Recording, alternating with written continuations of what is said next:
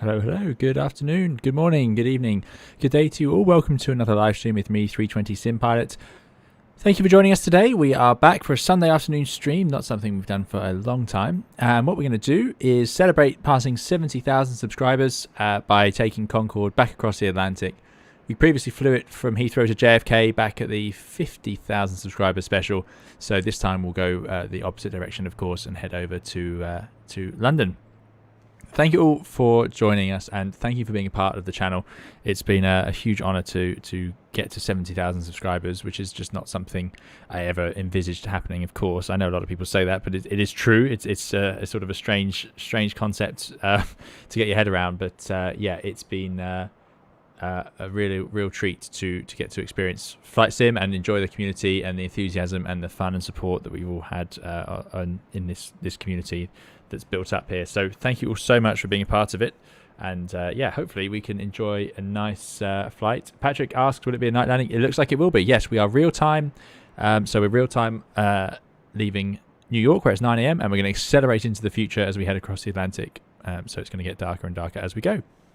Now, I am seeing a few issues with the streaming software already. It's disappointing. I'm hoping as we get out of JFK that will improve. Maybe a little bit laggy, I don't know. I'm having some difficulty with the frame rates here, but I don't want to reload it. Oh, that's pretty bad on your end. Let me just check the cockpit. It's okay on my screen, but I can see you guys are having a really rough time. I just don't know what causes this. It's endlessly frustrating for me trying to do these streams. Let's see if we can get through it.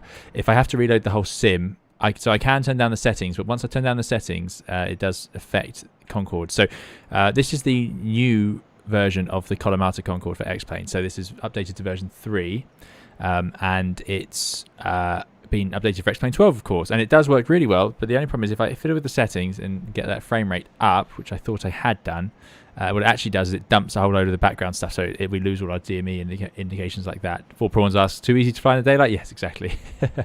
Exactly. Let me just make sure the CloudBot is up and running. I don't know what the flight time is going to be. Not so long. It won't be quite as long as the other direction, of course. But yeah, it should be reasonable. It's still going to be like 3.5 to 4 hours to get across, and it'll take us a bit of time to get the airplane set up. Although feeling a little bit, I don't want to say confident, but a little bit more optimistic about my ability to get Concorde set up. But I'm just concerned, just looking at that stream. I'm assuming it's lagging for everyone as you watch. Let me just see if I can check that. I can check that on my end, actually. Because if it is, I'm going to have to consider how we want to play this. Right, let's have a look.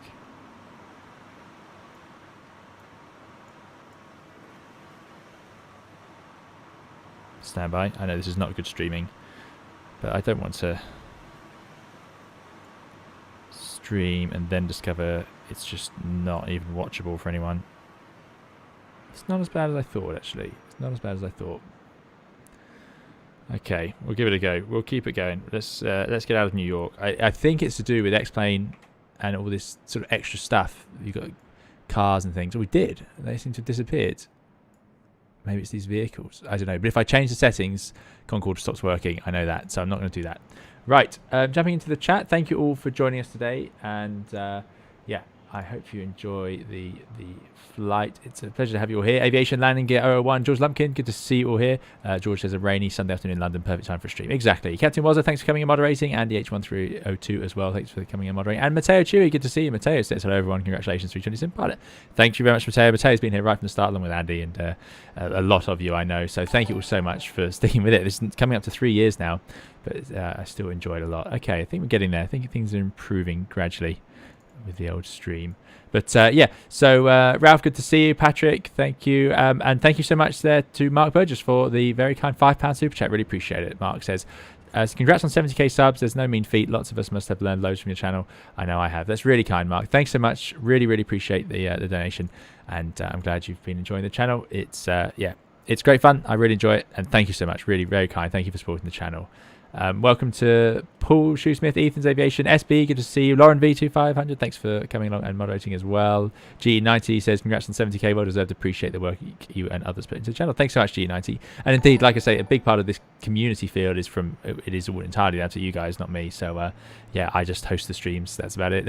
Kelpie, good to see you. Kelpie says, should I get my popcorn? Yes, it's good fun. I really enjoyed flying Concorde last time we flew it, so I'm looking forward to this one. I really am.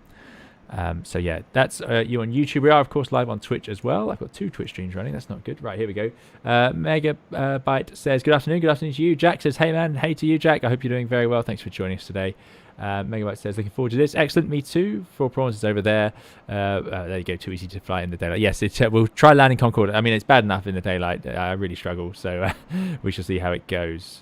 Good. Right, let's merge the streams. Thank you again, Mark, for the very kind super chat. Really appreciate it. Hello, Van der Veen. Good to see you. Haven't been here in a while. Congrats on 70k. Really appreciate it. Thank you. And yeah, thank you very much. We're chuffed to bits, really. So we're flying in the beautiful British Caledonian livery. This is being made by one of our community members. This is from Victor Tango. This was done as part of the Dan Air virtual package, so it was done for Dan Air Virtual. They do some of the older airlines. They did a special event where you could fly Concorde, so this livery was made. I think it's really nice, really smart, proper cheat line as well, which is what we like to see. Yeah, I think it should be good fun to get it powered up and up and running. You can see we sort of got all the doors and fuel things open at the moment. Lots and lots of equipment needed for Concorde. It's a tall aeroplane, very tall aeroplane, and it's a long aeroplane. We're on Terminal 7, Stand 1 in JFK, which is where, of course, British Airways used to have it. We will, although we're in the British Caledonian livery, I'm going to fly as a Speedbird just to save confusion. So we'll be Speedbird 002, and we will be flying the traditional route that Concorde took back across, which I happened on the Discord. Cloudbot also has it. If Cloudbot comes to life, you should be able to get that requested. It does take a little while. Captain Wilson says, we're all about cheat lines here. Exactly. And there you go. And Andy's put up Dan Air virtual link there if you are interested. Kotsky says, thank you for the time, Cap, to flew around the UK VOR to VOR after your instruction video. Thank you again. You're very welcome. Glad it worked. Very stuttery on YouTube. Yes, the outside is particularly bad. I'm just hoping that improves as we go inside. Yeah, pushing back's going to be interesting. I assume we're going to sort of head out there and then back in. The HCK 93, good to see you. Thanks very much. Really appreciate it. Very kind. Right. You have to tell me if any of these things just stop working altogether. And then we'll see what we can do.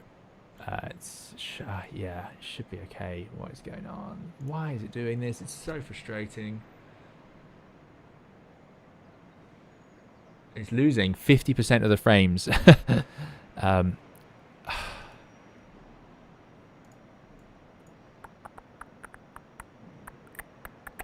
How can I sort that out? I want to see if inside the flight deck it's losing the same amount of frames. So let's just keep an eye on that.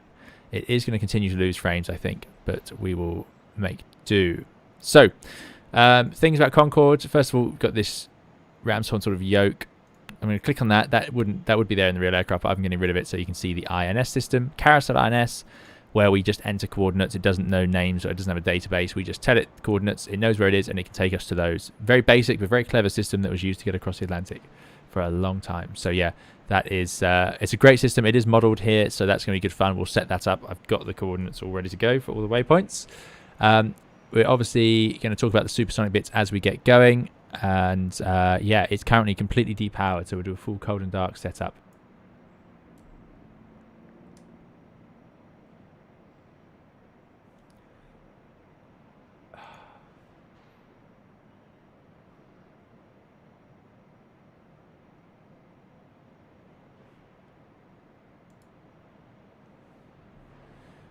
I'm hoping the FPS will improve once we're in the air, but I don't know if they will. This isn't working. Yeah, CPU must be maxed out. I don't know why. What is doing this? I mean, it's running at 28% the CPU. It's a frustrating thing of these sims. It's X-Plane's using 12%.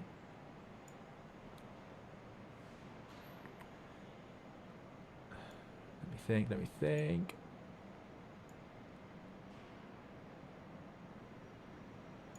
Yeah, it must just be the settings. Stand by 1 second.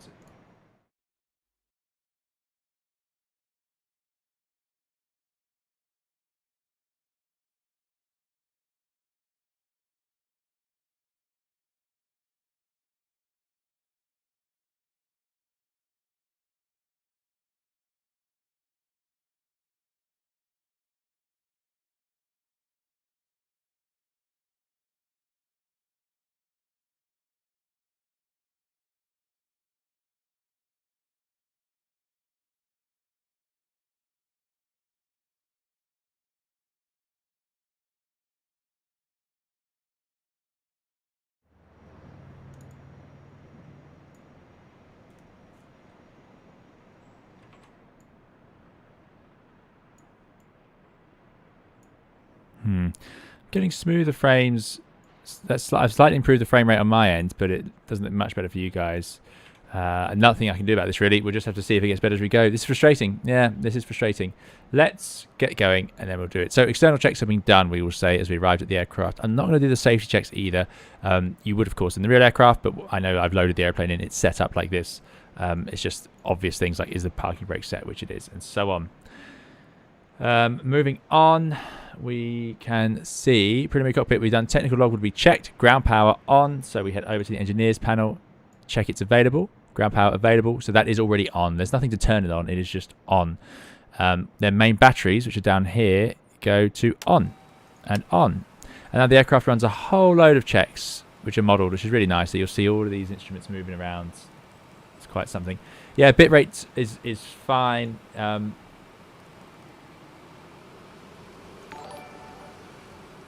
It's running relatively stable bitrate on Twitch. Yeah, it should be alright. Squawk7600 says good morning from Winnipeg. Good morning to you. Thanks for joining us. And Viper as well. Good morning to you.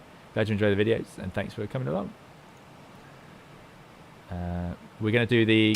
I don't know what the Kennedy 5 departure is, Andy. I was struggling with that. As far as I can tell, it's just a left turnout from 31 left. That is the plan. If anyone can describe it to me simply enough for me to get it before we go, then we can do that. Good. Batteries are on. Now, the reason this doesn't look very good is it looks a lot better when I had the settings turned up, but I've tried turning them down. It hasn't made much difference. Oh, standby.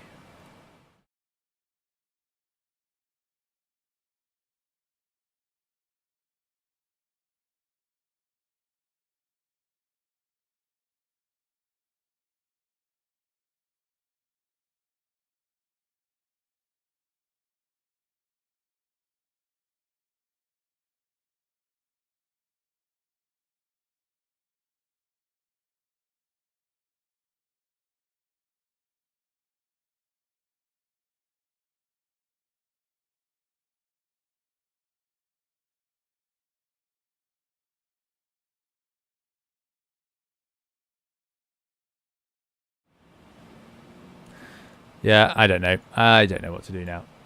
Oh, how's that? How is that for everyone?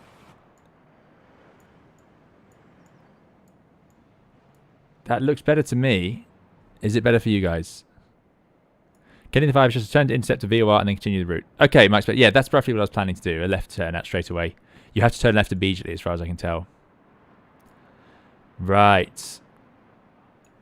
Oh, there we go. Let me just write that down. So that's the departure we're going to fly. Left turn at 300 feet. Track to Canarsie VOR. And then outbound 176 to ship. Nice. Thanks, Andy. We'll see what we can do. Much smoother. Do you know what that was? Do you know what I managed to change there? I've turned all the settings up and I've taken away the parked aircraft. That was it. Unbelievable. I can't... What on earth was that doing, making such an impact on streaming? Well, thank goodness. Thank goodness. And we have got the INS and the DME working, so that's good news, because that's what I had yesterday when I was testing this out. Right, okay, that's great. I'm really happy with that. So, ground power on, main batteries on, equipment bay cooling panel up here. So we need to put it to auto, norm, and on.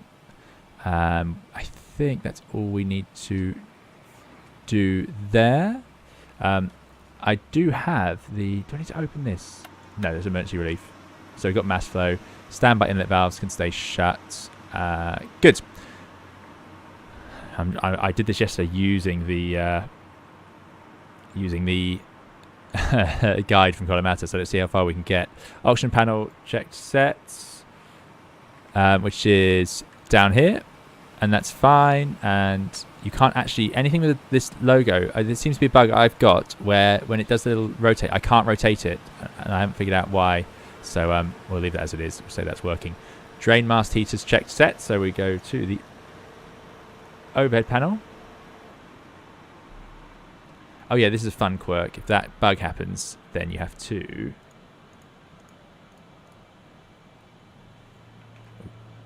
There we go. Right. Okay, drain masters on. INS 1, 2, and 3 align and set. So, INS are down here. We're going to go to... You have to put them to align. You can't just put them to nav like we do these days. Align, align. Now, it can take a while to align, and also I don't want anything to go wrong and have to redo it. So what I'm going to do is cheat here. You can go Settings, and then you can go Toggle Pro Features.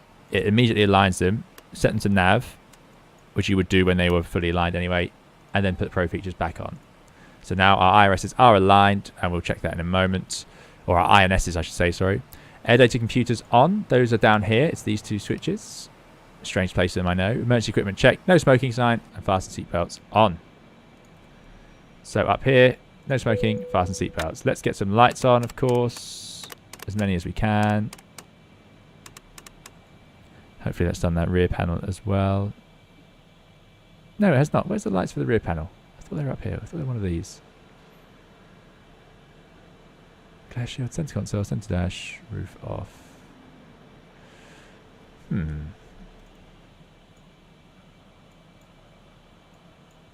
Maybe it is over here. If anyone knows where the light switch is for this panel, I had it on yesterday. Bottom left of the engineering panel. There it is. Thank you. Brilliant. We can turn off the floodlights, perhaps, and the panel flood. Okay. Thank you very much. Right. Is the rotate, click, and drag not working? Ah, is that what rotate, click, and drag? No, it doesn't seem to do much. I won't fiddle too much, but as far as I can tell. Nicholas says, this would be a perfect plane to run in Microsoft Flight Simulator and your control shared cockpit. That would be good indeed. This is the Colomata Concorde, for those of you asking. And Mike says, even the bugs and errors we have in it now, I'm flying X-Plane 12 loads more than Microsoft even before I flew X-Plane 11. There you go. Some people just enjoy it. Chris, good to see you. Greetings to you from across the pond. Congrats on 70k. Really appreciate it, Chris. Thanks for joining us today. Very kind of you. Okay. I've missed loads of chat. Sorry about that. But yeah, there we go. Right. So the irony is I've turned up all the graphic settings. And yet it was just those airplanes. Now I also want to turn on the lights for this panel.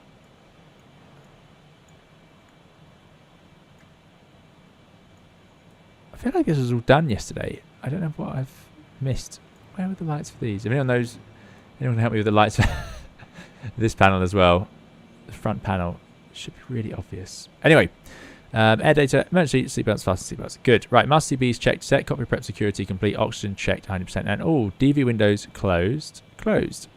Flight controls, inverters on. So that's on the overhead panel. It's easier just to press this. Right, that is flight controls inverters. I'm doing my best here. That is these. So we turn on the flight control computers. Super satisfying. That'd be my favourite bit, definitely. Inverters are here, on, and we're going to have blue hydraulic systems for the elevons and rudder. That seems good to me. Front panel, middle line of the overhead panel.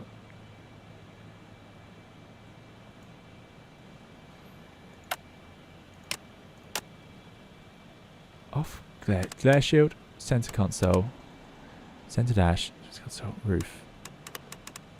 Yeah, that should be it. Why isn't that doing this panel? Maybe it is. Maybe that's what it gets. I feel like there'd be more lighting. Aha! Found it. There we go. That's better. Good.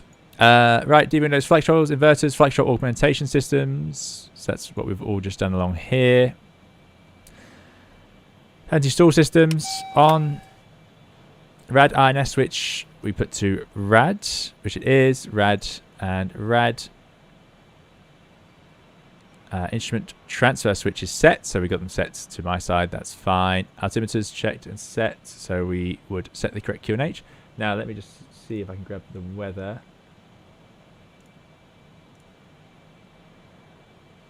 Oh, well, that server's full. The Germany server's full now.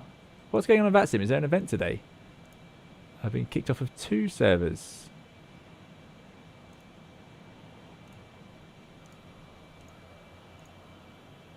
There you go. We've made it on the Amsterdam one. Good, but there's no... no, there's no controller.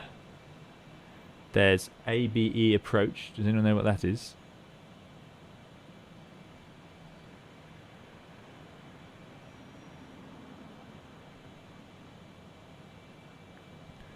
So, your weather, they're running with altimeter 3036, high pressure.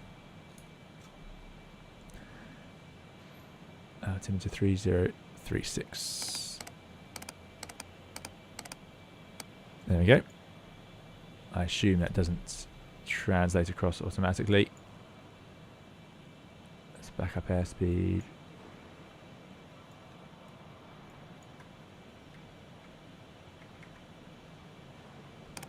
Three 3036. Good. I can see it lagging a little bit over there, but that could be because we're now on VATSIM. AB is Allentown, doesn't cover New York. Perfect, thank you. Good. So we've now done the altimeters, audio panel COM1 on. That is down here. Oh, that one does scroll. But I think it's on already. I didn't do the comms yesterday. Let's see what that's in things.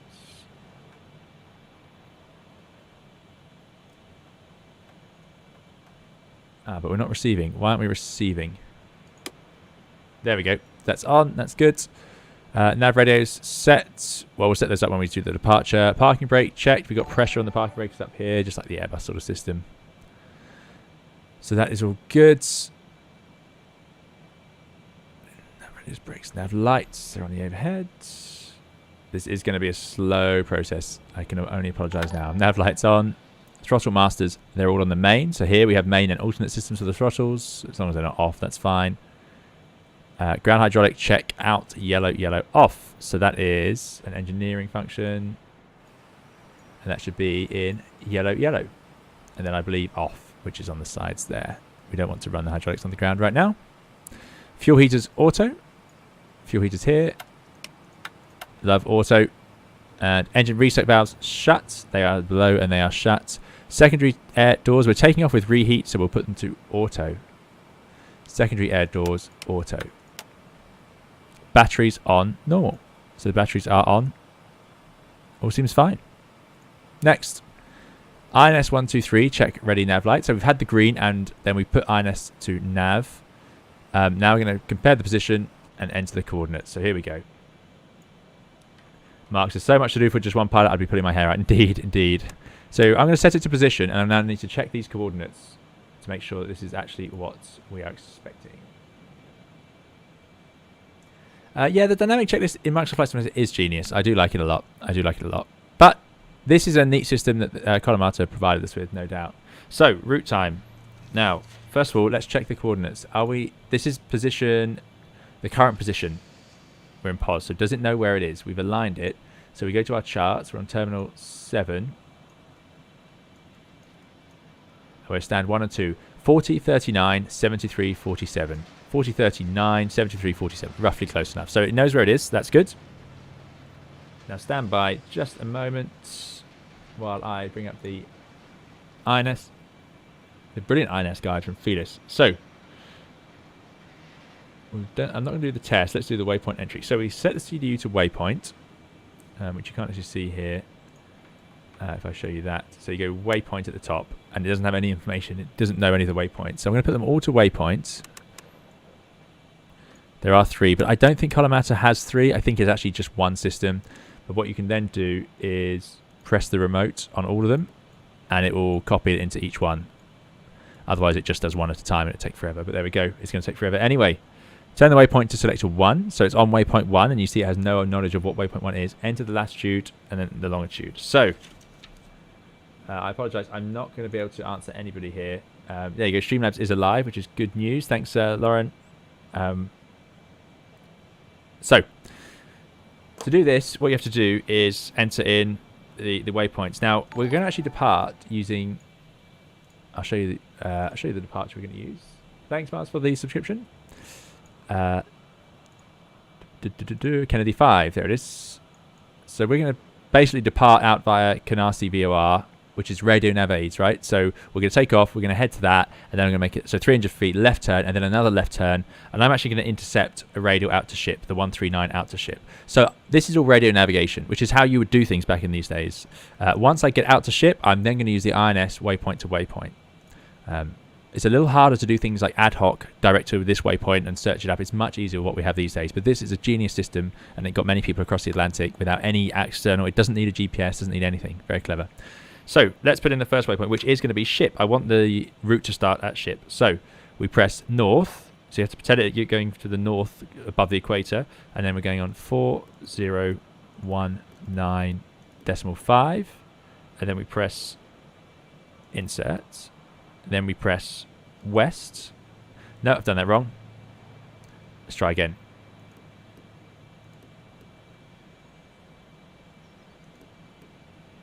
I'm overthinking this. I managed this yesterday, and the trick was don't overthink it.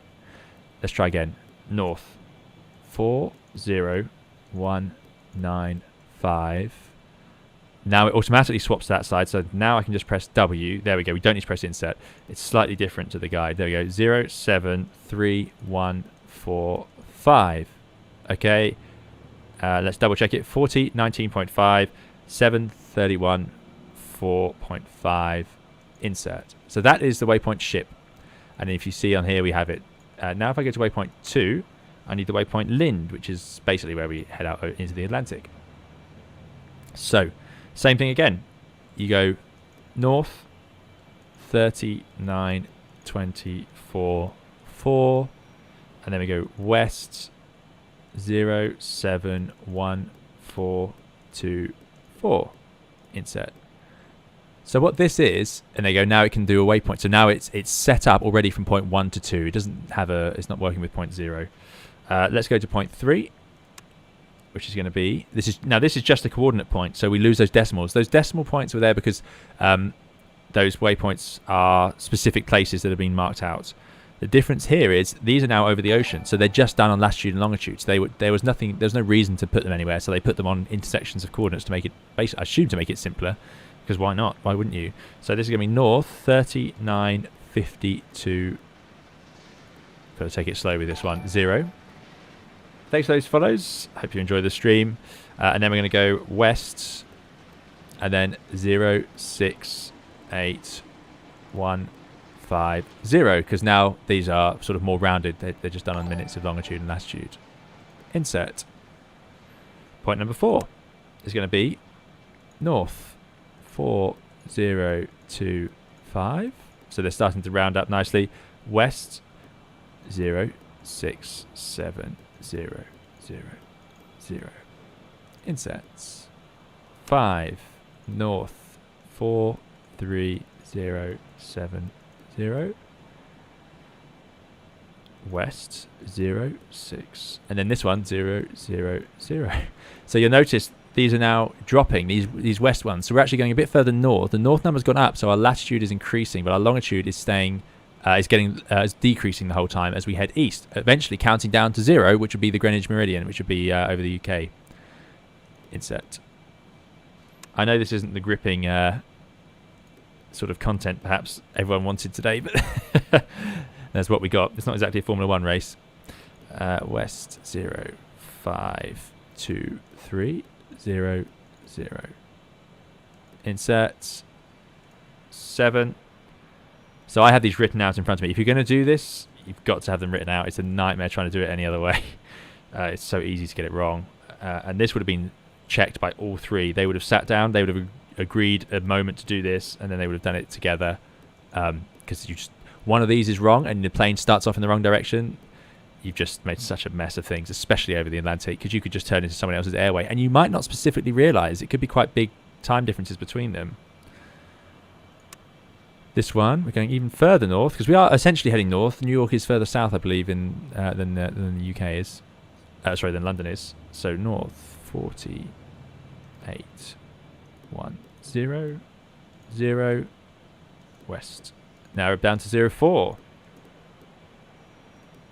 No, let's try this one again. Gotta take it easy. North,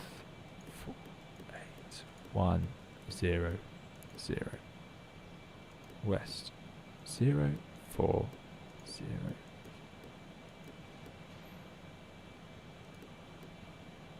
Insert.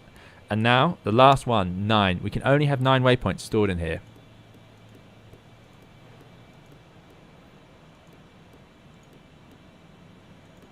And look how close we are to London here. 03000. So that's it. The next waypoint would be 0. Can't scroll that far. So let's just check them all through. So 4926 03000. Yep. 4810 04. 4554 5. So just counting back down. 4510 523. 4307 06. 4025 67. 3952. 6815, and then we have waypoint Lind at 3924.4 and 71424. Good. And first waypoint ship 4019.5 0714.5. So what's of note is the way I've set this up here is we're actually already routing. You can see it's routing from point 1 to 2. So this is actually the leg ship to Lind. So I need to get myself to ship and then I can join this leg. That's the difference. Good. So that's it. It's not so stressful. Are we there yet, says Daz? Yeah. We're going to be a bit longer. We are going to be a bit longer. Good. So that is the waypoint coordinates checked and entered. I'm not going to bother with the DME updating. So you see ready for nav, and then you put in the coordinates, nav light off, load them all up. Good. Now we'll do the speed. So ASI, great thing about this is, in fact, before we do that, let's load up the aircraft. I should have done this already. So fuel. I'm just going to load it to 100% because last time we nearly ran out of fuel because I misjudged the descent. Concorde is ludicrously inefficient low level. It needs to be going very fast, very high. And if you're flying it around like we did, we leveled off at 15,000 feet and nearly ran out of fuel trying to get to New York, and then we had to go around. So I'm going to apply 100% of fuel, which makes us pretty heavy. Loaded route is it's 2,000 miles, but that's because it doesn't know the rest of the route. But yeah, we've got more than enough fuel. Hey, J. Robbins, good to see you. I hope you're doing very well. Why don't they just put out big high range VORs over the middle of the Atlantic on rigs? yeah, it would have been nice. Captain Waddle said there used to be beacon ships way back. Yeah, before they had this sort of system. But once you have this system, it doesn't rely externally. It's great. So I don't know what this is. Is this what we could have had? I don't know. I've got 100% of fuel, 95.4 tons on board, which hopefully we can see there. Yeah, we're going to burn through that so fast, so fast. And we've got lots of passengers, bit of payload, apply. Good. So now if we go to aircrafts, aircraft currently too heavy for safe landing. Yeah, we know, but we're not trying to land. There's all the fuel getting distributed. Right, that's good. So now we can click on the bugs here and it puts them in the right place for V1 and rotate, and the airplane will call it out. It's a really, I really enjoy the Collimator Concorde. That's something I will say. So yeah, just click on that and it puts them in the right place for the weight, and we'll do that again on approach. Fuel flow bugs set. Now this, I'm not so sure how to do it. I'm not going to worry too much. Fuel flow's down here. Where the bugs are, I don't know. Oh, I didn't want that. Right, I'm not going to click on anything. We're going to forget about the fuel flow bugs. Clocks, I'm not going to worry about. Throttle lever indices set. So, you know, they're here. I've just got them closed. Nothing too exciting there. Briefing. So, let's finalize the brief. We are parked here.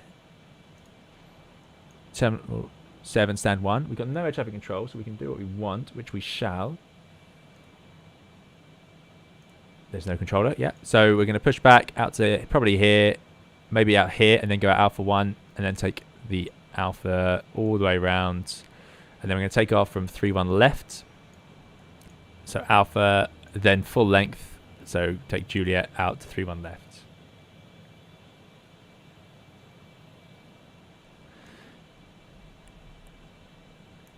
At least going eastbound, you can climb and accelerate quicker than westbound to save fuel. Yes, that's true. We have more than enough fuel for this because the wind will be in our favour, of course. The wind generally over the Atlantic means that going east is quicker. So, yeah, there we go. However, I can still mess this up. I really messed up the descent last time because I just felt like we needed more room to slow down than we needed. Then we're going to take off, climbing. So we're going to rotate initially the aircraft to 12 degrees of pitch. Then once it's clear of the ground, up to 15 degrees. And then eventually, or pretty quickly after that, 20. So probably 12 degrees straight to 20. Although we are quite heavy today.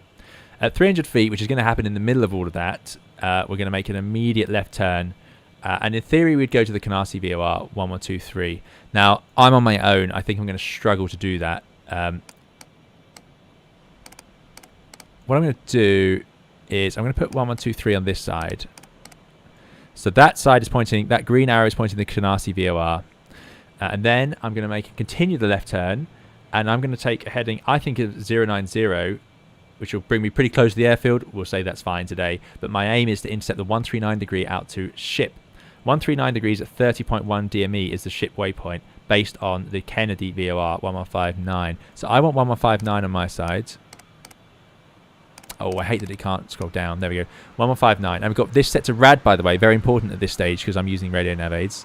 And we agreed that that course was 139. So we're going to set that here, which changes this little course bar. I'm also going to pull this now so it's in heading to start off with. So 139. So we're going to take off, left turn round,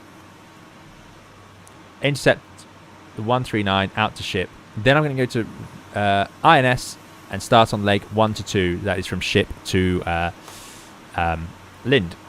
We can accelerate as soon as we're out over the water and we can go supersonic. It's no problem.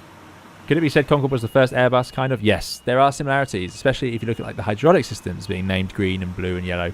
So yeah, it's definitely got those bits to it. However, the flight deck is just like nothing else. Although this engineer's panel is reminiscent of the 747-200, strangely enough, even though this is nothing to do with Boeing. Right. Bluefin says, hi, I'm in the Concorde next to you. I need to eat my dinner, so I'll be taking off while you're halfway there. Enjoy the flight and congrats. Thanks very much, and thanks for joining us. There you are, yeah. Speedboat 4 is over there. Speedboat 3 is over there. Excellent. Yeah, very brave anyone flying along because you don't know what I'm going to end up doing wrong. But there we go. Right, ASI, fuel flow, clock, throttle, briefing. Load sheet, we've checked. Zero fuel CG, set, checked. Fuel remaining in aircraft weight, checked. So 95,283. Fuel remaining in aircraft weight, that's all good. Now, do we need to do anything on this panel? There's the total fuel. There's the CG. I think it just knows it. So I'm not going to get too worried about that. Load limits set. Takeoff data we've done. Start clearance obtained. So we'll say that's done. Door lights checked. So, unbelievably, it really isn't so bad, is it? We're almost there. I noticed it's got rid of all the ground stuff. So we'll close up the doors. Oh, it's because when you change the fuel, it does that. We need air conditioning and we need GPU. Concorde does not have an APU. So we're going to start it up using ground units.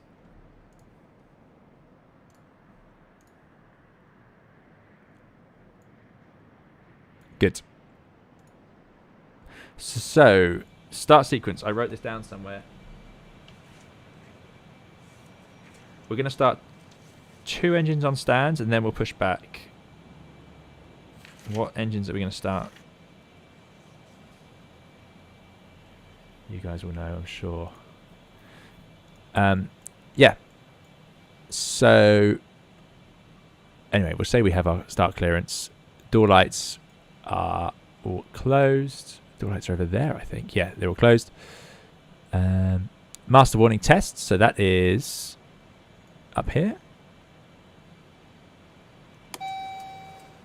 All good.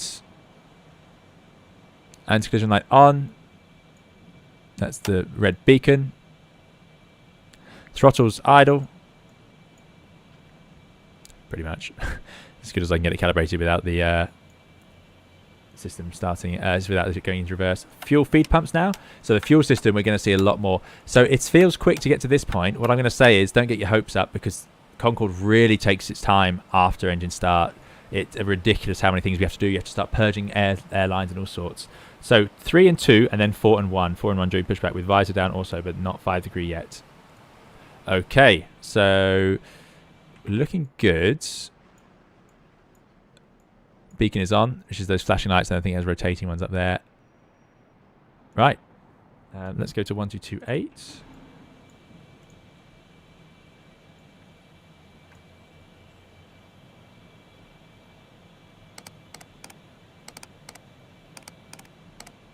So this scroll is working. I don't know what's going on with the other ones. Must be something I'm doing. 1228. Okay.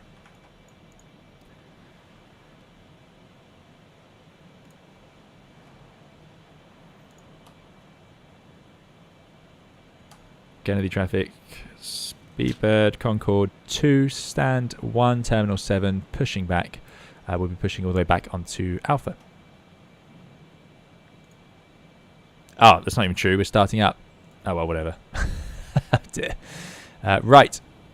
Anti-collision throttles, engine feed pumps are on, start clearance obtained. Bleed air source is available. Let me just write down the engine start sequence. We're doing 3 and 2, so we're doing the inners, and then 4 and 1 on push. So when does the visor go down? This is X-Plane 12, Corin. You'll make the time in the air. Indeed we shall.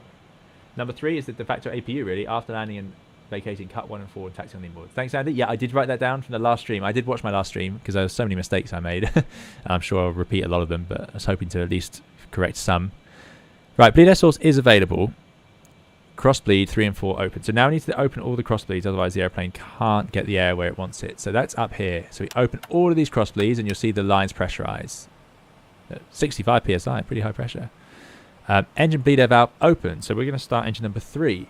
The de facto APU, as Andy says. There we go, bleed air on. Engine debow. We're not debowing because the airplane's been sat here for 8 months since we left it. So we can just go to start valve open. Start valve here goes down to open, and you see it open there. And now we'll see N1 and N2 spinning up. Once N2 is above 12%, which it already is, it's very quick, high pressure valve, which is here, we open. That provides fuel. And you get fuel flow. I don't know what this is measuring, percentage area. It's very confusing, but there we go. EGT, fuel. Oh, maybe that's fuel flow. That's the fuel flow bug, I see. So we could set that if we wanted, which I cannot be bothered with. Visor goes to 5 degrees after engine start and before taxi. Great. Thank you very much. And that is it. Engine 3 is now up and running. But there are a few things we want to do. Start valve moving checked. N2 rising. HP valve open. Shut the handle light. That is the red light up there. That's gone out. It does flash when you're starting. We're not doing the debow. N2 at 67%. It is. Inform ground. Conditioning valve on. So now we turn the conditioning valve on for that engine. Hydraulic pump on for that engine. Which I believe is going to be 3. Electric generator on for that engine. Number 3. Generator on. And cross bleed shut.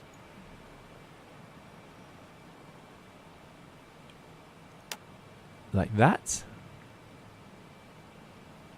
Seems strange to me. Maybe we'll need that cross bleed open. Anyway, repeat for each engine. So now we're going to start engine number 2. Put the number 2 starter on. Or start valve open. You can turn all 3 hydraulics when 3 is up. Oh, there we go.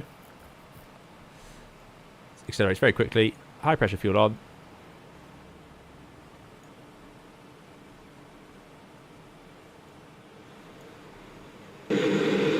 Such a great noise.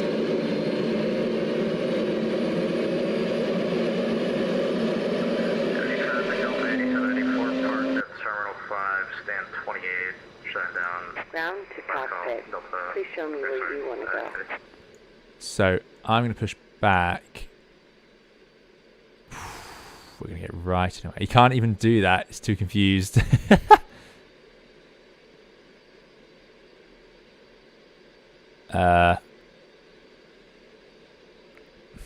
What did they do then?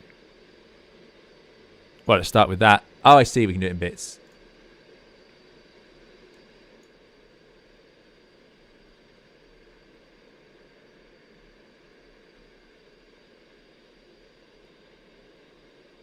Yeah, I'm sure they would let Concorde block everything. Why not? Ground to Cockpit. Tow is driving up.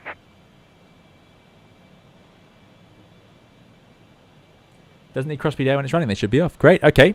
So that's driving up. So let's do. So that's engine 2 is now up and running and stabilized. The valve's shut. So N2 inform ground. Conditioning valve on. Hydraulic pump on. Electrical generator on. Cross bleeds. shut. Repeat for each engine. So now we're stabilized the pushback, so we can get rid of the ground equipment we don't need. This is where it could all go wrong. We have got some, before you do this, make sure you have turned on some generators. Okay, all doors and hatches are closed. Ready to connect. They're connecting downstairs. Let me just, we're pushing back onto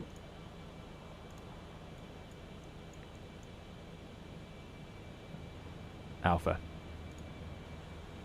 No, don't open the window. Whoops. Let's show up on the outside. I hope it does. It does, yes. Very good. Yeah, my worry was I wouldn't have to close it. So they're connecting downstairs. Nicola, thanks so much for the £10 super chat. Really appreciate it. Nicola says, hey, congrats on 70k. Looking forward to the stream. Thanks for joining us. Thanks so much for supporting the channel. Really, really appreciate it. And I hope you're having a very good day. Thanks very much, Nicola. And bypass pin inserted. Release parking brake. Here we go then. Off to London. Our fourth long haul flight on the channel. So, brake released. Starting pushback. Away we go. Hopefully the frame rate will improve as we get going.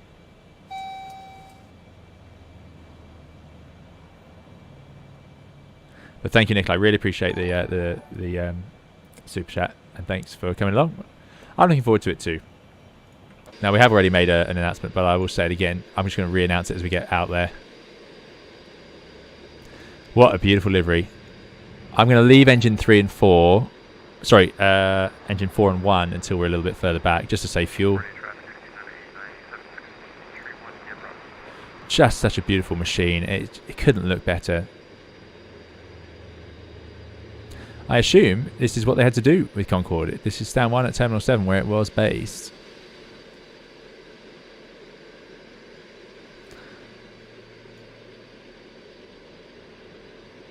So pretty. I can't get over the damage that those parked airplanes were doing to the frame rate. They look so nice, but shocking.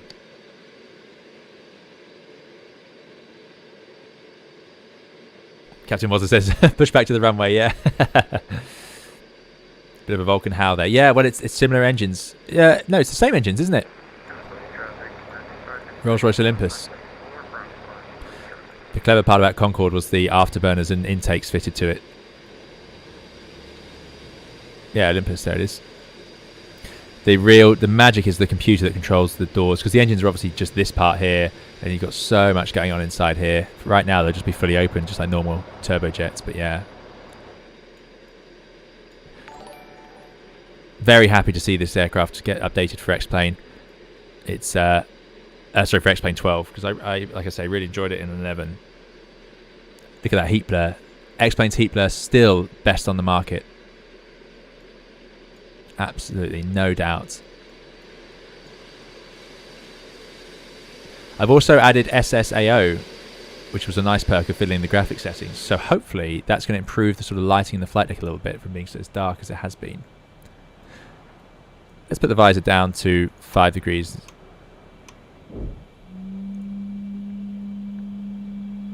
Get a bit more light in here. In my previous stream I put it down to full down for takeoff, which is wrong. It should be here for takeoff, it turns out. So thank you to Daniel for that. So I'm glad we took extra fuel. Just soaking it up here. You can just watch it ticking down.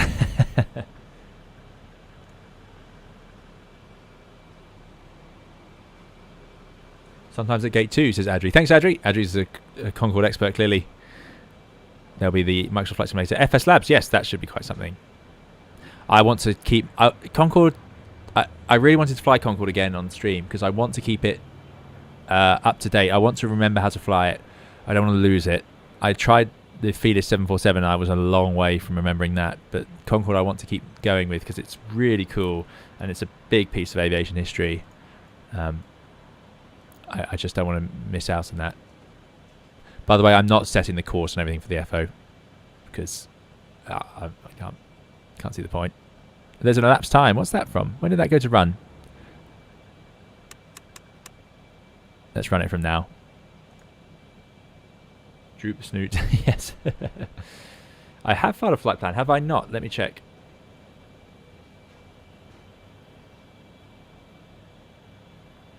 I can always refile.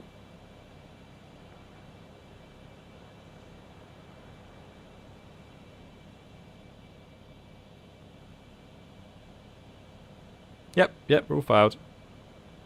Good. Are the panel reflections toggleable? I don't think they are. There's probably a setting you could do for it, but the sounds are toggleable. So I'm going to turn... Once we get... I'm going to turn the outside engines down because they're going to get really noisy whenever we go outside. I'm going to turn that trim bell because that's annoying as well. But there we go. Didn't seem to remember that. I did turn it down before. 40 tons per hour in cruise. Unbelievable.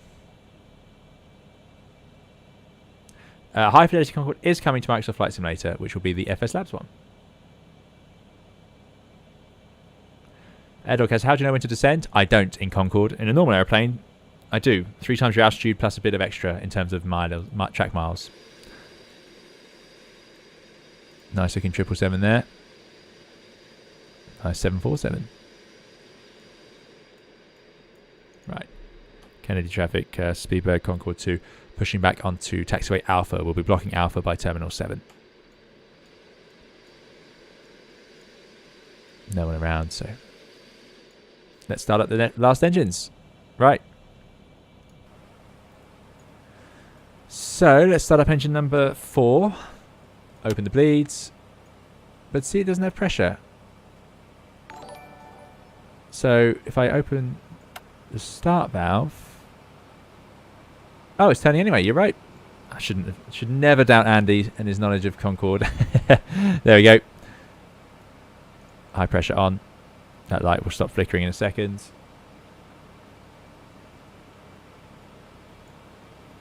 Fuel flow and EGT. Pol9, thanks so much for the 12-year super chat. Really appreciate it, Pol9. Pol9 says, congrats. Thank you, Pol9. Thanks for your support and being a part of the channel. Really appreciate it. Thank you for that very kind super chat. I hope you're doing very well. I hope you enjoy the flight today.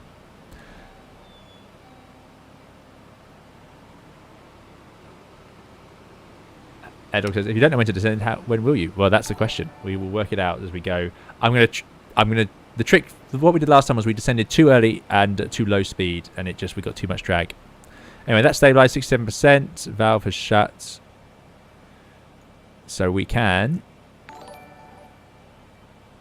Condition valve can go on. Hydraulic pump on. Electric generator on.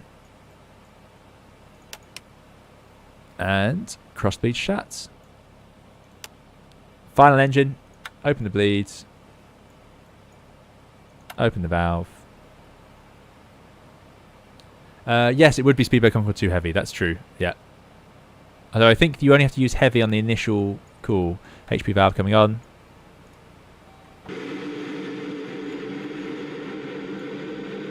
Hope the audio is okay. I hope you can hear it.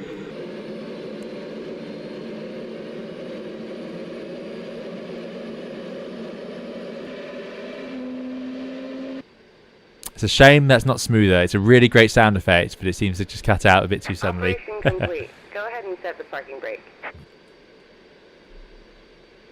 Disconnecting tail. Brake is set to park.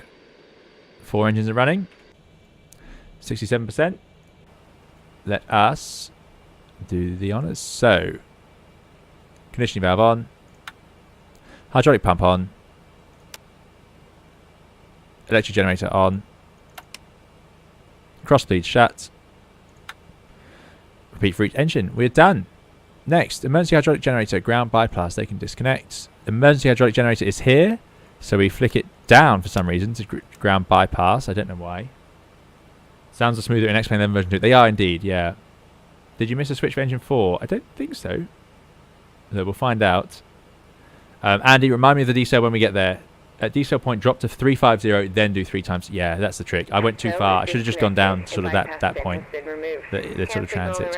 We'll see you next time, and have a safe flight. There goes the ground crew. Electric SSB is here. It's closed, which means it's connected. Shed galleys 1, 2, 3, 4 on. So they're in shed galleys, which is correct. Water heater on. So the water heater now comes on. We have enough electrical power. Taxi lights as required. So we're going to put on the taxi and turn-off lights. Hydraulic 4 we've missed. Thank you. Good spot. Good spot. This is why you're all here.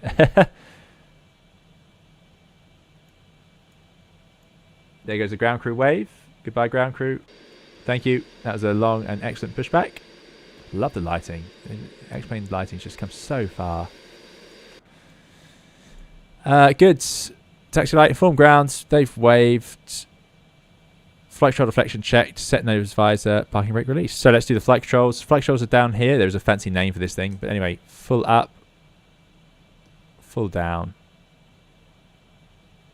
Neutral. Full left. Full right. Neutral. Now the first officer is curled up as a complete donut on my lap. So let's see if I can do this without disturbing her too much. But full right rudder. Full left rudder.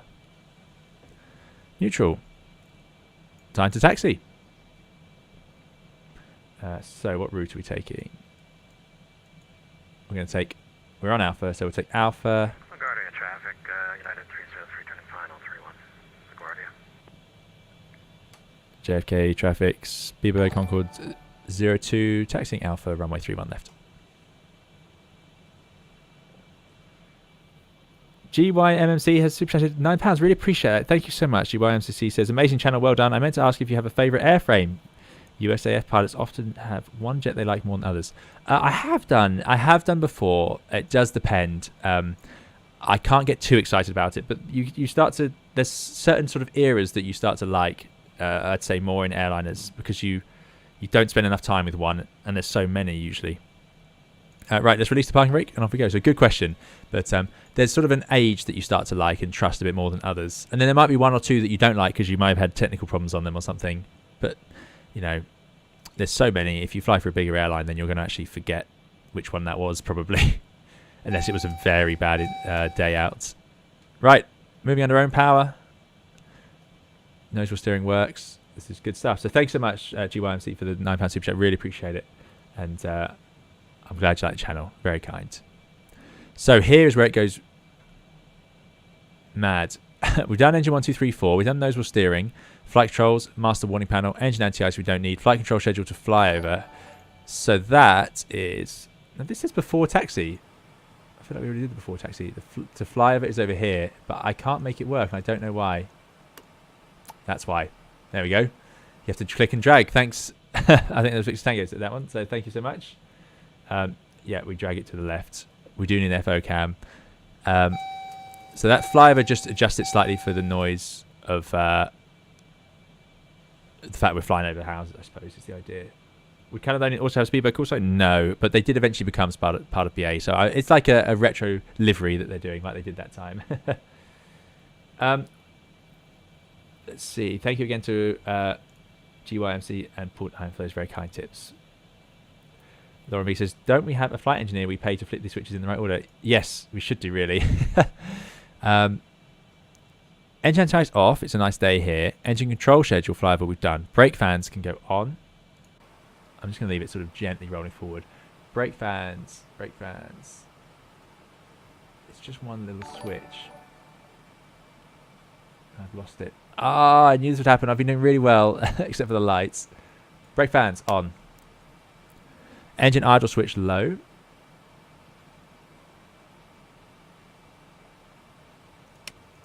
That's those two, I think. Please tell me if that was wrong. Engine idle switches to low.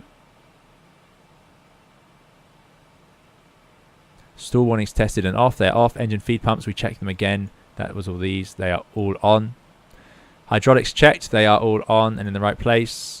Electrics ground bypass, informed ground, nose 5 degrees, brakes checked to normal, flight instruments checked, flight control checked, trims checked, set for takeoff. Next is during the taxi, so yeah, no, I shouldn't have moved until we'd done all that. Trim set for takeoff, I think that's right at 0 in the green band, so we'll say that's fine. Oh no, it's not right. Yes, it is right. Yeah, good. Put it there. I don't want it to lift off early. Actually, no, let's leave it at 0, because I don't want it to... this plane is, once you get it in the air, it does have a moment where it wants to just sort of descend again if you're not careful. Engine rating mode to take off. Engine rating mode is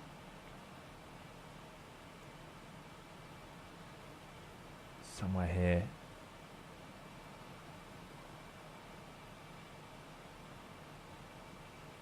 Police traffic, speedboat Concorde 3, stand 7, terminal 7, push and start.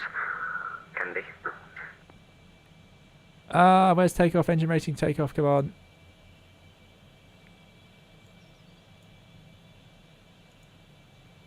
let's get out of the way of our colleagues, and then we'll deal with some of that. An hour in, and we're taxiing. Good going in Concorde. Yeah, it's not bad, is it? But like I say, the after start procedures in Concorde are unreal.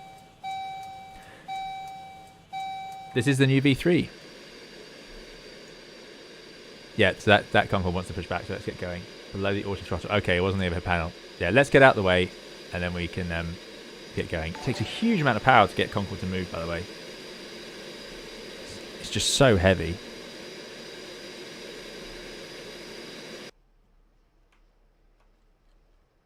And weirdly, the sounds don't work on this view, which is a shame. It is a shame.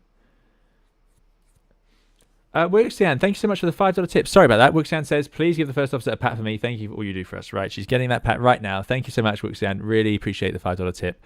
Thank you so much for being a part of the channel. And I hope you enjoy this stream. Sorry, I missed your initial notification, but thank you, Wuxian. Really, really appreciate that. Yeah, I don't know what's going on. A few bugs with the sound on the V3, it seems. Looks lovely, though. Can't deny that. Oh, heat blur. Unbelievably good. I know it shouldn't be that exciting, but it's just to see it done wrong so many times. To see it done so well. And heat blur is something we all see, you know. It doesn't need any experience. You can just see it on a video. Right, I'm going to swap to the cheating chart, which helps me out. Can't do a thing with the sun on it. But we need to make sure we turn right before the runway. Okay, so straight line now. Engine rating mode, takeoff. Takeoff, there it is. Thank you. That is already in takeoff. I thought it should be. Engine auto ignition on. That's auto ignition. And I know we need to turn on the auto throttle. There it is. Throttle master is still in main. Drain mast heaters are indeed on. You're just rechecking things we did earlier here. Engine flight rating climb. It is in climb. Press static heaters on. They go on now. ADS probe heaters on. They were on. There we go. If I don't fiddle with it. Let's not go off the taxiway though. ADS probe heaters are on. Engine 4 N1 takeoff limiter was 88%. That is on the engineers panel. So that is this one over here. That's set to 88%. It's to do with stopping an internal vibration. Funny enough, the Airbus did for a while have a keep out zone on the engines, in the IE engines, that would stop them from sitting at a certain percentage. So if you happen to spool them up to that point, they would actually go past it for you. Only by a tiny percent, but it made a difference. Air conditioning panel checked. Fuel panel set. So that is, well, we know it's all set. I'm not going to fiddle with it. Be here forever. Anti-skid system, no lights. That's down here. We've got no lights, and the brakes are working. Reverser shut off, check. I'm not sure what that means. Throttles mid-travel forward, check. Seat and harnesses, check. Tank 11 fuel amount, check.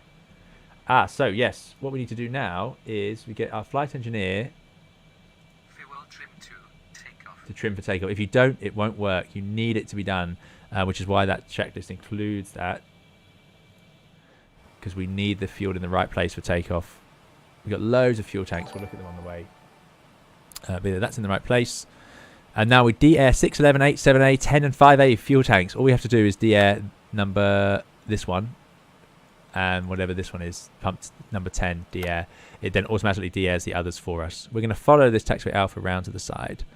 CG gauges cross-check for takeoff. So we have a CG gauge here, and it was the same on the engineers panel. Main transfer pumps tank 5 and 7 set. What does that mean? What am I supposed to do to transfer tanks 5 and 7? I don't remember. Sorry to the FO. She's starting to get annoyed because I'm having to use the rudders. This is not the DC designs. This is the collimator in X-Plane 12. So we are following around here, and then we take Alpha, and then we're going to eventually take Juliet. First officer's left us just in time. AJ Funari has very kindly tipped $5. Just casually taxiing to the runway is burning 1,100 kilograms per hour. Polar Bears and Greta are giving your stream a thumbs down. OPEC is liking and sharing. Well, yes, this is a thirsty aeroplane. There's no doubt about it. We've already used 2 tons of fuel, and we haven't gone anywhere. Unreal. But yeah. Indeed, no gentle lines here.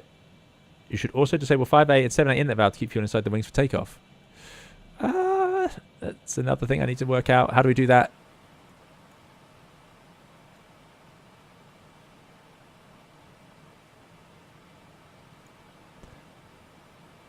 Inlet valve. Where's the I mean, there's so many tanks. It's unbelievable. Just keep us on that taxiway. Where's 5A and 7A? This is exposing my lack of knowledge. I've been so confidently sitting here. I can see tank 5. Tank 5A.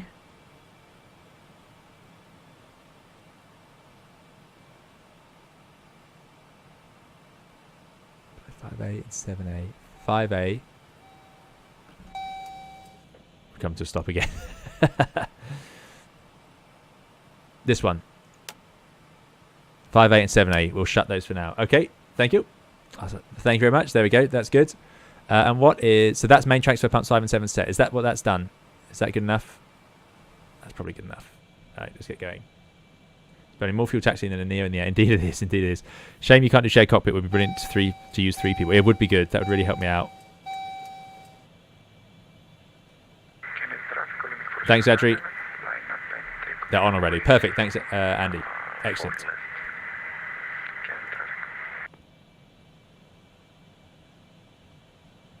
Five A on the upper panel and 7A. Yeah, great. We're starting to get scripts. So there you go. 5A and 7A. So the pumps are on, but the transfer valves will leave closed for now. And I was so proud. I knew what D-Air was. Could I have some credit for that? I was so proud of that. Briefing takeoff data we've checked, so let's just adjust that for all the fuel we've burnt. Landing lights will go on later. Transponder, let's set that up.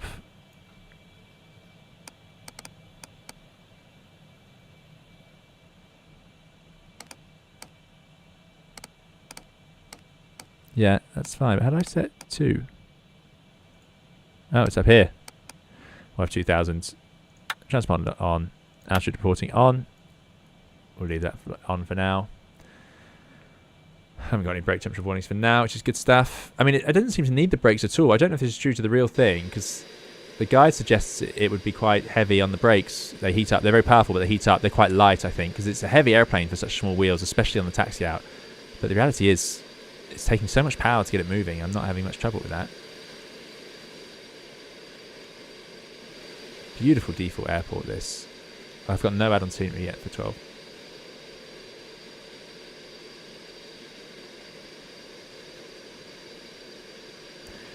Okay, Adju says you can just toggle off 6 and 8 left-hand pump because they're not to be used yet when 5 and 7 feed the engine. There goes somebody. Oh, toggle off 6 and 8 left-hand pump. Goodness me, am I going to manage that?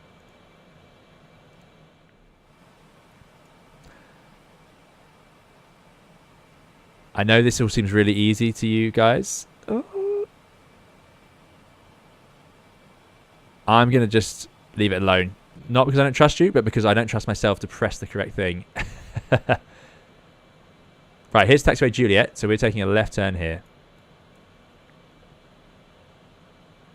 I want to get out to the runway now. And what we'll do is we'll stop at the runway. I'm having super smooth frames. So I'm sorry that you guys are getting a bit of stuttering there.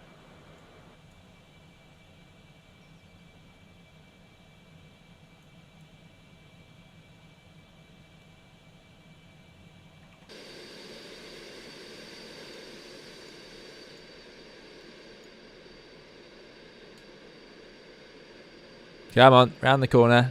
I know you're heavy. And then we'll do the rest once, because the rest is, yeah, that's the last takeoff check. So we'll do that as we get onto the runway. And we'll just double check our routing. 1 hour 15 so far. Not bad. Not bad.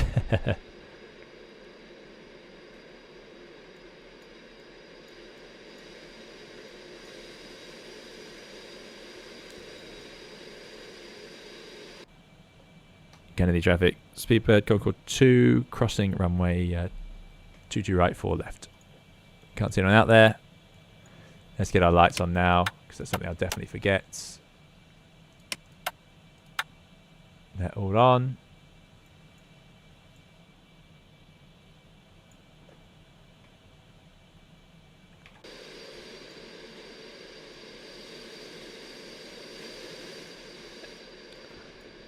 The other Speedbird Concords are still sat over there.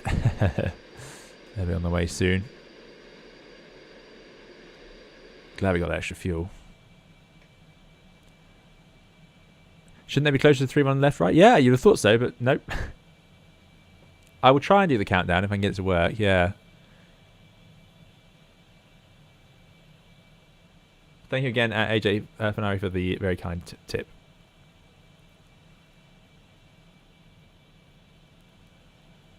Casper says, I didn't expect you would know how to fly Concorde. How long did it take to learn?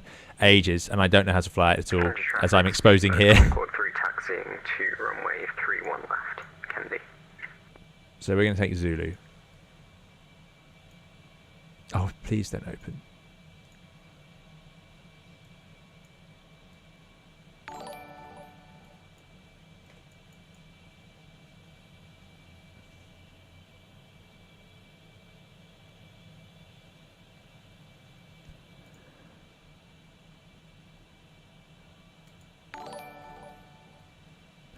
Kelpie, thanks so much for the $5 tip. Really appreciate it. Kelpie says, are you planning on automatic or manual? Oh, we'll definitely plan for a manual. Definitely, definitely.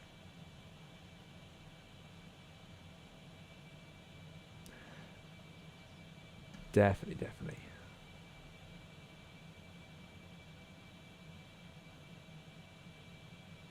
But thank you, Kelpie. Really, really appreciate it. Thank you for the very, very kind support on the channel.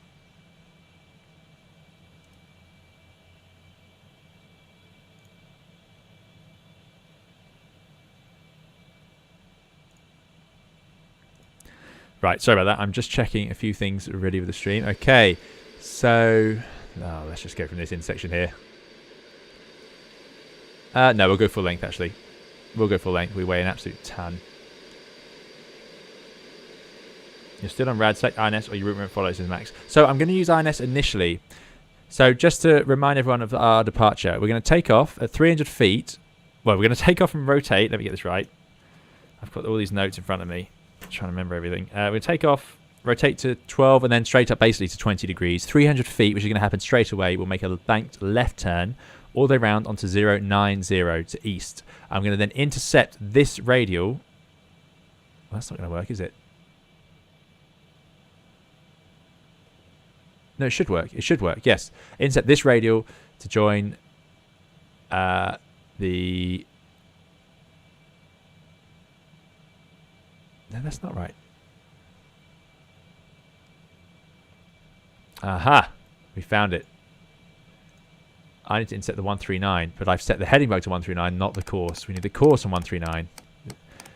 This is why we do these little briefs. Right, that's the course bar. So we're going to head off. We're going to take off, make a big left turn all the way around to face east, and then we're going to intercept this course bar out to the waypoint ship. Then I'm going to swap over to INS, and we will... I don't know what that ding is as we slow down. It always does it. I'm going to set the parking brake. And then we're going to do that, insert that out to ship, and then we'll go to INS and follow from ship to the next waypoint, which is Lind. Okay, so that's the plan. Nose at 5 degrees droop. Taking off in Concorde, big deal. So we're going to full throttle it. The afterburners are, that's the on position, so we're in the middle position, so they're available. So they will light as we shove the throttles forward. So I'll use the takeoff monitor and hopefully get the call outs where it says 321 now. And then it'll light the afterburners and we'll go rocketing away. Then we're going to rotate according to these speeds, which will be called out by IFO. And as I said, rotating to 12 degrees and then up to 15 and then basically up to 20. 230 knots for the initial turn. It'll be a full 30 degrees of bank as we go round that initial turn to head to 090. I'm going to skip out that VOR. We should really do the VOR, but I have got that VOR over here, Canarsie. Maybe we could head to that initially. It's the parking brake when stationary. Okay. I don't actually know how long the flight's going to take, but there we go. The heading, so 139 is the initial course, so I'm just going to put the heading bug onto 090, which I want to fly, and then I can get the autopilot in, which will be flight directors on, then it'll be autopilot on. I'll have heading, no, I won't have, I'll have heading mode when we pulled it to get it into heading mode, and then I'm going to put out acquire to arm and altitude level off, and we're going to climb to 10,000 feet initially. I think that's fairly reasonable. It's just good to level off initially, and then we can accelerate ourselves up higher. We've got plenty of fuel today, so we can have a bit of fun with the airplane. Right. Does that sound like a plan? Any questions before we go? The cliche thing pilots say is, are you happy? Which is always the wrong thing to say. I think the frame rate in the flight deck is a bit too high. I think that's why we're getting that lag for you guys. There's Concorde 3 joining us. Kennedy traffic, speedboat Concorde 2 taking off, runway 31 left. Left turn out. Let's go then. Can't think of anything else to do. It's your fault now if we've forgotten anything, because I've asked. I think we've done all the stuff up here. Any more lights to go on? No. Good. Clear on the approach. We've announced it to Kennedy traffic. Let's go. Trim minus 2.5. So that would be a bit more nose forward. No, a bit more nose up. I've had a bit of a problem with it bouncing on the runway and taking off, so I might leave it there just because that could be the way this is set up, but I'm not sure. So, briefing we've done. Landing lights are on. Transponder is set. Brake temperature warning. I don't actually know where that is. I think it will be here. I don't know. You've caught me. I don't know that one. Master warning, clear, inhibit. There's no master warnings. And we can press inhibit, I guess. AFCS autopilot value set, so 10,000 feet. Oh, and an initial speed. Let's put an initial speed of 250 below 10,000. I don't know if the Americans would hold us to that, but just in case we suddenly have a controller come and shout at us, we can say, well, we tried. We're going to go screaming through 250 knots. The problem I have on takeoff in this aircraft is it just runs away. Takeoff monitor armed. We'll do that, and then it reheat switches are selected. Pitching X. I'm not doing that. Radar. Takeoff clearance.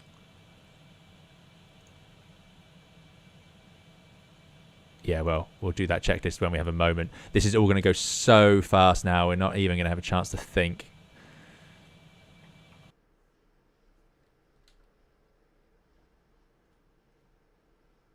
Beautiful machine, though. The nose comes up after takeoff. We'll do that when I have a moment. There's going to be so many things that I'm going to miss now. Let's just hope. My plan is here is to keep the airplane climbing and accelerating safely. So we'll bring it to a stop. Right, everyone ready? 70,000 subscriber stream. Thank you all for being a part of the channel, and let's have a bit of fun. Let's get ourselves back across the Atlantic. So I'm just going to turn up the audio for you guys. Let me know if that works. And let's go. 3, 2, 1, now. Brakes released, full throttle. We're going to see these lights light up as it spools up, which will be the afterburner. There they go.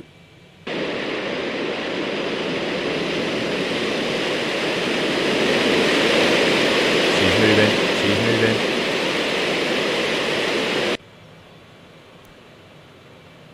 I don't know if it's airspeed rising. That's good. It's very sensitive. It needs a good rudder initially to keep it straight. Rotating so fast. We'd already be in the air in an Airbus, of course. Committed to takeoff already. Up we go. V2. Positive climb. Gears coming up. Now pitching to 15 degrees, 230 knots, pitching to 20 degrees. And that's still not going to be enough. She's already at 250. I didn't want to be at 250. 300 feet, left turn. 150 knots. Gear up, doors locked. 260 knots, too much, too much.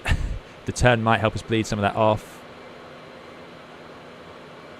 There we go, screaming over the houses. 270 knots, utterly ridiculous. We'll climb to 10,000 feet. We'll keep it turning, keep it turning. 3, 2, 1, noise. Power coming back now. 10,000 feet. Get it back to sort of 90% N1. Speed's washing off a little bit. That's good. 30 degrees of bank. I overbanked a bit there on that climb out. And look at that, even at 15 degrees of bank, we've actually leveled off. So just keep it climbing. Might need a bit more power than that then. This is where it's really hard. This airplane it's hideous at this sort of speed. It doesn't like it. Running out of energy now. You can see the VSIs here. It's this yellow bug. So see how it's sort of sitting at 0. So getting the nose up trim in.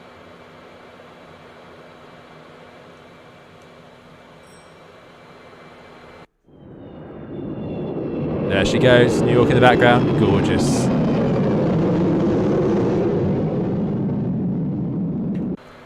But she's just so draggy like this, it does not like it.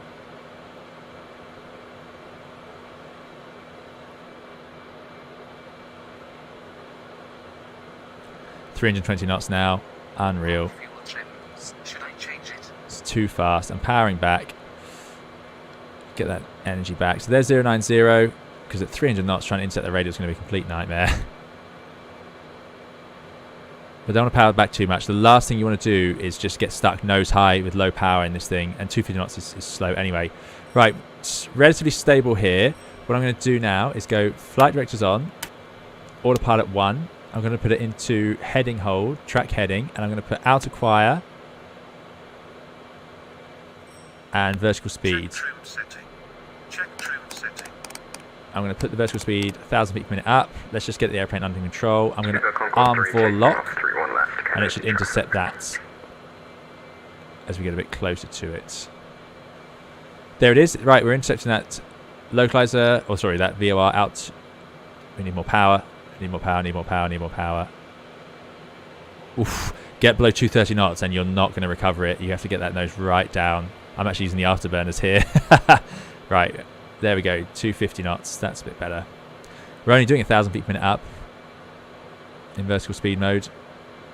Should be doing a bit better than that, actually.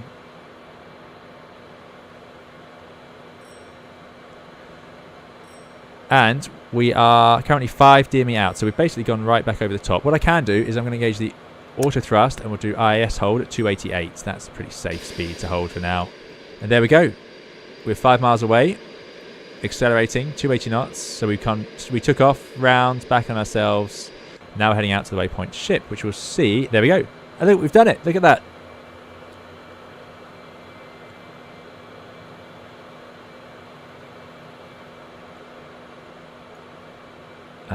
Yeah, you're dropping frames because the frame rate's too high. Interesting. Oh, annoying. Yeah, that initial bank must have been quite something. That was a bit extreme. I don't know if it would bank at quite what I did, about 45 degrees there. So we're doing this out to...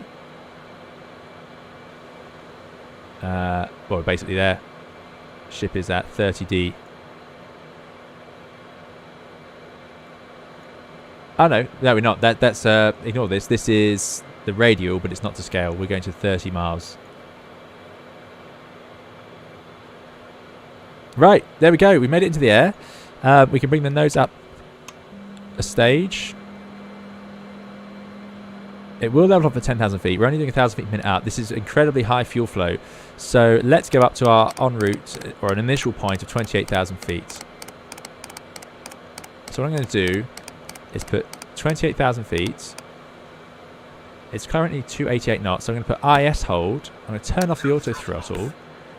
I'm going to turn off the afterburners, the reheats, and then I'm going to go full dry power. And now we're going to climb, hopefully, at about 310 knots up to 28,000 feet. Let's set standards.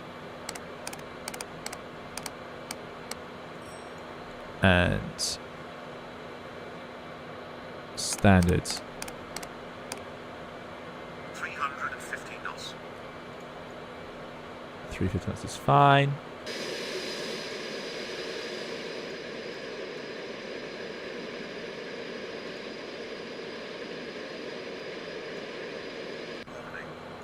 Oh, what's going on there? Why is she descending? Ah, I know why. I know why. Ah. Oh.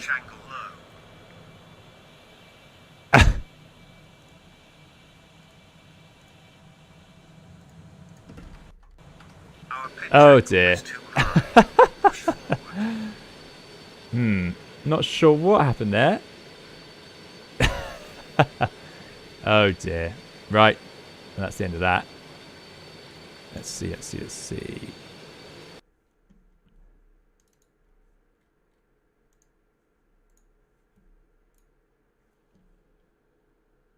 Yeah, match climb would have been easier.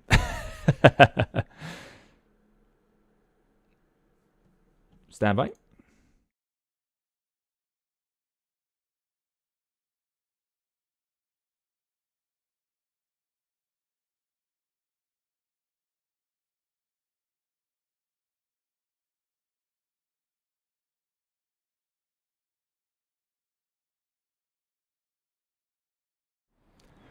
Right. I don't actually know what happened there. I don't know what happened there. So let's just Let's just get the engines running. Any ideas? I don't know why it suddenly, at 350 knots, suddenly started to descend. And Co-pilot ready. Engineering ready. Fuel trim 2. Ground. I don't know. I don't know. Right. Fuel. Have we got the right fuel? Reset. Apply.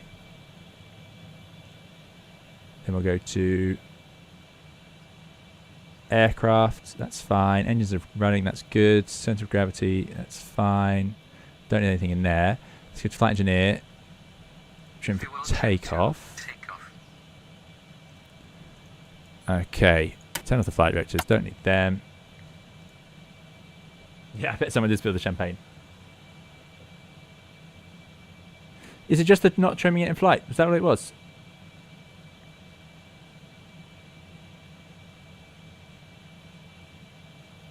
I suppose it was. I'll be able to look back on that and see it. Ability to actually clear the damage. There you go. Yeah, don't know what happened there. That was a bit disappointing. Anyway, we have our chart still. What we can do, give me 1 second.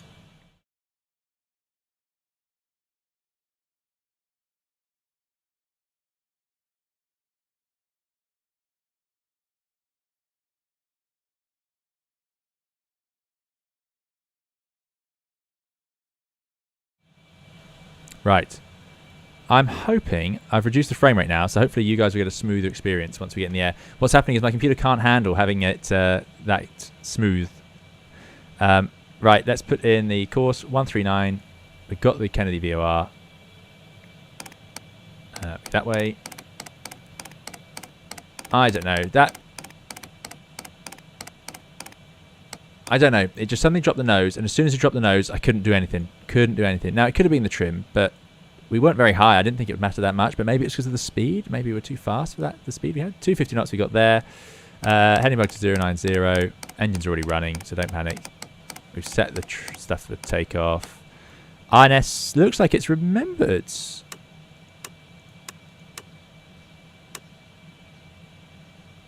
What?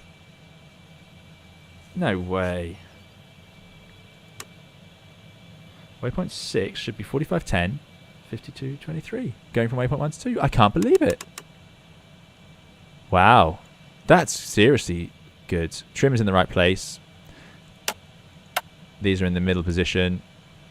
We're going to assume the engineering panel is set up for takeoff. Put the D-air on. Let's have a quick look around. Let's put some lights on as well. You might be able to hear the FO making a scene. Upset about the turn of events we had there. D-air on. 95 tons of fuel, which is a bit more than we had last time. That's on ground bypass. It's not quite, actually. I'm going to leave it in where it was. Auto. That's closed. Hydraulics on. I don't know if you can hear the cat. She's making an absolute racket. Those are, cross bleeds can be shut. We know that. Engine bleeds are open. Boost is on. Or condition valve, sorry, is on. Let's see. Secondary valves are in auto. Fuel heaters in auto. Reset valves off. But we're going to put it to flyover. We've got low idle. 88%. Fuel is all in the right place. I'm going to leave this open. Generators are on. Batteries are on the essential split. So let's just put batteries to on. Water heaters on. Okay. Okay, let's go to overhead panel. Oh, I'm sorry about that, everyone. But we shall get ourselves going again very quickly. So we're in climb. We've got anti-collision on, nav lights on. We're not on VATSIM, by the way, so don't worry. I'm not blocking the runway. Auto throttle on, auto ignition on. Takeoff rating. Fuel valves are open. Flight control computers are all on. All the controllers in a set place. And all our lights can come on. By the way, these switches go backwards, or you'd say they're backwards if you were a Boeing pilot. So that is another Airbus thing. Good.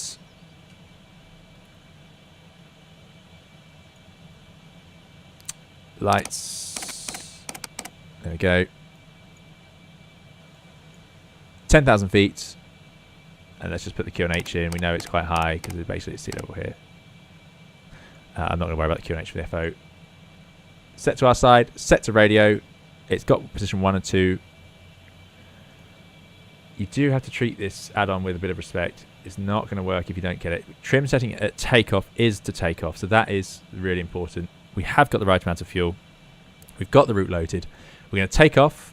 We're going to do 300 feet, left turn, take this heading, and then intercept that radial out to 30 miles to ship, which is waypoint to ship. This is our new elapsed time, 5 minutes. Right, is everyone ready?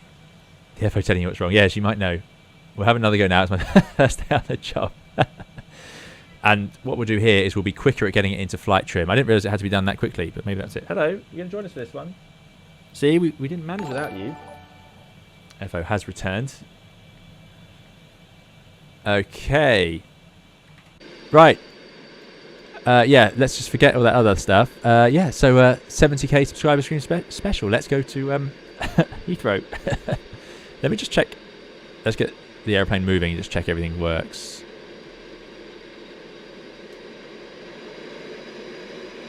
Brakes work.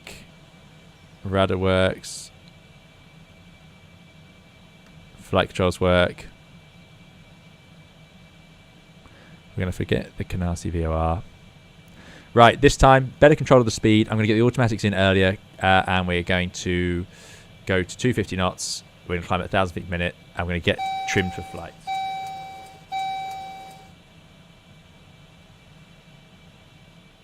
I think you're going 400. It did an initial descent, and then it accelerated. Yeah, I know. I must have done something wrong, I'm sure. There we go. Right, let's go. So we'll do takeoff monitor. 2, 1, now. Full throttle. Engine spooling up. Afterburners lights.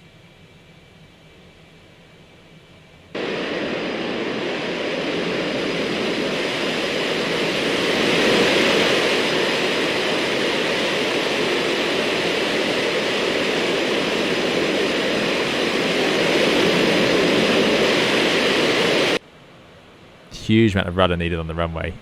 100 knots. Power set. I'm so sorry about the frames for you guys. I can't even explain it anymore. V1. There's V1. Rotate. There's rotate. V2. Gear coming up. Gear up. Positive climb. I'm going to go straight to 20 degrees to get this under control. Just check the gear lever. It is up. It is. Yep. See, it just drops the nose on you. It's already at 250. Doors locked. 300 feet. Start the turn. Do a slightly wider turn this time. I'm going to go for 25 degrees. See if that helps. Keep that speed under control.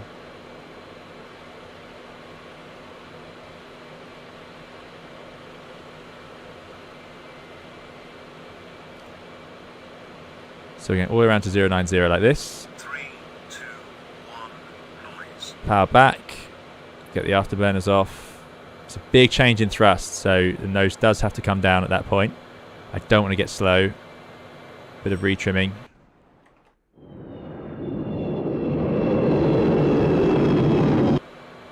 I'd love to enjoy the outside view, but I'm too nervous of the aeroplane. I don't want to give it a chance to get ahead of us. I just need to fly this initial turn, otherwise I can't get all the automatics in. There's too many. I need more hands than I've got. Wrong fuel trim. Should I change it? Yes, change the fuel, please. Fuel trim to flight. Okay, let's see if that helps. Going too fast now. Go on airplane. Get the nose back up.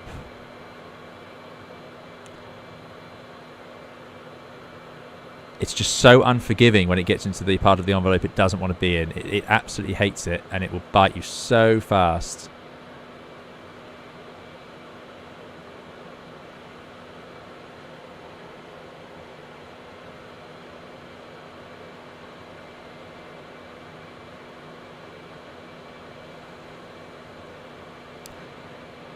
Right. There's 090. Let's try again. Flight director. Flight director. I'm going to go for, we'll pull that. We'll have heading. And I want vertical speed of, let's try 1500. And autopilot 1. Then I'm going to arm vor lock. And I'm going to do the throttle for now. Because I don't trust it. So throttling back. 300 knots. Pretty fast. But it's 10,000 reasonable. feet. 10,000 feet. We're still climbing because I haven't armed out to acquire. Let's go straight up to 28. I would imagine Concorde wouldn't have to stop. There you go. It's armed the vor lock. Starting the turn. 290. Speed's reducing, you see. Let's get the power back in.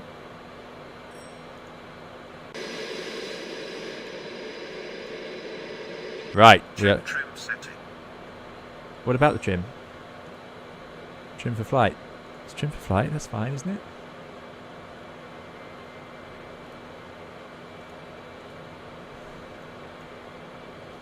Through 10,000. Get rid of these lights.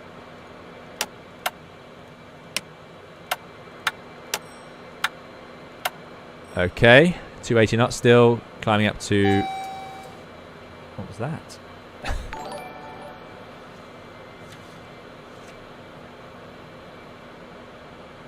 So it should be about 250 up to 28,000 feet. So we are a little bit fast. So I'm just going to try and modulate that. Let's try an auto throttle and IS hold at 280 knots. –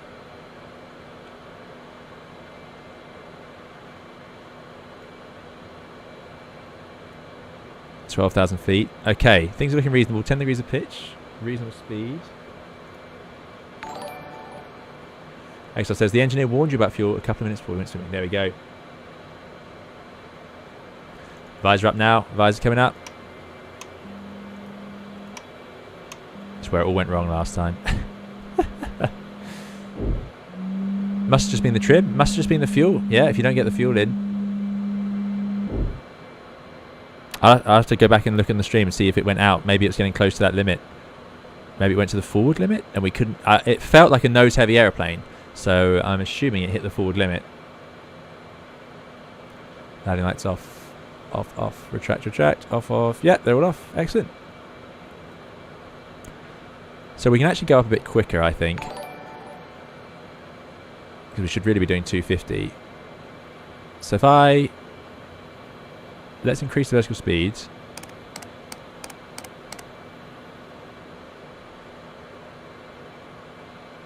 Thanks for the subscription, the gaming hand. I'm going to disconnect the auto throttle.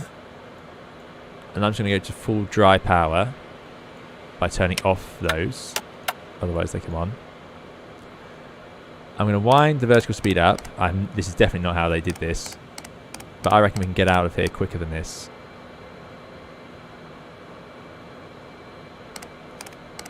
Yeah, there we go. At full dry, it's just an absolute rocket.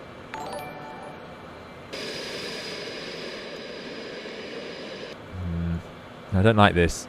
We're going too fast. This is similar to what happened last time. I don't want the nose up there. Let's try 3,000 feet a minute. Maybe if I just power back a bit. I'm trying to get the speed back and then we can climb at that speed. I guess with the nose heavy it tried to pull up in IS hole but couldn't. Yeah, and then kept accelerating. Yeah, that's what happened, I think. Thanks, Psychotic, for the follow.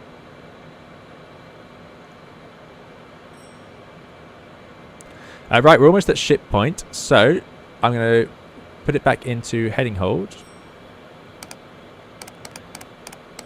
So we're pointing at ship, which is at 30.1. Check trim setting. Check trim setting. Why is it saying that? I don't understand.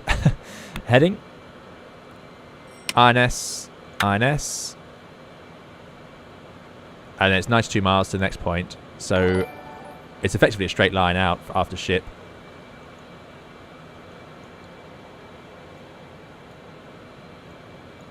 So what I'm going to do is give it to the INS. Speed's coming right back. Nose down.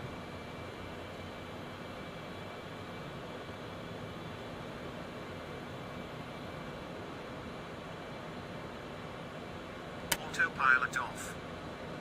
I don't care if we descend a bit as long as we get the speed under control. There we go, 250 knots, 20,000 feet.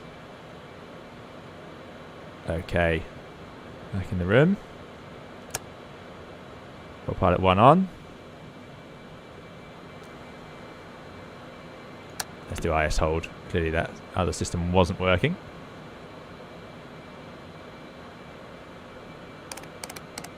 Let's try 2,000 feet per minute. Need a bit of spare margin here. Now it says that the quick start guide said 250 to 28,000, but that does feel a bit slow. 20,000 feet. Is 250 safe at 20,000 feet? Seems to be quite happy. It seems to have relatively good power. We're in INS now, so now we're navigating. We are 0.1 to 2. We are 84 miles away from the waypoint Lind. And as soon as we get to 28, we're going to level off and then accelerate straight on. But yeah, thanks for all of you for pointing out the speed there. This is why this airplane had 3 pilots.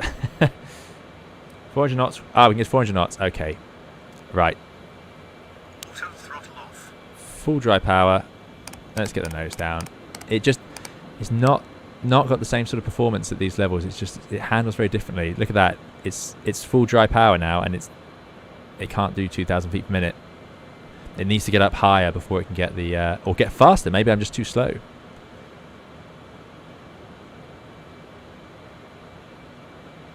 It's all about that envelope, and we are not in it. We're on Concorde with every passenger in the back shouting speed. Exactly, yeah. 380 we need to get to. Okay, which about there. There's 260, and we're only doing 1,000 feet per minute. It's because that nose, the angle of attack is just high. You can actually see it usually with the exhaust. Oh, not too bad. Not too bad. Let's see if I can reconnect to that soon.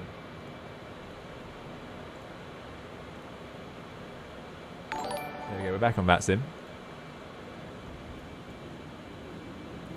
270, we're trying to get to 380. So let's get that nose down a bit more.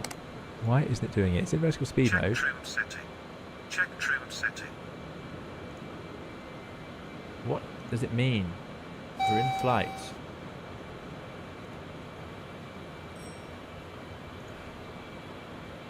Why won't it lower the nose for the vertical speed? Autopilot 1 is on. Get rid of IS hold.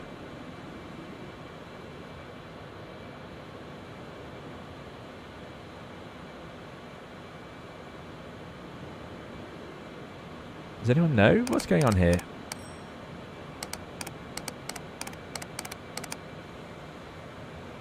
Yeah, it goes up. Come on, 1,000 feet per minute, please.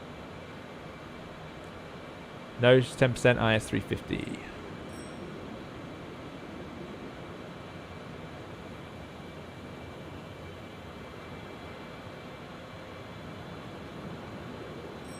The trim light on the overhead is red.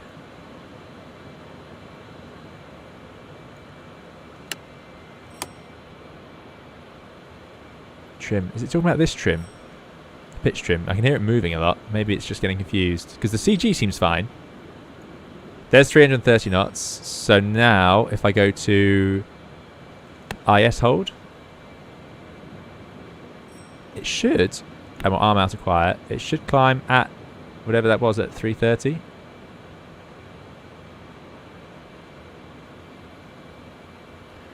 And then we're going to level off. And I'm going to go through the flow of acceleration.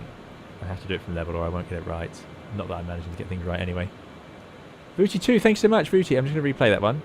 Vuti, thanks for the £20 super chat. Really, really appreciate it. Vuti says, many congrats on yet another fantastic milestone. You are forgiven for not flying the Toliss. Good to watch all the same. Great job. I wish I could say it was a great job today, but yeah, thank you so much, Vuti. Really, really appreciate it. Let's just check it levels off at 28. There we go, out to quiet. And now I'm going to put IS hold, auto thrust 2. Let's do 28,000. It hasn't leveled off though, has it? Also, we're not on standard.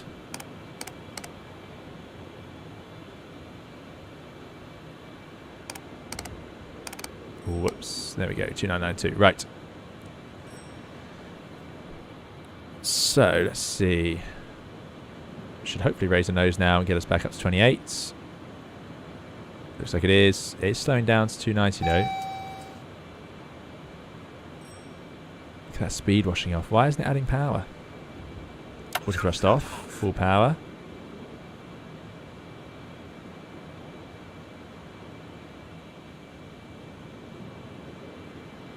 .270. Lowering the nose again. Come on, you can do it, airplane. Let's just engage out hold. Get to level off wherever.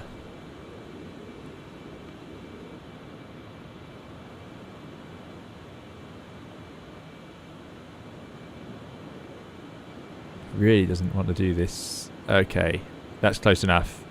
Okay, right. Thank you, Booty. Really appreciate it. Sorry it's been going so wrong, but thank you so much for the very kind super chat. Very generous of you. I hope you're doing well. Thanks for being a part of the community and the channel over the last few years. Really appreciate it. Here we go then. We're 44 miles away. It's going from 1 to 2. I'm hoping it will automatically go from 2 to 3. I don't actually remember how it does that. If the Mach number's close to 1, you can toggle reheats on and go full power. So we're Mach 0.8. So I'm going to let it accelerate a bit at 28,000. And what I'm going to do is I'm going to set 60,000 in the window. We're not actually going to reach that. We're just going to put it in the window. We will reach it eventually, we hope. Don't you dare climb, airplane.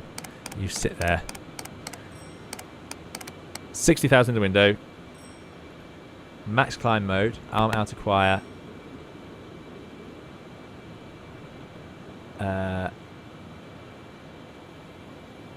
Max climb. Out acquire is armed.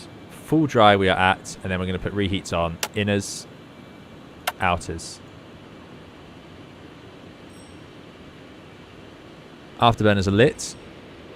She is climbing. And accelerating too fast. See that center of gravity moving back and back. It's crazy. So hopefully there's Mach 1,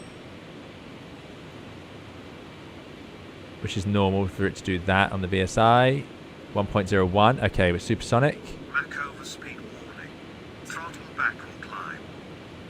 Why isn't it climbing? Climb, climb, climb, climb. Check trim setting. Check trim setting. 30,000 feet. Okay, now she's climbing. We just got to keep an eye that she doesn't overpitch. 7,000 feet per minute, nice. Speed's coming back. Mach overspeed is back under control.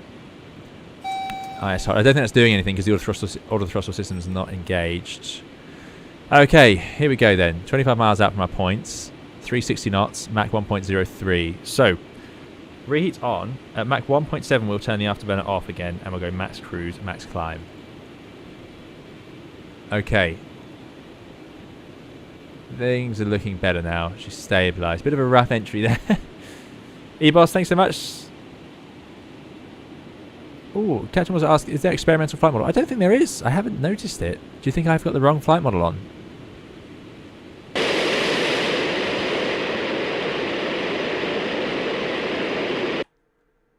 There was our wobble.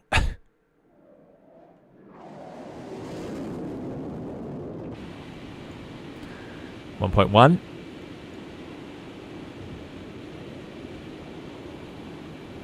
Yeah, we can put 60,000 in the window because we're going to get to close to 500 and then it will just sort of trickle up over the rest of the flight. That's the idea, I believe. Roller coaster airlines, indeed. Yeah, that was bad. It was I think we'll get the investigation will say that we needed to get into that flight engineer panel and change the trim in here whilst we're trying to fly the departure. So that's just a lot to do, and I didn't realise it needed to be done so quickly.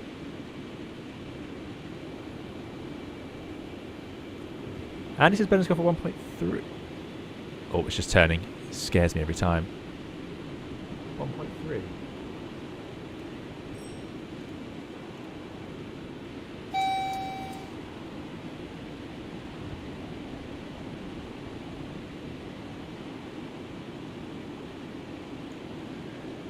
So the collimator guide says 1.7.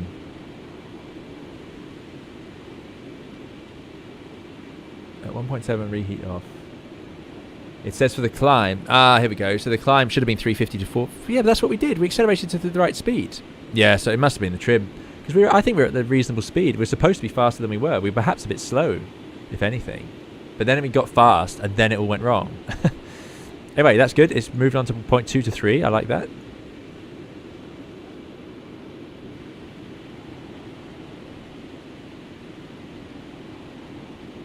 Check trim setting. It's going to keep complaining about the trim, isn't it? It's running out of steam here because we're in a turn.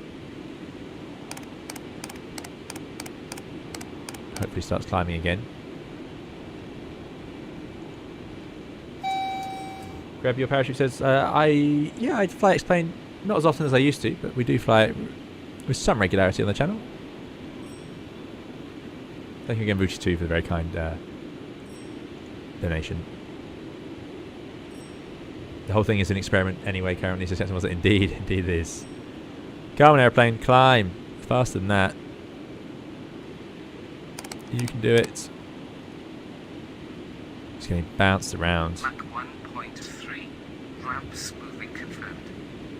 Ramps moving. So that is going to... I don't actually know where the ramps are displayed in the flight deck. Where are they controlled? That's the genius part, is the computer that controls the ramp, which are all the intakes. If we look outside... It's all of this stuff. So you see them start to move, actually. They have to start slowing down the air. It's going into the engines too fast. This is V3 indeed.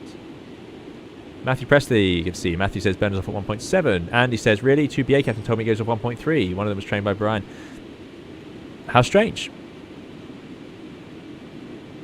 Could have been a difference in SOP or something that changed over time. To be fair, the time it takes to get from 1.0 to 1.3 is quite long, but then it seems to accelerate relatively rapidly after that, if we weren't being bounced around. Top left of the engineer. Ah, yes.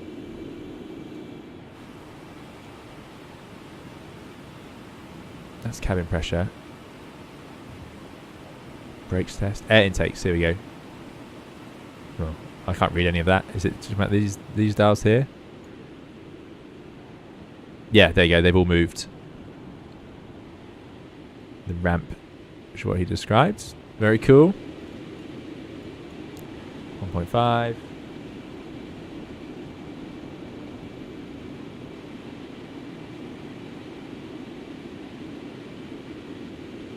Captain Wazza has Mike Bannister's recent book, Concorde for Christmas. Great read so far, highly recommend. Very good.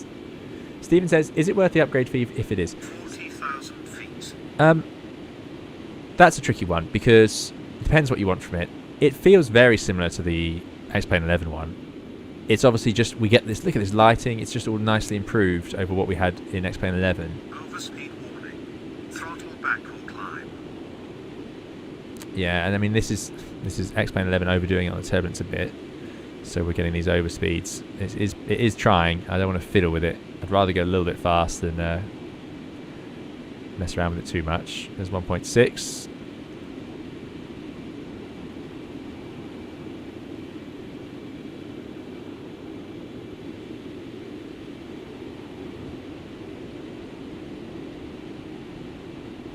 So this is about €9 to upgrade to version 3. So, you know, I don't mind because I prefer X-Plane 12 infinitely to X-Plane 11. I really like it. Yeah, even here we're getting 41 frames. There you go. So he's suggesting it slightly before 1.7, but there we go. Right, off. We'll do outers, inners. And now we're just dry cruise, or whatever it's called. Reeds are off. I mean, if you're getting this sort of turbulence in Concorde, that must have been pretty nerve-wracking. It's shaking around at twice the speed of sound. So for me, I don't want to fly an X-Plane 11 anymore. I want to fly an X-Plane 12, even though I know the sim has bugs and so on. But just looking at the old stream just reminded me how bad the lighting and so on was in terms of contemporary simulators, and this is just much more like it.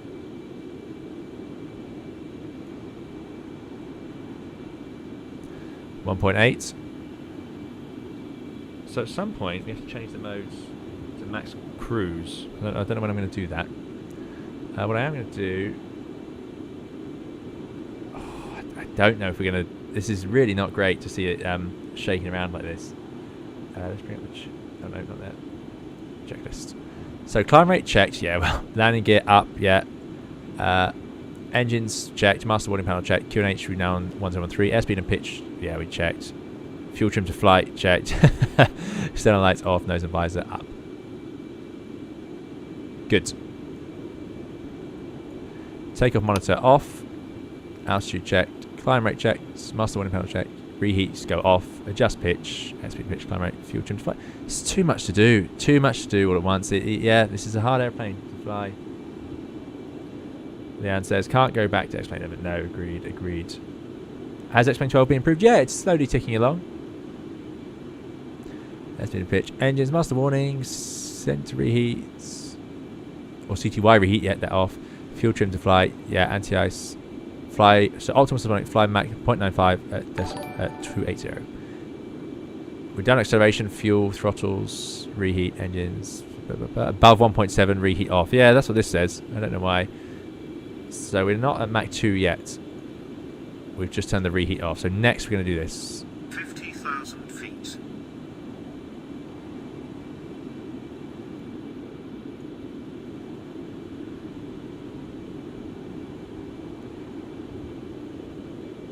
I'm curious as to why the overlay doesn't seem to know where we are.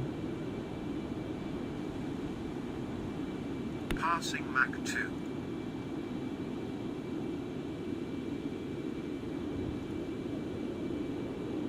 Mach 2, okay. Reheat's off.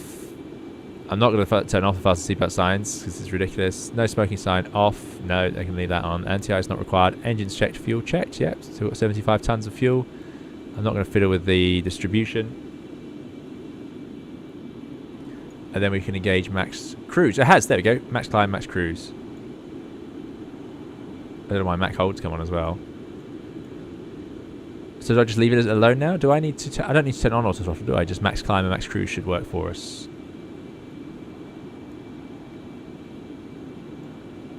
Engine rating to cruise.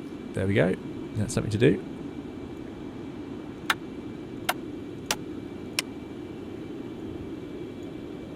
Like, there's no doubt in my mind, this is a nice add-on. You can just see it in the... I think a lot of things have been improved for X-Plane 12. It does look nicer than it did before. Look at the instrument panel, you know. It's nice stuff. It's really nice.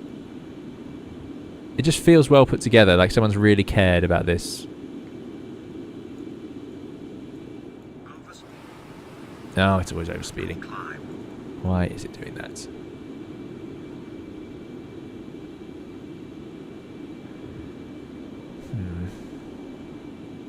And it's not bothering to pitch up to correct it. I think it's this turbulence though. I think this is really messing us up now.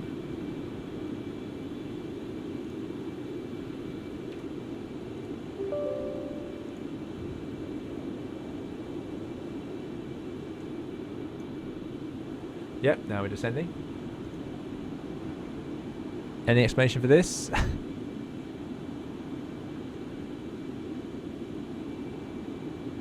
Just going to give it a second to think about this.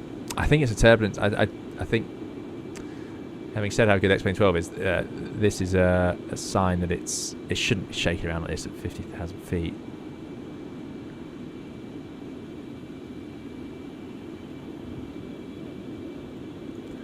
Now we're turning to the next point. That's fine. We're going from 2 to 3. So we've done Lind, and now we're out over the ocean, obviously. Well, we were already.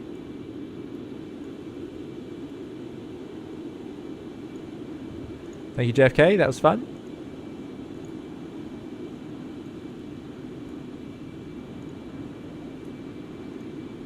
It's weird. It says it's... It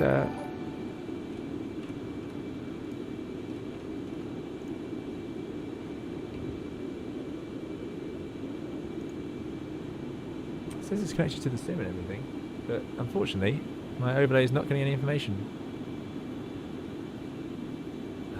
Disappointing. Max climb, max cruise are on. Seems to have got itself on. No. It's going down again. Apologies there. So you're in X-Plane 12. I thought this was Microsoft Flight Simulator. What was that?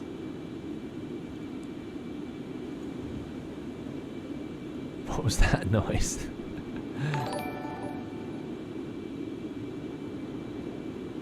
Paddy, thank you so much for a $20 super chat. Really appreciate it, Paddy. Paddy says, congratulations on 70k. Almost as impressive an achievement as getting the Concorde in the air. Thanks for all the wonderful videos, live streams, and fostering such a lovely community. Paddy, thank you so much. Thanks for all your hard work in the community and obviously all your amazing work on the liveries. Thank you for being a part of the channel. And thank you so much for that very, very kind tip. Really, really appreciate it. I'm glad you're impressed because, yeah, that wasn't the most impressive departure we did on our first one. But yeah, thank you so much. Really, really appreciate it. And I hope you're doing very well.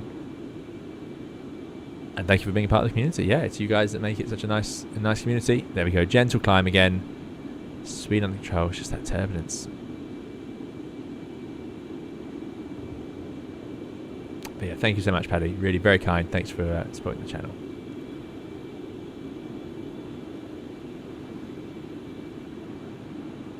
Matthew says, the plane will rock back and forth all the way. Upper level turbulence is seriously broken. There you go. Why can I hear switches moving? I do not like that at all.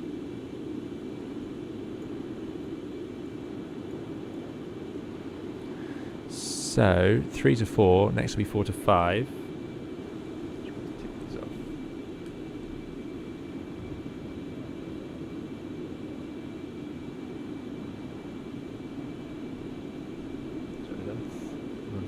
Past 3. Next is waypoint 4. Okay.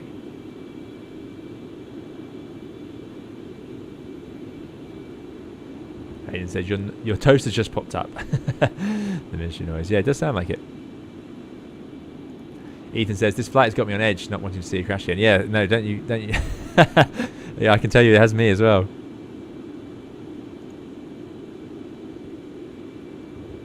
Okay, so hopefully this doesn't turn into the intro scene from Top Gun Maverick. Indeed, yeah. Yeah, hopefully that is just a flight engineer adjusting stuff. Thank you again, Paddy, for the very kind tip. 8445 says, congrats on the 70k milestone. Here's the 100k. Indeed, yeah, imagine 100k. Unreal. That would be quite something. But thanks so much. Thanks for being part of the channel, of course. Really, really appreciate it. And thanks for moderating for us. And for all your hard work on liveries as well. Matthew says, sat and watched fluctuations of 0.03 Mach for hours on end yesterday in the real world turbulence. That bad would have me looking for a smoother altitude or to descend. Yeah, indeed, indeed. Well, our ground speed is now set at 1,195 knots. We can check this to wind, and it is from 295 at 76 knots. So we've got a 76 knot tailwind basically. We are zooming along. Zooming along. Interestingly, it's set to true up here, not magnetic.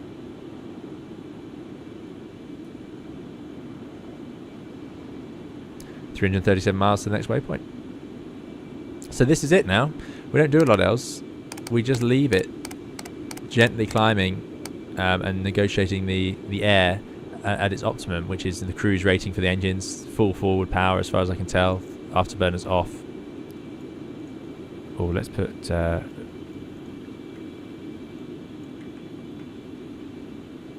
what's going on there?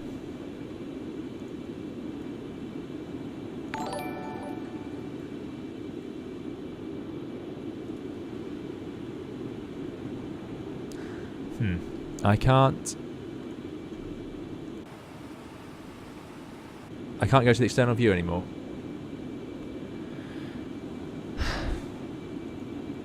Disappointing. I can't move the camera anymore. What on earth has happened there?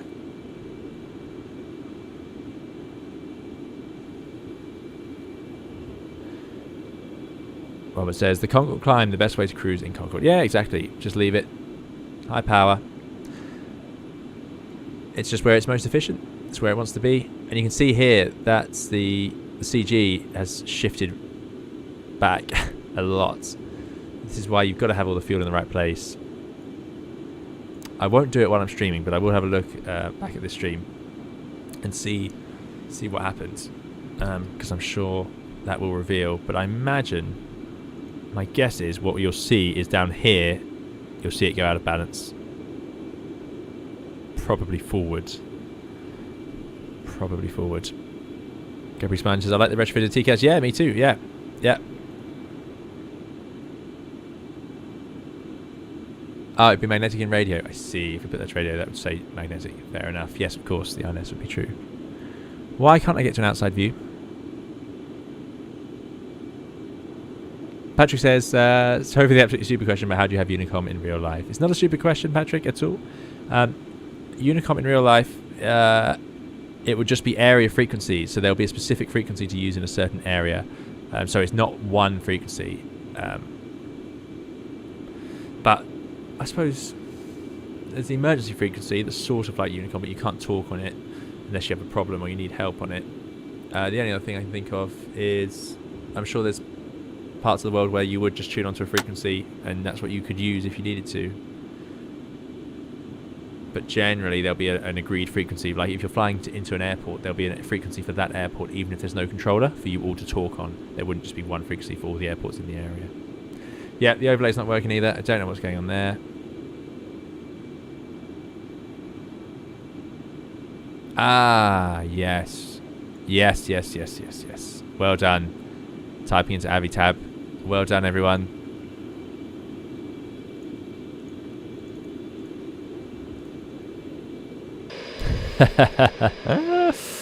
Oh, dear. That's a classic explain trick. Look at that. It's going up and down.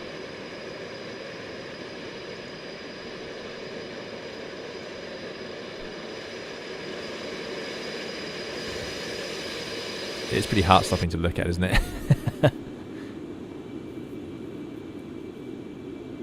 Oh, there you go. Hudson says, I already went back and took a look, and that is exactly what happened. There we go. So,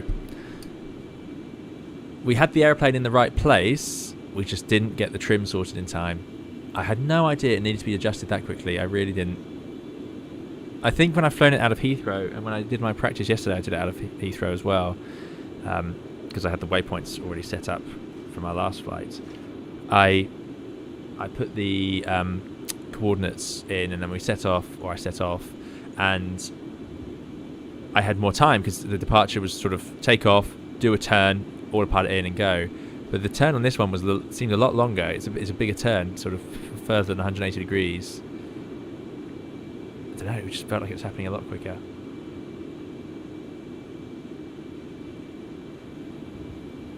Travel says, it only went out of trim when it started to dive. It was within limits moments for. Well, yeah. I knew as soon as that started. I knew that was what was going on. Or not. I didn't know the trim was going on, but I knew we'd lost it. I knew it wasn't happy because nothing. I couldn't get. I was moving my joystick, but I couldn't get it to respond in a way.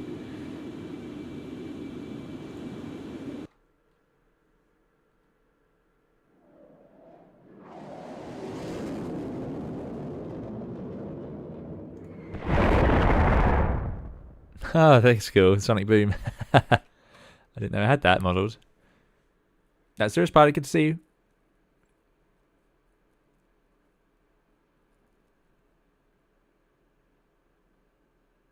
I can't do it twice in a row.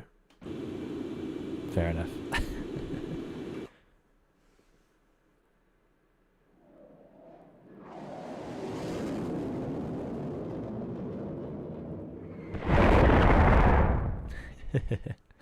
That's cool. Cirrus Pilot says everything seems under control. Yeah, it is indeed.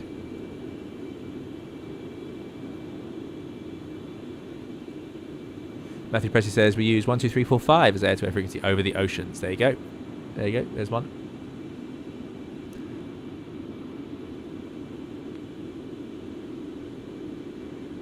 I do not have ASXP weather installed, Vuti. No, I don't.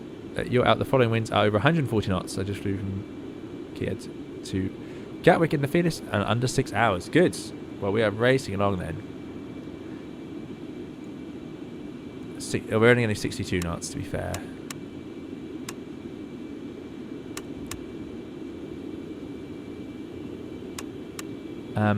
What I did want to do. Time. Here we go.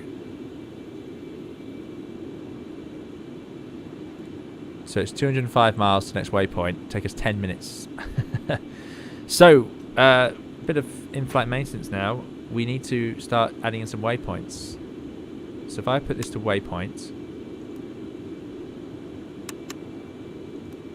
I'll do it for all three just in case it matters.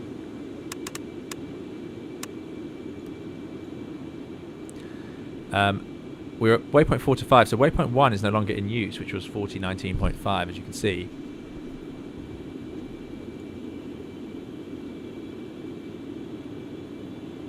Yeah, I'm sorry, the overlay just isn't working. I've tried to restart it. It's not. It says it's connected as well, so unusual for it to say that and be so wrong.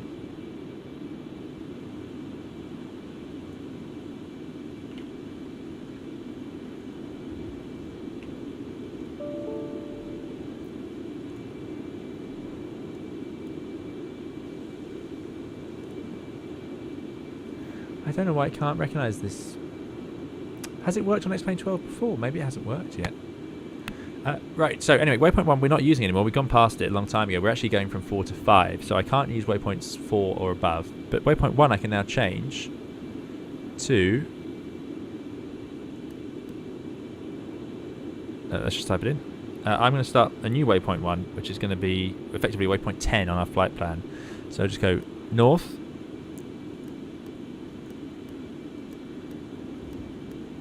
zero, west,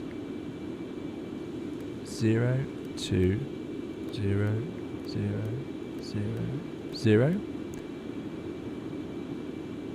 insert. Hopefully nothing changes, which is a good sign it's okay. So see how we're pretty much level, Mach 2, good stuff. Waypoint 2, north. 4, 9, 4, 1, 0, west, 0, 1, 5, 0, 0, 0, insert, and final one we can do for now, waypoint 3, north, 5, 0, 2, 2, 0,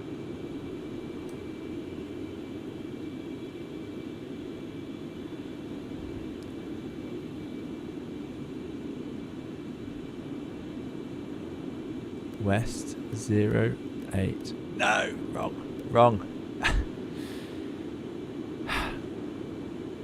Try again.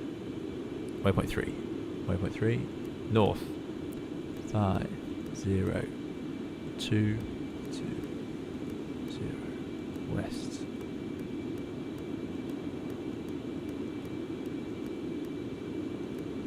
So that's all we can do because we're using waypoint 4. We're going there now.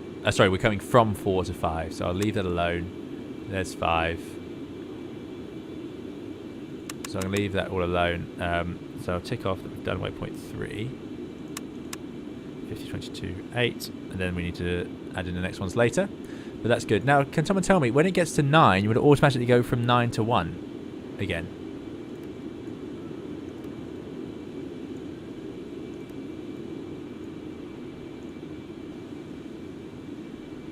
That's what I'm hoping. David says my overlay was bugged on stream the other day. No idea why. Strange.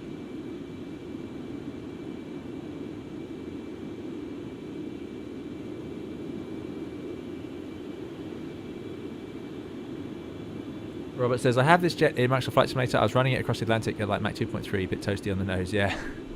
Yeah. Where is the total air temperature gauge? That would be interesting for me to see. Cabin altitude. Quite low, just 7,000 feet, so it's quite a high differential pressure on this machine. Yeah, temperature must be shown somewhere.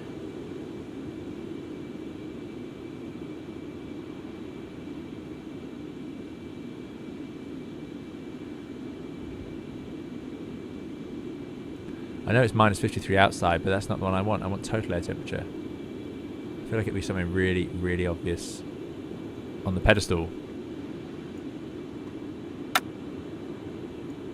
What is that noise? I can't stand that. Makes me jump. Here we go. Total 126 degrees Celsius. TMO 127. Can't go any faster. Static minus 52. That's crazy. 126. 126. So that is heating up by 180 degrees.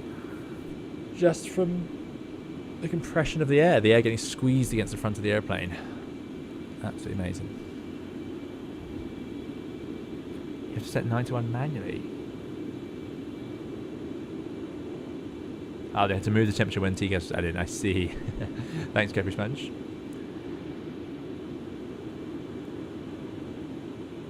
Right, so where we are and how long this is going to take, I can't tell you anymore. I can show you where we are. There we are.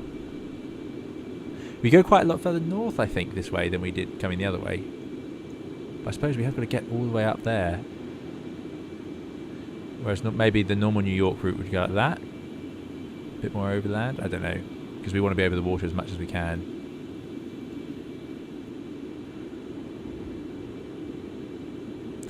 $67 tons of fuel, so we're doing alright on the fuel. Trimmed for flight. Any other checklists? Reheat. I think it's calmed down just enough for now.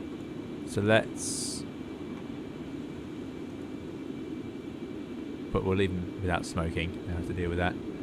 Anti-air's not required. Engines checked. Fuel checked. And next is decelerate to subsonic. That's my next nerve-wracking moment. Oh, after what happened there, dreading that now.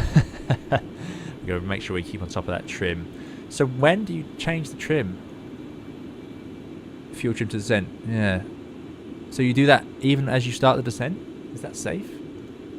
Checkpoint, thank you so much, Checkpoint, for the $3.35 tip. Really appreciate it. Checkpoint says, piece of pie to celebrate the 70k. Nothing is better than watching the captain and eating some dinner. Enjoy your dinner, Checkpoint. Thanks so much. Really, really appreciate it. Thank you for the tip.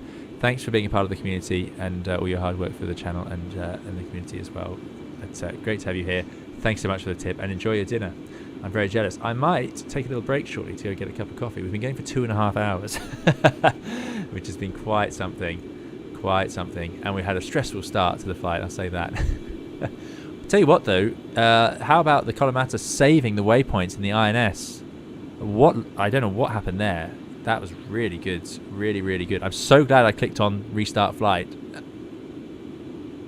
Or did I? How did I get it back up? I can't remember now. But anyway, I can't believe that worked. That saved us a lot of time. Captain Wazza says, don't want to be going over land with a sonic boom. No, indeed not. Breaks windows. Ah, it should have been 3.14. Should have been pi. There we go. I see checkpoint. Very good. Sorry, yeah, Streamlabs converts weird ways. Captain Wazza says, don't change the fuel trim to descent until after you're below Mach 1, otherwise it gets a bit wobbly. Yes, that's what I thought. Okay. I'll write that one down.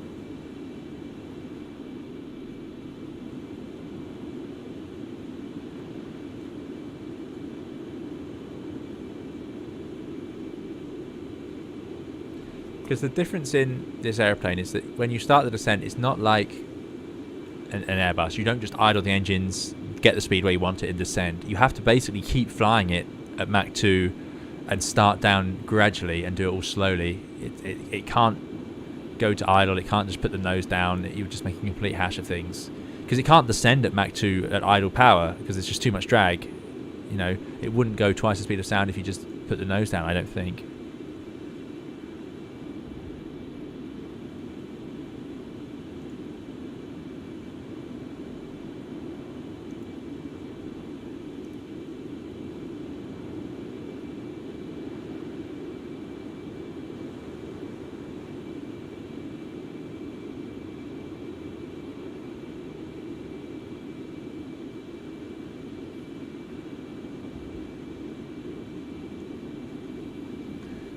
Good. Right, see, still descending a little bit. But anyway, we've stopped getting those overspeed warnings. We're sitting comfortably at Mach 2.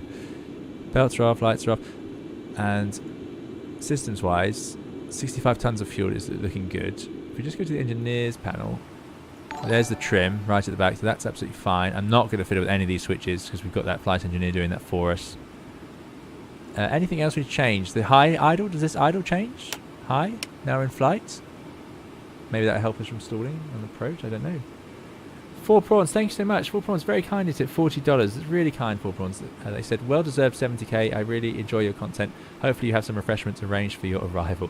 Thanks so much, Four Prawns. That's really, really very, very kind. Thank you for being so generous and supporting the channel so much. Glad you enjoy it, and I certainly do have a refreshment for the arrival, for having my dinner.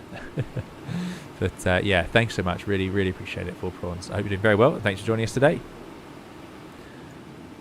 And yeah, apologies for the the start. How does this work? Oh, you can drag it out. That's cool. A little bit. Well, as that's...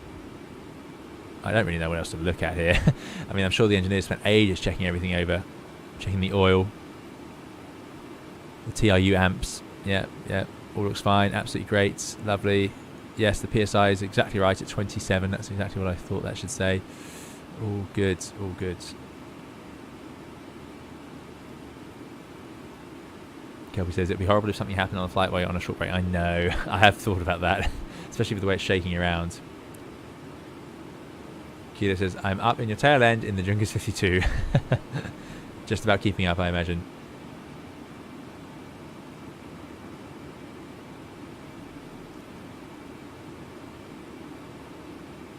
Mark Burgess is back from prepping tea and walking the dog. All going well.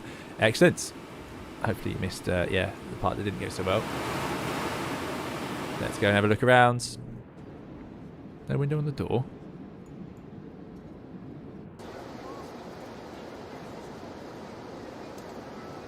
I think they have a screen in here, don't they? There it is.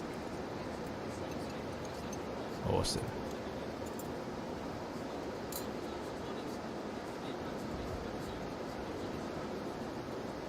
Nice feature, that.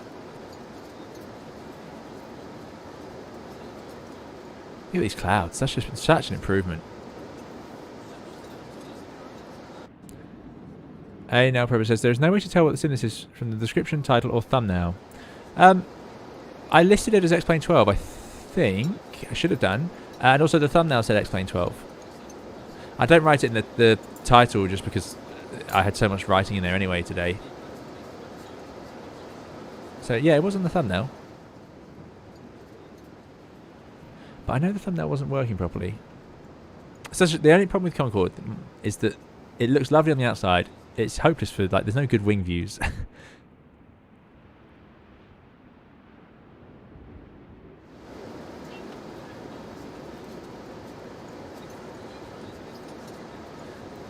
And that's not Kalamata's fault. That's just the Concorde. Look at that. What's that? Wow. Nice. That's very good. That looks great. A sort of a front or a change in the cloud layers. That looks really good.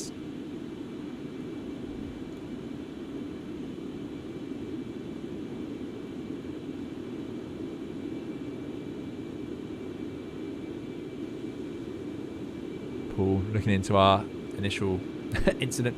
Watching the first go back, which definitely never happened exactly. Thank you, Paul. Seems to be an overspeed first, maybe because it didn't climb when max drive thrust went on. Yeah.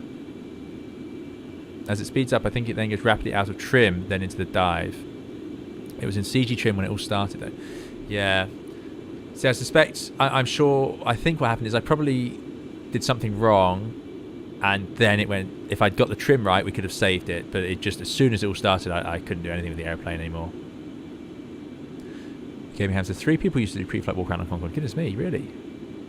Flight engineer would love an ECAM, I bet. Indeed, Laura and me, yeah, totally agreed.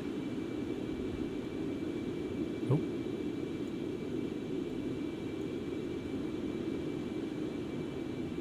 Yeah, those clouds are looking really good. Really nice. It looks like a front, yeah. The windows are teeny indeed, yeah. They are really small. If you've ever been on one, you can go in them in museums now, and they are absolutely tiny.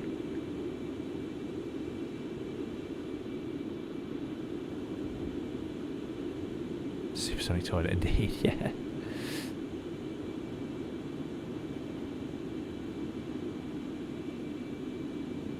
Yeah, that change in cloud layers that we saw, I mean we've whizzed past it now at 1200 knots, but yeah, you do see that sort of thing quite often, in fact. Different layers. So that's really nice. Thanks for the follow, Jeffrey. Thanks again, 4 Prawns, for the tip. Really, really appreciate it. $40 tip, very kind. Lucas, good to see you. Lucas says, I'm a bit late, but this is quite appropriate. Yesterday I was looking around the Concorde at the Museum of Flight in East Lothian. Hey, very good, yeah. Well, here we are.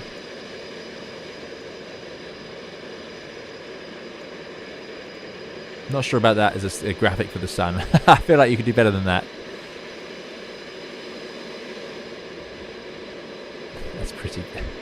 That's a bit of a shame. Some of the other stuff's looking great.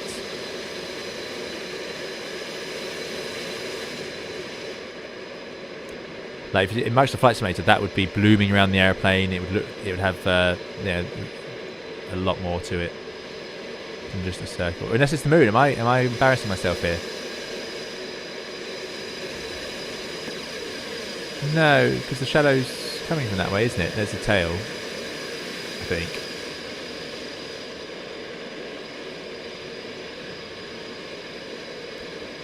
Right, 78 says, PS, congrats on 78. You're very welcome.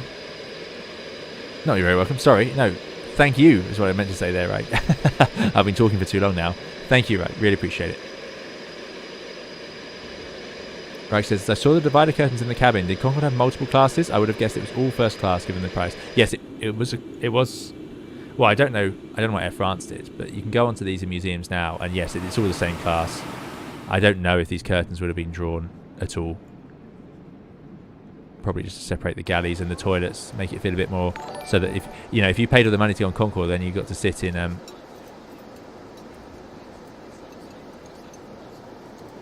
it does have a toilet. What am I clicking on there? Look at that. Very good. Extra effort. Oh, I was clicking on the door. Okay, let's not do that. Yeah, it was all one class though for sure. But yeah, if you paid all that money, then you got sat by the toilet. Maybe the curtains were a nice touch, just to sort of keep it feeling a little bit classier. That was risky. Don't click things when you see that little icon.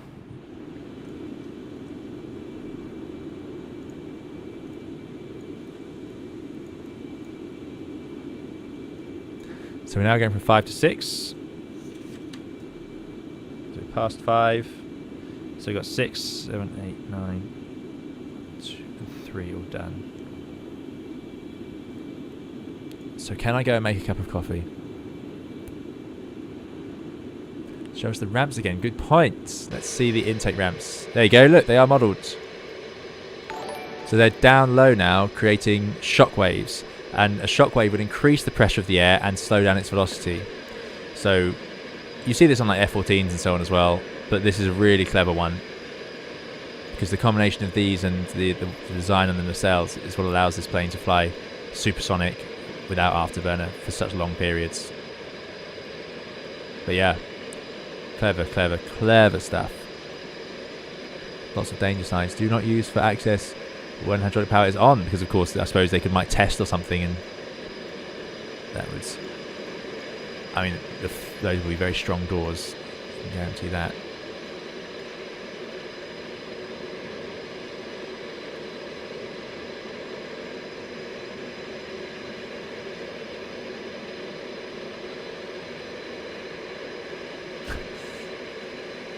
Capri-san says, yes, it's recommended you don't sit at the back of the 737 due to the presence of the toilet. Yeah, I mean, any plane, if you sit right next to the toilets, you might have to deal with it. Some people don't mind or don't notice, and good for them.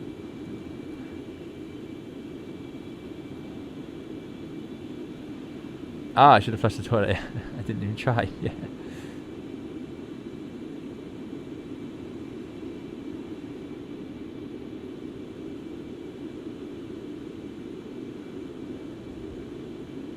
Viper asks, I wonder if they would have retrofitted it.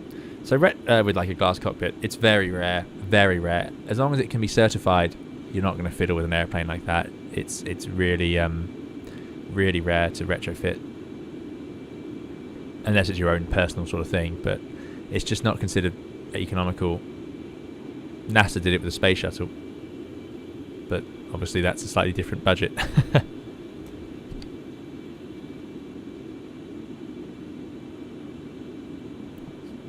How does she fly compared to the DC designs? Asked Andrew Williams. I have not flown the DC designs, so I'm afraid I don't know.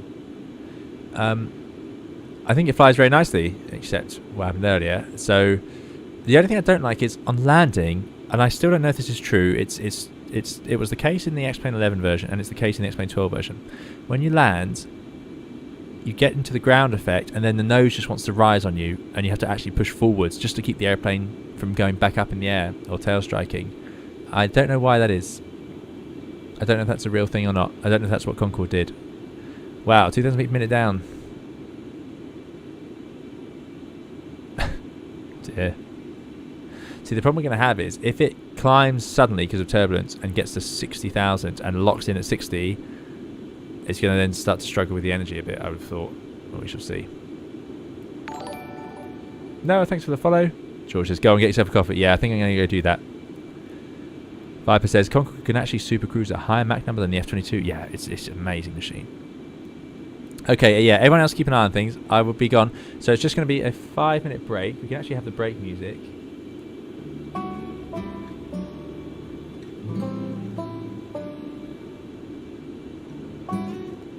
Oh, I'm just going to pause that for now.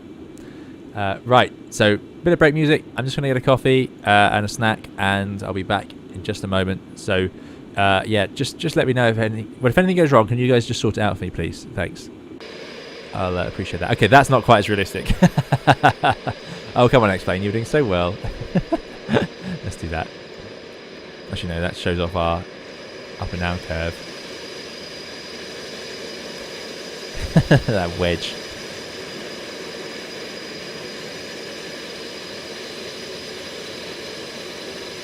The problem is, it's a beautiful airplane, but with white clouds below, it doesn't look so good on screen. It's just...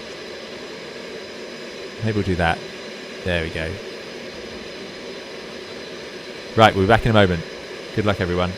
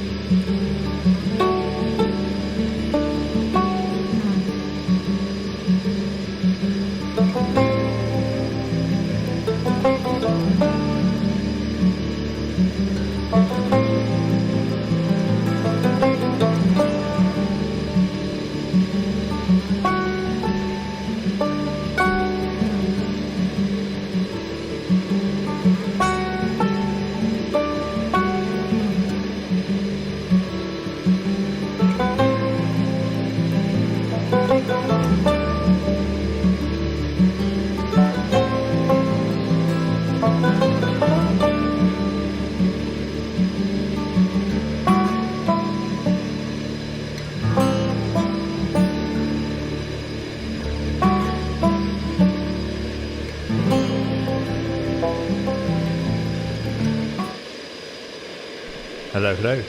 Right, what's going on?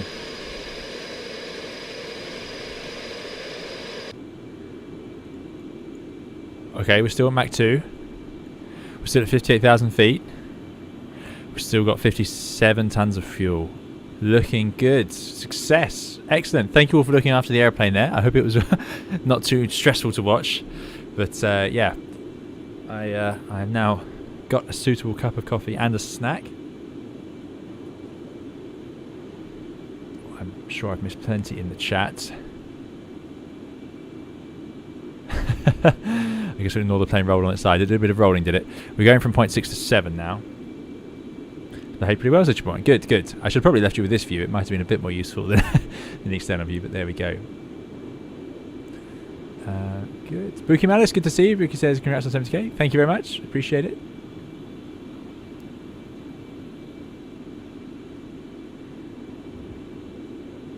Gaming Hams and the custard cream of Auburn's. Not today. Not today.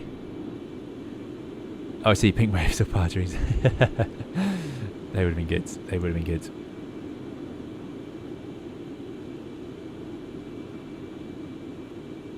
Music was a bop. Yeah, I'm glad you like the music.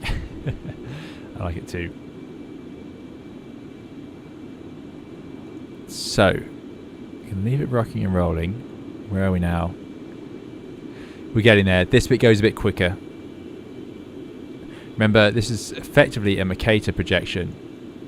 So what that means is around the equator, it's shrunk, and up here it's stretched. So this distance here is not quite the same as that would be around the equator sort of thing. So yeah, we're making progress. We're making progress. We just need to work out what's going to happen after we go 8 to 9, and then how do we go from 9 to 1? That's slightly concerning me. But we shall see.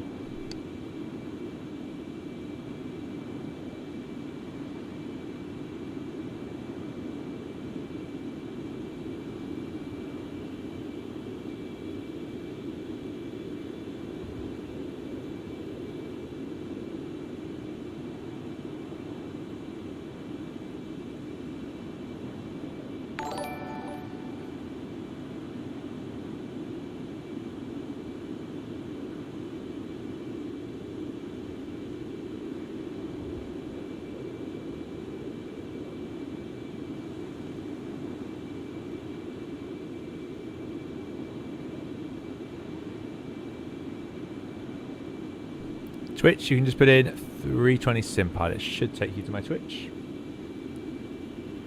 Archie says 0 is your position, so there's no need for a waypoint in it. 0 is our position. Okay. So yeah, my question is, that's our current position. Yeah, is this going to go 8 to 9 and then 9 to 1? I'm going to seriously hope it does. My snack today, by the way, none of you are going to guess this one. Normally it's pretty obvious UK sort of snack. Pop-Tarts today. And unbelievably, small Pop-Tarts. The approach landing could be interesting. Luckily it will be dark, yes. Yeah, we are on VATSIM. On mode C. Oh, I'm not on the Unicom.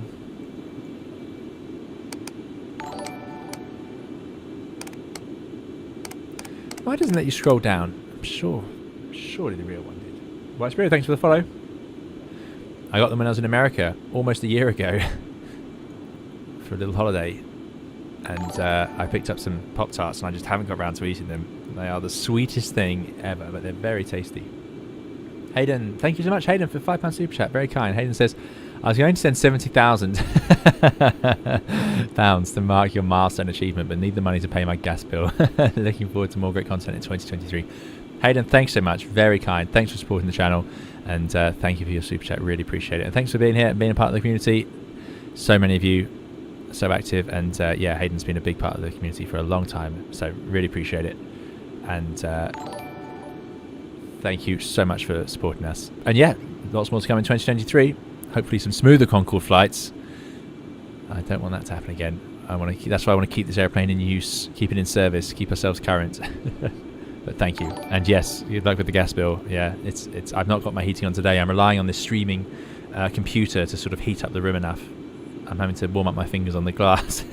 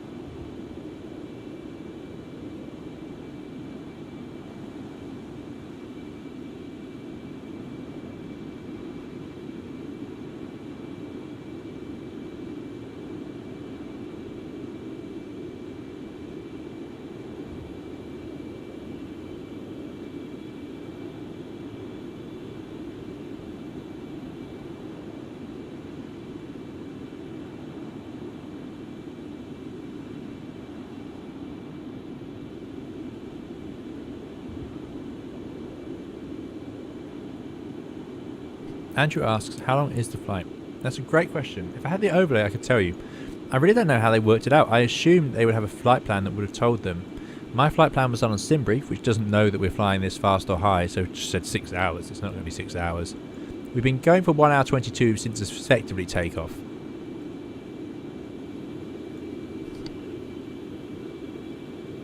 That got us from here, about here, isn't it, New York, to there. So I would say we'll be here soon. And that's a bit of a shorter distance. I think 3.5 hours is a reasonable flight time expectation here. That's my guess. Again, I would rely on the overlay to tell us, but it's deciding not to play ball, even though it says it's connected. Very strange. Toby says, hi, do you think Ryanair should be getting all its hate, and do you think Concorde should come back and fly again? I don't know if Ryanair gets a lot of hate, does it? A lot of people fly with them, so that's what they're there to do. People like it, they book with them. So I think they're doing just fine. In terms of Concorde, I mean, it's not going to come back, is it? Not in this version. But yeah, sure. Why not? Why shouldn't we have a supersonic transport around if we had it once? I think it'd be nice. I don't think it's going to become something for all of us to use. I think it's going to be for the if it does come back, it will still be expensive. So that's the only problem. I mean, like, I was looking at this, and I thought about doing a stream in Singapore, taking Concorde to fly around Singapore. But of course, they did a lot of testing, expecting a market for flying down to Australia and so on with it. Because imagine the flight time if you get to Australia in a day, or less than a day with this thing. If you could fly, then connect onto another Concorde and carry on. They were doing Singapore via Bahrain to sort of prove this while they waited for permission to fly to America. But the problem is flying it supersonic over land down to these places. You can't do it with the sonic boom. So it's a bit of an interesting one about how useful supersonic travel is because of that massive, massive drawback of that it's completely can't fly over land. Viper says, Virgin Atlantic made serious attempts to acquire the BA Concorde operation and keep it flying, but BA declined emphatically. Virgin wanted to fly Concorde to New York, Barbados and Dubai. But I heard that Virgin offered £1 to buy the Concordes, i.e. they knew they were loss-making. Which doesn't... But yeah, Caribbean would be a good route for it. But again, how much are you going to charge? How many holiday makers will pay that much to fly there, you know? Indeed, Airliners Live, Concorde today.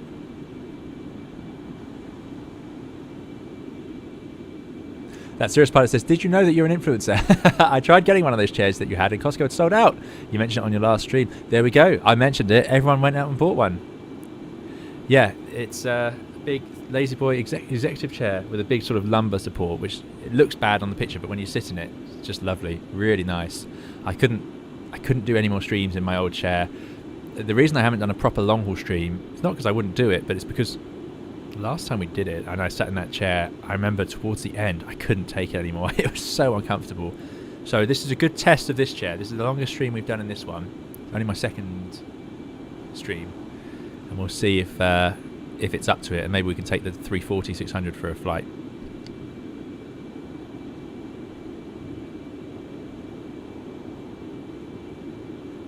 I don't know how Costco works. Do they get them back again in the future? Or is that? Do they just buy them and then they're gone? The Gaming Ham says, there are rumours that there is a Concorde-type aircraft being tested and developed. Indeed. And there's a supersonic plane in the works called the Boom Over. Yes, we'll see when that happens. We shall see when that happens. Oh, there you go. In June 2003, Branson increased the offer to 8.3 million. Cat Justin says, there is a Colorado company called Boom Supersonic designing another SST. However, they're struggling to find an engine company. Yeah, see, the Concorde's so many magical things about Concorde, but the engines and the intakes are a huge part of it. 11 Clark, thanks so much for the £4.49 super chat. Really appreciate it. 11 Clark says, never seen a creator so deserving of 70,000 subscribers. A great achievement and well deserved. Any ideas what you'll do for 100k? It's inevitable. That's really kind, 11 Clark. I really, really appreciate it. Very kind words. Thank you so much for the super chat and supporting the channel. What are we going to do for 100k? I don't know. We will do celebratory streams every 10 if there are any more 10s to come. You know, there's no guarantee of anything. But if we get to 80, we'll do something then. 90, and then 100, we'll do something else. goodness knows what. But that's a long, long way away. I mean, it took us 8 months to get from 57 to 70.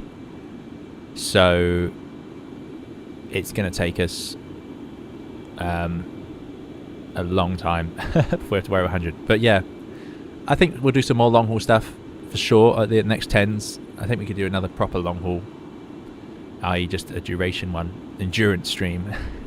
Maybe we should call them. But yeah, thanks so much. Really appreciate it. It's very kind of you to say.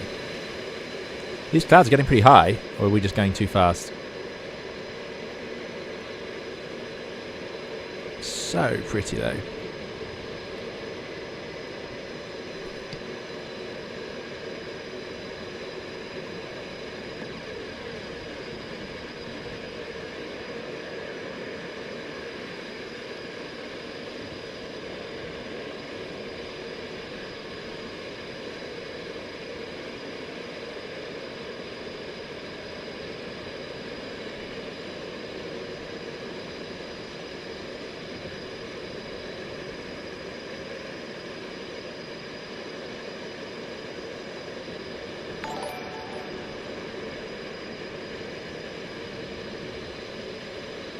There you go. Viper says London to Los Angeles on a 340 for 100k. We could do.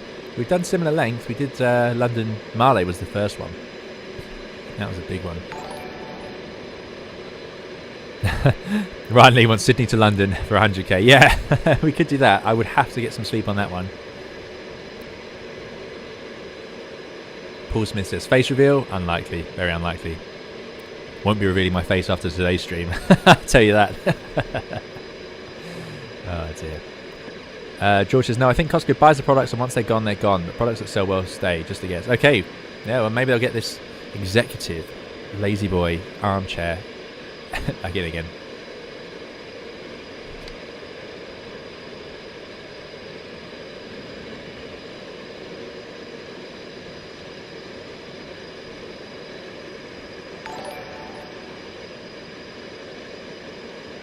Toby says, what are your top 5 Airbus aircraft that you've flown, or in real life or in the game? That's a good question. I mean, I haven't flown 5 Airbuses unless you include all the family of the small ones. But if we just took them overall, real life and the game, I'd say I really like... good one. 340, 320, 330... So starting at the top, number 1, 340, 600, 320, 321, 330, 319. Yeah, that's my top 5. Ah, but then A310 could fit in somewhere. Ah, it's tricky. Can't believe there's even more Airbuses than 5 that I've had a chance to try out. That's the magic of flight sim, isn't it? That we get to have an opinion on things that I've never flown. Maybe I'll have to do a separate list for fictional and real ones that I've flown. Do you like X-Plane 12? Yeah, I like it, yeah. Yeah. I don't think it's not perfect, far from it, but I think it's... I have a perfectly enjoyable time using it. I don't regret it at all.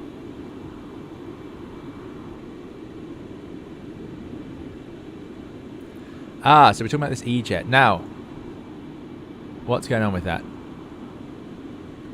Airbus says, what's the shortest short haul you usually fly in plus or minus hours? Oh, well, short haul in the Airbus around Europe, you can fly 45-minute flights quite easily, yeah. Is this your real name, Simone Pilot, says George, or asks George. I'll let you decide. Ethan says, Felix 747 to Kai Tak. Now, I've heard Kai Tak is included in Microsoft Flight Simulator now. So if we could take the A310 into Kai Tak. That could be something.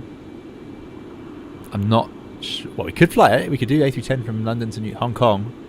But finishing with Kai Tak approach would be a bit of a mission. Dan Vosa says, hello, I'm so thankful for all your work you put into this channel and your tutorials especially. Have a great flight. Thank you very much, Dan Vosa. Appreciate it. Thanks for coming along. Now, who asked about this? Oh, there we go. So Seb says, Rolls-Royce pulled out of the boom project without serious power plant manufacturer on board. It's essentially dead. Yeah, well, exactly. I'll wait and see it when it happens. Checkpoint says, definitely sounds like a Simone. Right.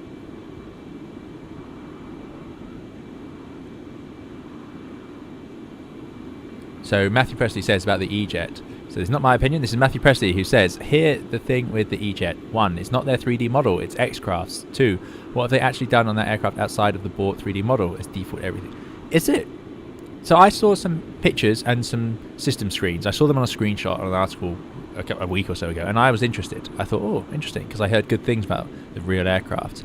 Although, obviously, last stream we heard bad things about the real aircraft as well. Anyway, I was definitely interested, but people seem a little less happy now.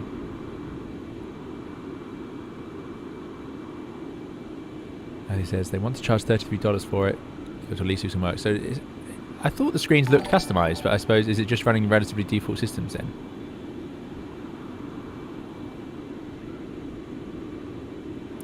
Ryan, he says, I'm really starting to dislike the early access model of releasing an aircraft in an incomplete state. Incomplete state and just trust the developer. So he says, why did you decide to become a pilot and not anything else? I'm currently trying to get a job as ground crew. I always wanted to fly. That's all I knew. Yeah. So Jacob says, are you buying the E-Jet series early access? If enough people are interested, I could be tempted to do it for the channel. If you want to see me flying that.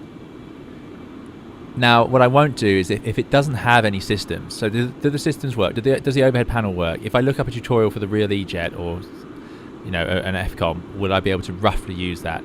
Because what I can't stand is if that isn't true. But if that is true, I would definitely give it a go.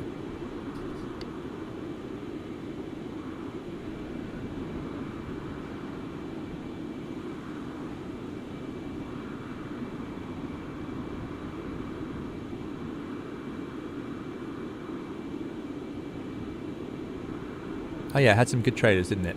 Yeah. And the screenshots I saw looked pretty convincing, I've got to say. Oh, it's all defaults and stuff, man. George says it's bad. Oh dear. Doesn't have VNAV and LNAV is the Sobo's default one. Right, okay.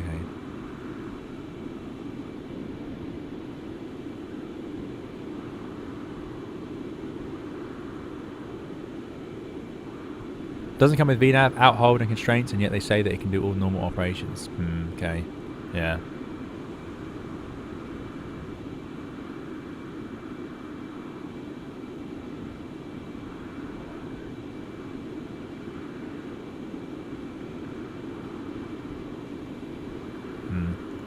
Okay, interesting. So, yeah. I'll have to watch the stream. Who did they run the stream themselves?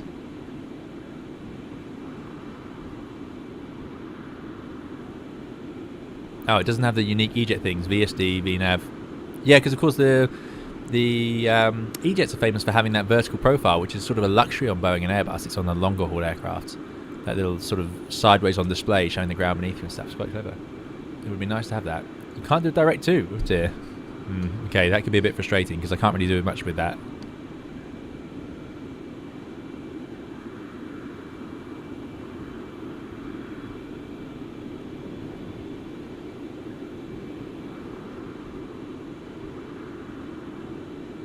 For those wondering about the MAC number, it's here, 2.02.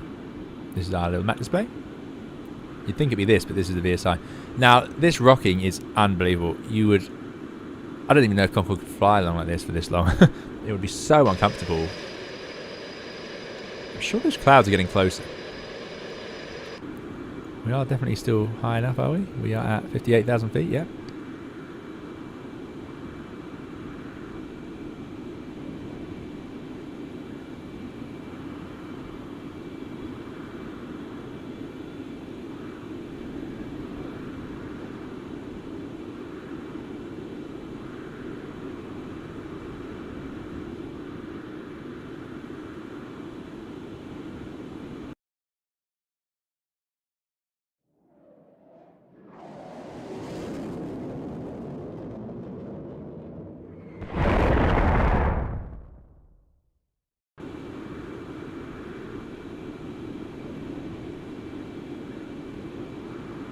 Yeah, it's making me seasick as well, watching it rolling around. The air would be silky smooth up here, I'm sure.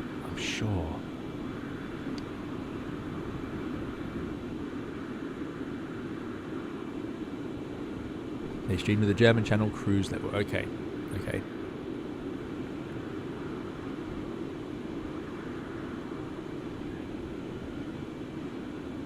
Kelpie says, I know your channel is mainly about the 320 and bigger planes, but is there a chance we could get some smaller GA content every once in a while for fun? Shorter flights with GA content. Yeah, I should do some. Most likely that'll be sort of like a group flight. I did do one or two when the Just Flight brought out their GA aeroplanes, and that was good fun.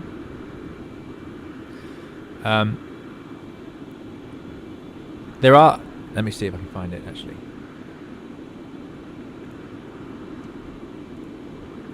There are some upcoming ones that I want to fly.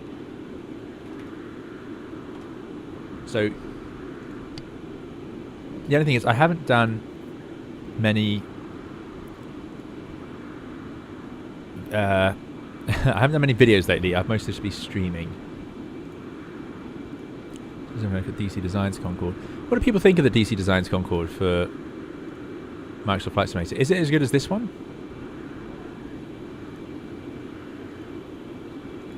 Looks nice in the screenshots. Does it all work? I'm always impressed with what developers can do. DC Designs managed to get that Harrier to work with the hovering, which I was really impressed with, really liked. So I would assume it works.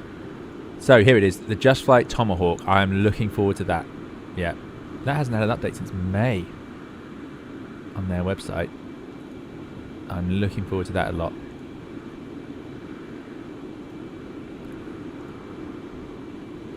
There we go, over a waypoint, 8 to 9.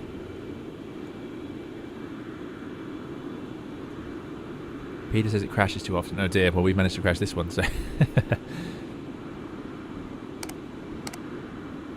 No, wait for the FS Labs, says Matthew Presley. Okay. Does the AP have maybe a yaw compensation that you don't have active? Yeah, that is a good question. Have I left something? Now, I would assume it would be up here in the artificial feel. Artificial feel. So is it yaw damper? I'm sure we'd have a warning. Because... is the rudder moving? Yeah, the rudder is actually moving to try and compensate. So that tells me it's trying its best. I think it's just down to the turbulence we're experiencing.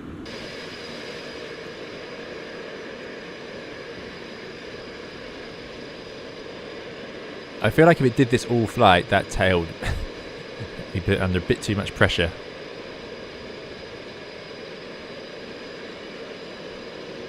What I'm worried about is that if it does oscillate enough, it's going to eventually give up. And it seems to be commanding it. These designs looks great, but doesn't have as much system set as the column mounter. Okay, fair enough, Viper. Thank you.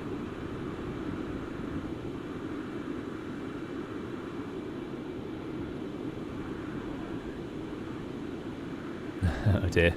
Ronnie says, I think DC Designs Concorde is sometimes referred to as screenshot machine, meaning it's only good for screenshots. Oh dear. Matthew Presley says, the Traumahawk, exactly, the Traumahawk. I absolutely love the Traumahawk, the Tomahawk, the PA-38. Brilliant machine. Peter says, I did some of my flight training in a Tomahawk, not a lot of room in there. No, but a beautiful view out.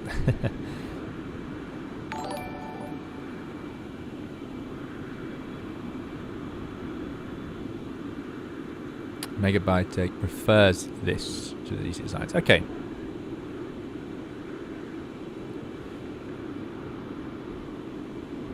Toby says, do you have a most memorable flight, real life or virtually? Yeah, I've got lots of sort of memorable moments flying. Virtually, there's a few streams I remember. Well, I remember lots of them, but more than others. Big one would be the New Year's Day flight we did, long haul, the first celebratory stream when we took an A350 down to Male. That was such a treat. That was a great day. Had so much fun on that. And I would say the Concorde special stream as well. And I remember the Australia one as well, but for slightly different reasons, in that I remember being in pain for the last few hours. I remember the Innsbruck we don't talk about Innsbruck. I remember... Oh, I've had so many good fun ones. What is that noise? My Pop-Tart's popping. Kelby says, it's nice, mostly everything for me, but DC is not exactly known for realism, as I got the F-14 Tomcat up to Mach 4 and 120,000 feet. Oh, wow. That's pretty good going. Yeah, Tomcat runs out of puff, even the Bravo variant, at about, in that sort of just above 50, doesn't it? Certainly it wouldn't be doing Mach 2 up there. Definitely not 4. She's dancing through the sky. Yeah, this rocking and rolling. 46 tons of fuel, though. Should be enough. Martha wants me to fly the Hot Start Challenger. Yeah, I've heard very good things. That was X-Plane 11 aircraft, wasn't it? Jakeman says the New Year's stream was amazing. Yeah, that was good fun. Followed that with the group flight. Yes, then we flew around the Maldives. Yes. Yeah, we need to do another group flight. That is on my radar. That a group flight's been lacking.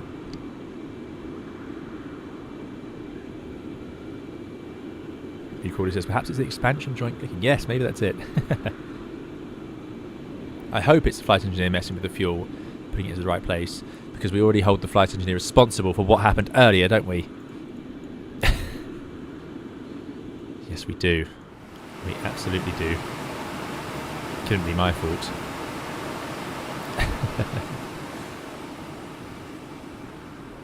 I think that would be a nice feature if somehow, I don't know if they could do it, but if they could automatically, if the flight engineer is smart enough to sort of fiddle with the fuel as it is there a way Colomata could have an automatic one?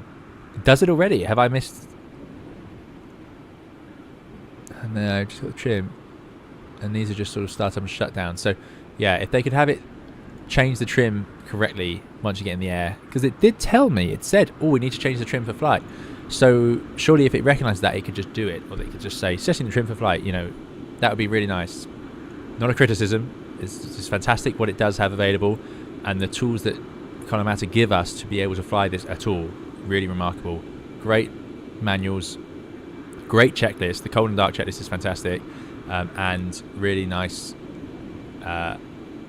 software here with the flight engineer, the way you can pop up the checklists, the way you have the views all set here, you know, with these little click spots. Really great. Use this all the time. So I'm not complaining.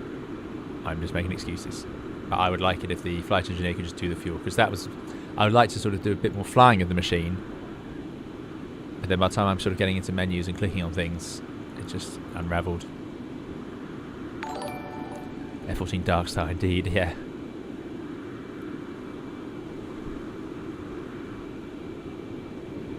There you go. Diego says, disagree on DC being screenshot only. It's far from study level, but you can still do the Concorde flight profile. That's cool. That's good. Yeah. Yeah, I remember I saw some of the first videos and I thought, oh, it's not. It does more than I had expected, actually.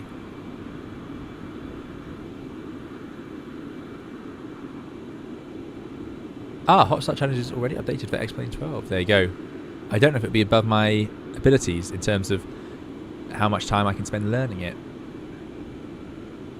Checkpoint says, moment I also cherish was the group flight to Santa when we did it again with Discord members who missed it. Ah, very nice. That was good. And TBM, also compatible with X-Plane 12. Very nice. Everyone loves that Hot Start. Yeah, I know it's very popular. Captain, the Hot Start is the most detailed aircraft that has ever been released for any platform ever. You should definitely try it, says Ryan Lee. Goodness me. High praise. The question is, will I be able to appreciate it? Will I'm certain I won't have the knowledge.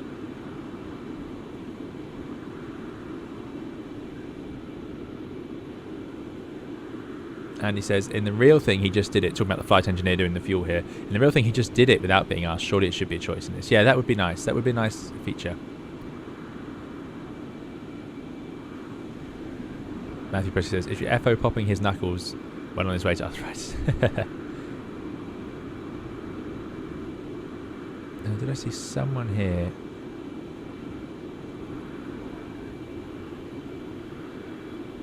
Mention about the noise.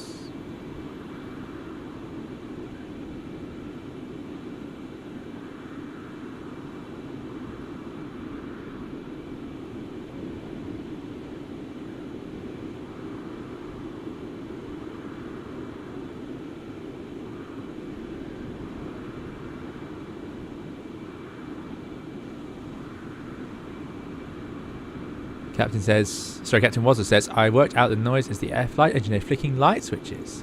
Maybe it's just designed to make you feel like something's going on back there. It's quite cool. Oh yeah, like the overhead light. That wasn't on. We didn't turn that on, did we? Maybe we did.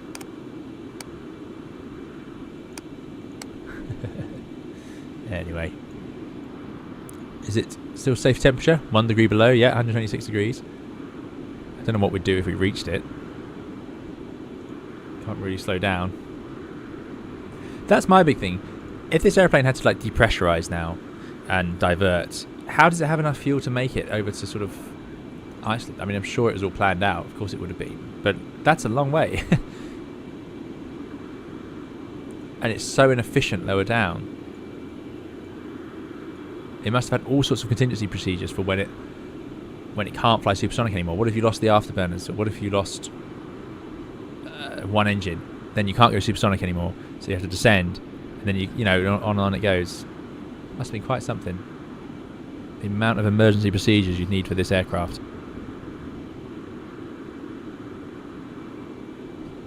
Of course, we all know the pilots had extra training on it. It was a lot longer course than converting to fly the Airbus or something. Because not only do you need to learn the supersonic profile, you need to learn what to do to get out of it and how to plan for emergencies and fuel calculations. You know, there's no FMS in here. I can't just type in, Iceland, and put the speed at whatever speed we're going to fly, 0.95, 28,000 feet, and then go from there. And what if we depressurize? I mean, you'd have to go down even lower, 10,000 feet. This thing at 10,000 feet, hard to believe it can make any sort of ground. Maybe there's extra oxygen on board over a normal aircraft. Yes, as you said, you would have to descend to 280 Mach 0.95. That's the most efficient subsonic cruise level. But you couldn't do that if you depressurized. Chris, it's time for the in-flight service. Lunchtime for me. Excellent. Enjoy lunch, Chris. Scary Boy says, hello, will you do a CPDLC short with these? I haven't tried CPDLC on it. Maybe in the future. If we can get it working on the stream, I should probably put a bit more effort into getting that to work.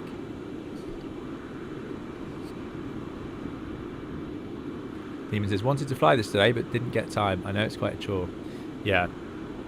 Wouldn't say it's a chore as much as it's definitely a challenge. It's, you know, we saw today the setup for start was actually a lot quicker than you would imagine it would be. Just a lot of switches to move around on here.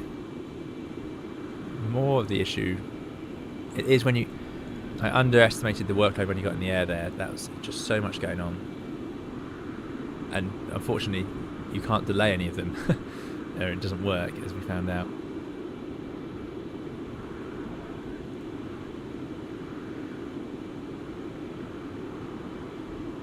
Fuel would be difficult in depressurization, says Fort Prawns. Yeah, I think it would. I think it would be really bad. Matthew says, take a look at the FS Labs Concorde development update. They highlight the contingency procedures chart is generated for each flight briefly. Aha, wow. FS Labs. Have FS Labs, what do they release?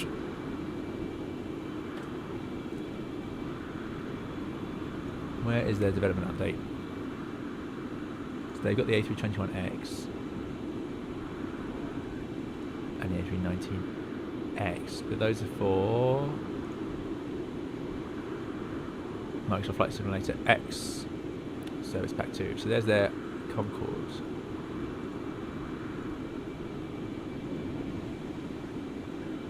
Some of the noises coming from this airplane. Would it be in their forum? Announcements? Concorde first look.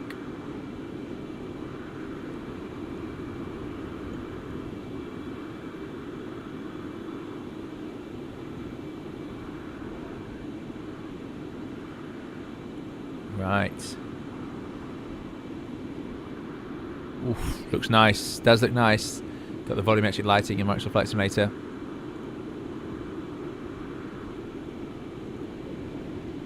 I hope they get the afterburners working nicely. I haven't seen convincing afterburners compared to DCS, for example. Here's a flight deck. Let's look at that. Sorry, it's not entertaining for you guys, I know. It does look nice. It looks really good, actually. That engineer's panel. Oof.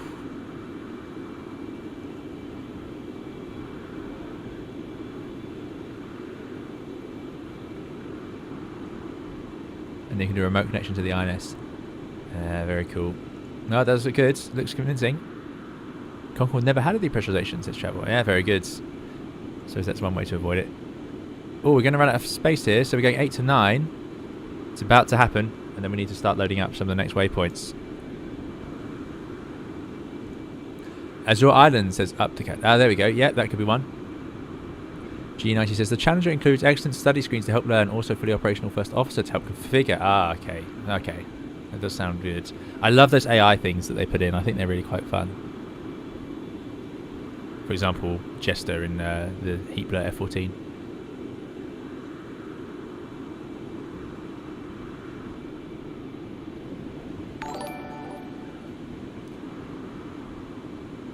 Nomad Aviator, thank you for the raid, 3037. Well, welcome. Welcome. We can stay calm now in raids after we had one when we first got... we've had a couple, actually. It caused total confusion when we started out on Twitch. Twitch is a whole new world for us. But yeah, welcome all. I hope you enjoy the stream. You've joined us at quite a quiet time, which is cruising over the middle of the Atlantic. Getting closer. I'd say we're over half. We're definitely over halfway now. And we are currently going at 1,269 knots over the ground. Not bad. Thanks for the follow, Matt and DC8 Pilots. Demon Trader says, is there something missing on pilot's yoke, the right hand downward? Yes, it's clickable just so it can be got rid of so you can use the INS without looking around it. That's all that is for. Paul Prawn says, I think without oxygen in a depressurization, you only have 5 seconds to think about it. Oh yeah, you'd have no time at all. You'd have to just get the mask on. I'm a little surprised they didn't have to wear the masks the whole way. But again, all part of the... there you go. All part of the investigation, the design. 3,000 feet minute descent rate. I know this has been. We're down at 55. This is the turbulence in X-plane is not. I'm not convinced it shouldn't be this strong up here. Nebud Aviator says, "Lol, you're welcome. One of my mods recommended your channel for the raid. Thank you very much to you and your mod. No, I appreciate it." Right. I was going to answer something there. Rani says, did Pepsi own a Concorde? Just looking at the FS Labs. Indeed, Pepsi sponsored one, didn't they? Briefly. Yeah, the FS Lab one, it looks very nice. It does look very nice. We shall wait and see. Hopefully it has decent performance. So I'm going to ask a question that I'm sure I could find out if I read that press release long enough. Did they say a rough time frame? We actually answers holy altitude oscillation. Indeed.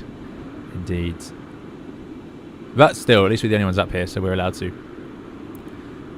Peter says, I think Pepsi repainted an Air France Concorde, but it couldn't fly as quickly due to heat with the blue paint. Yeah, I can imagine. Seeing as we are pretty thermally limited, as it were, we're at 1 degree below the maximum. Static air temperature minus 68. Brilliant. Yeah, I can imagine painting it blue was not a great plan. Just fly around short flights. Amantha says you should do a shared flight in the Challenger. It has its own excellent shared flight system. Oh, that's cool. Yeah, shared flight systems are good.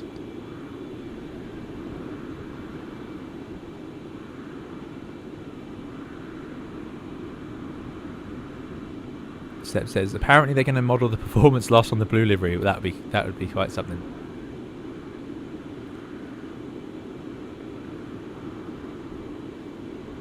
Ryan says, could the oscillation be a bug with the nav system trying to get the right heading? Maybe. I know how we can try out. Now, we could regret this, so let's see. But we'll take out the autopilot and do nothing. Autopilot off.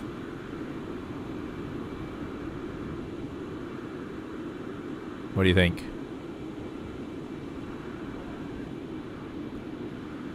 It's pitching up on us a bit. So that's without the autopilot. So it doesn't matter what the nav system's doing, it should just fly along straight and level.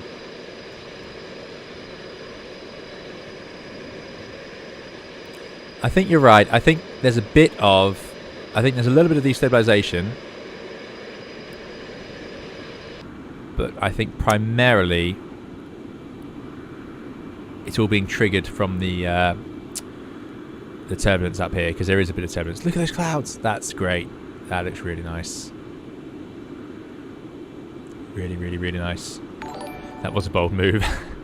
Fortunately, a lot of you may not have seen the start. I'm hoping. And he says, this turbulence is why I'm splitting my simming between X-Plane 11 and Microsoft Flight Simulator right now. Have Park 12 until these things are fixed. Yeah, this is not on. I'm not too pleased about this, I must say. I was hoping it'd be a bit better. Lauren V says, there used to be what they called INS wobble in the collimator, where it would have trouble grabbing the line after passing a waypoint, but it's only for a couple of minutes. Yeah, I think it's doing a reasonable job. Here we go. Here we go. This is the big moment. Let's update the heading bug. So we're ready. Is it going to go 9 to 1? So we're going from waypoint 8 to 9. For those of you who missed the start, which are just coordinates. I have loaded in 1. I've changed it from my original waypoint to the next waypoint. We're actually getting close to our deceleration. We're not far off it soon. Loads of fuel though. Yeah, live weather has been buggy, agreed. Come on, 9 to 1. Otherwise I don't know what to do. No. Oh no. How do I do this then? It's stayed on 8 to 9 and we're just flying away from it now. Getting further and further away, so it's stuck on 9. Let's put it into heading mode. Right, now what? I did write this down. I have a contingency plan. So we effectively want to go to 1. So if I press waypoint change,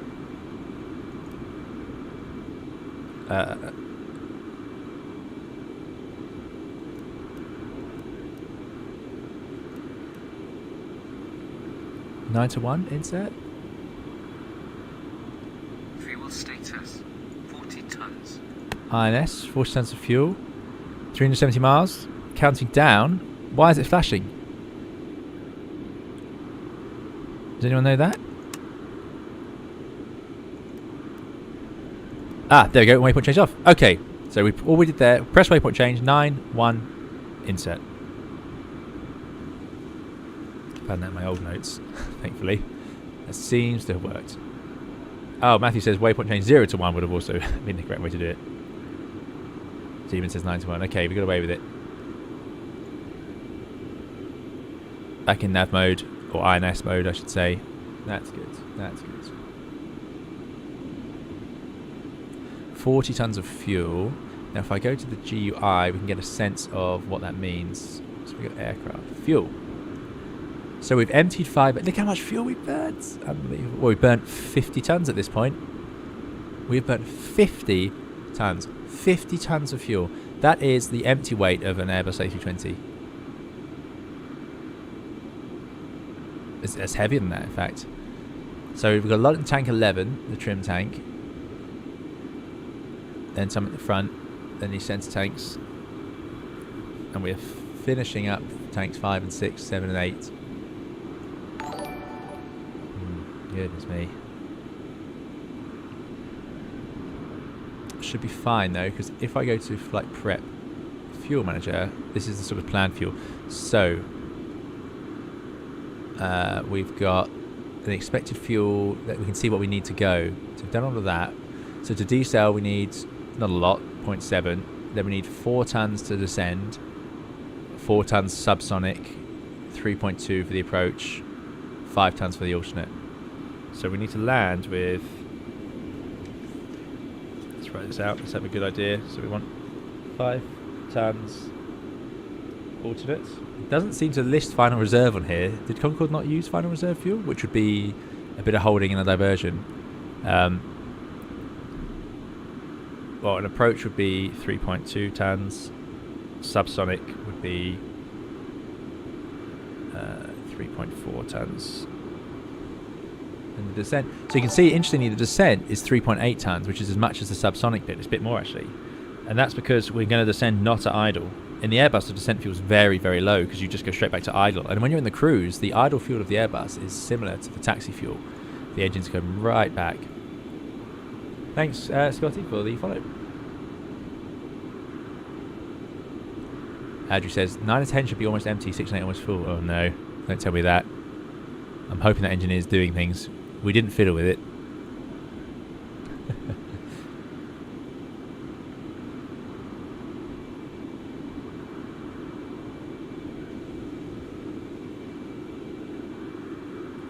Yeah, let's hope the flight engineer knows what they're doing.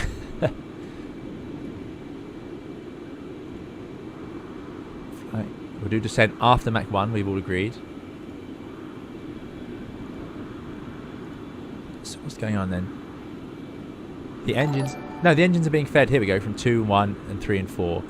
So, flight engineer's doing a good job. 5, 8, 7, and 6 are... I don't know where they're going. But presumably they're feeding into 3, 2, 1, and 4, which are then feeding the main tank. Is that... sorry, feeding the engines? That's my interpretation of this chart. How true that is remains to be seen. Otherwise, if these... The only worry is why are these tanks full if they're feeding? But that would be because they're being fed by the others.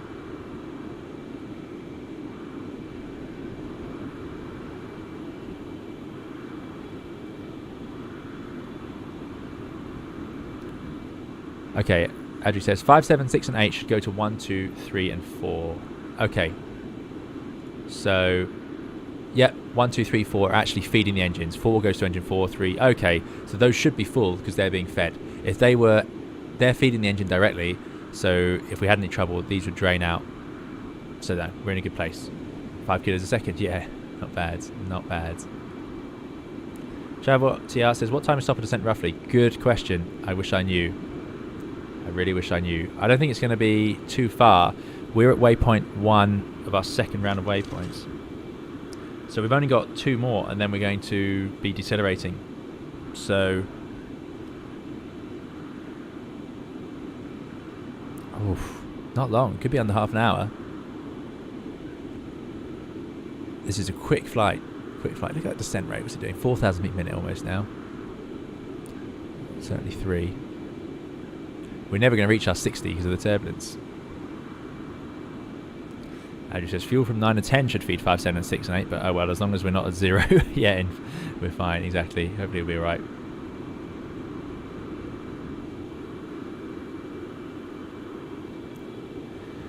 So, right, things to do. Things to do. Don't look at the vertical speed, it's too upsetting. We've done waypoint. Let's fit in the last waypoints then. So, remote.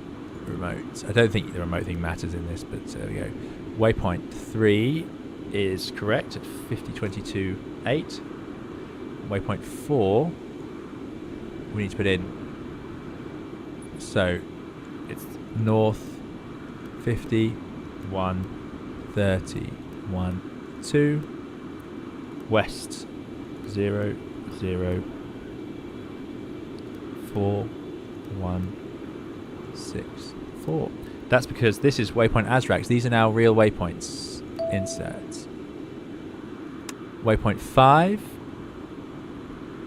is going to be north 51.38.3, west 0.03481. Insert. Waypoint 6 north 51.36.4, west 0.03171. Insert. Waypoint 7 north 51.185, west 0.01101. And finally, waypoint 8, last waypoint of the day, north 51182, west 00. See how low down we got now? 0.265, because you're effectively at the Greenwich Meridian by that point. Insert. That last one, number 8, is the Ockham VOR 1153. So that's the first VOR we're going to use. I'm going to tune that in. 1153. So over here as well. Oh, sunset time. Ah, yes, we get this sort of nuclear fallout effect in X-Plane 12 still, don't we? We might have missed the moment where it was a little less terrifying.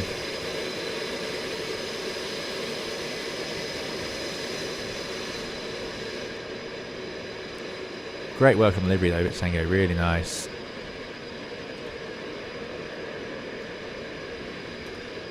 Just grabbing a few screenshots.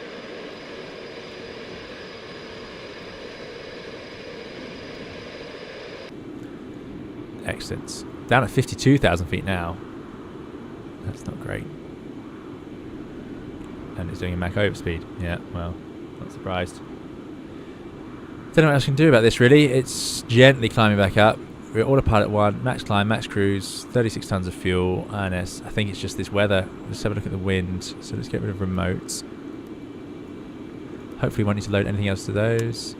Yeah, look, we've got 131 knots now, tailwind, so it's really, it's just been picking up. That's probably caused us to lose energy. Now it's going to climb again. Going to rocket up. Microsoft Flight Simulator can do sunset better? Yes, I would agree with that. They need to sort out the sun. It looks okay there, but the Microsoft Flight Simulator sun... I mean, the Microsoft Flight Simulator weather engine is also just super. It's really great. It's going to get dark quickly, though. I like this, though. The shadows and everything are much improved. And we're not flying this at night, so let's enjoy that.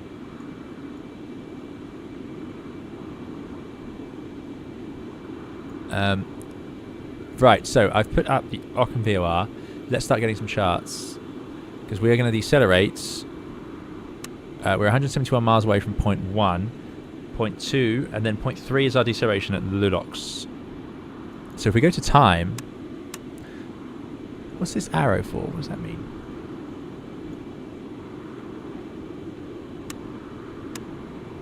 Anyone able to clue me in on why it's got an arrow? I'm assuming that's about 8 minutes to go.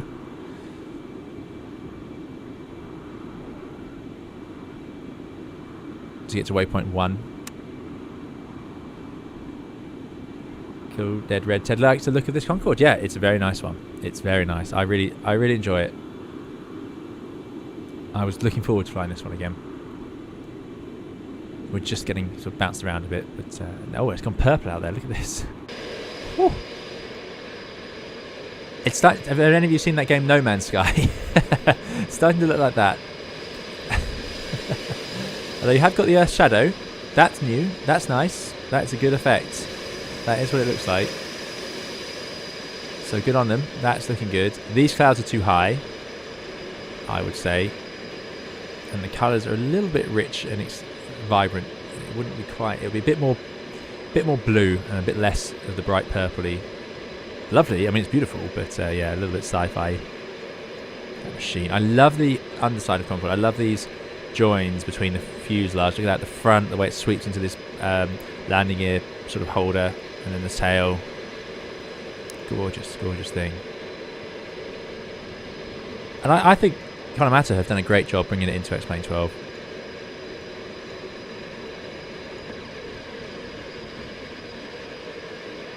And also, what's quite good is the version 2 liveries work. So this livery was for version 2, and it just worked straight away. Not always the case. Lauren says, wonder if you can see the company 777 at flight level 410 below. There's a company triple.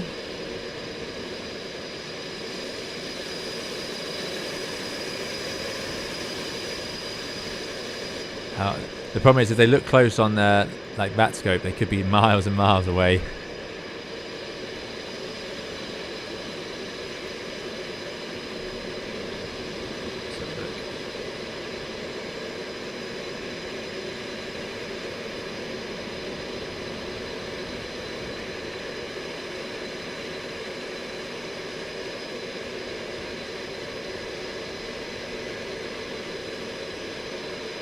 They're off to our left. Thanks, Ryan, for the subscription. Yeah, there is a colleague down there. Oh, can't see them now.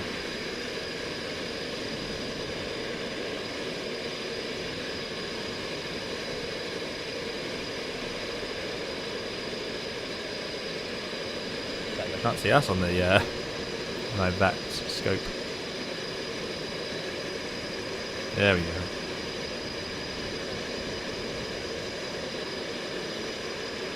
They're doing the same flight, but they've done it the proper way in a 777.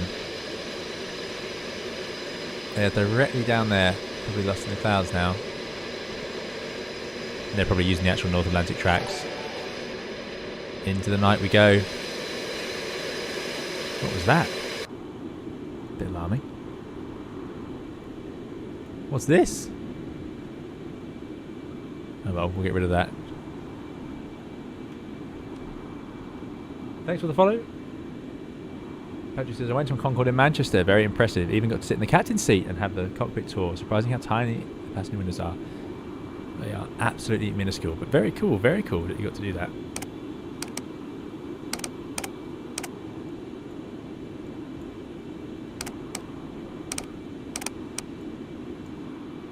It's quite a nice lighting setting. Okay, right. So we're going from 9 to 1. 82 miles. See, we're ticking them off. Soon we'll be at 2. So let's get the charts out. That's what I'm meant to be doing.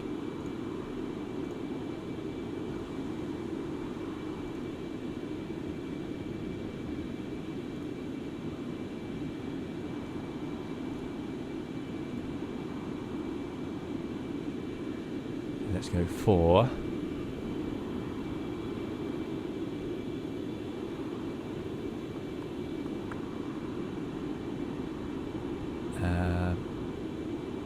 we're not really going to do an arrival as such. We're arriving at Ockham.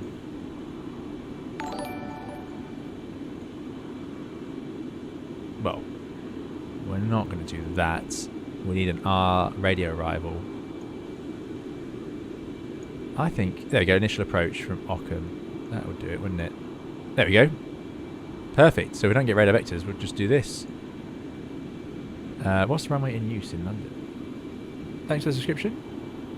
To its Agul. London's weather.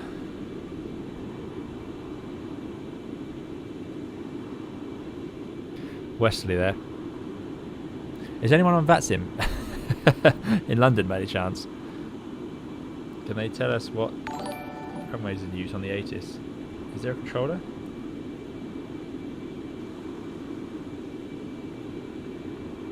There's a Virgin landing onto 27 left. There's a Speedbird lining up for 27 left. 27 left then. Thank you very much. And there's Miss Gieta says 27 left.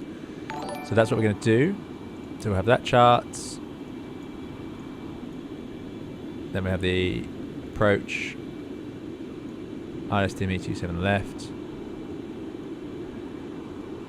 Good, which we'll just tune up here later on. So, to fly this, what are we going to need? We're going to leave Ockham and then 074 initially, and then we fly the turn. So let's put in 074. Ockham's tuned up there, so we will eventually receive it down here and get an idea of where it is, so that's good. Back up to almost 60. Ooh, we might actually capture. It has out of quiet, it's done it. We've finally made it. Right near top of descent, as expected. So yeah, so 60,000 feet. Maximum flight level. Out hold, there it is, maximum flight level. So now what do I do? Now I need to engage the auto thrust.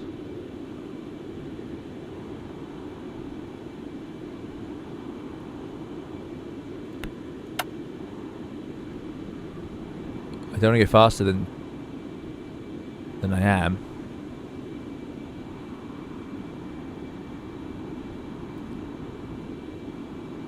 I'd like to see some evidence. There they go. Okay, throttles are moving. The only problem here is with this turbulence, where it's great risk of it not managing to do that. We shall see. Anyway, leave Ockham, 074, descend to 6,000 feet, 12 miles from Ockham, make a left turn onto north, and then we'll just intercept the ILS like that. So I'll engage the automatics.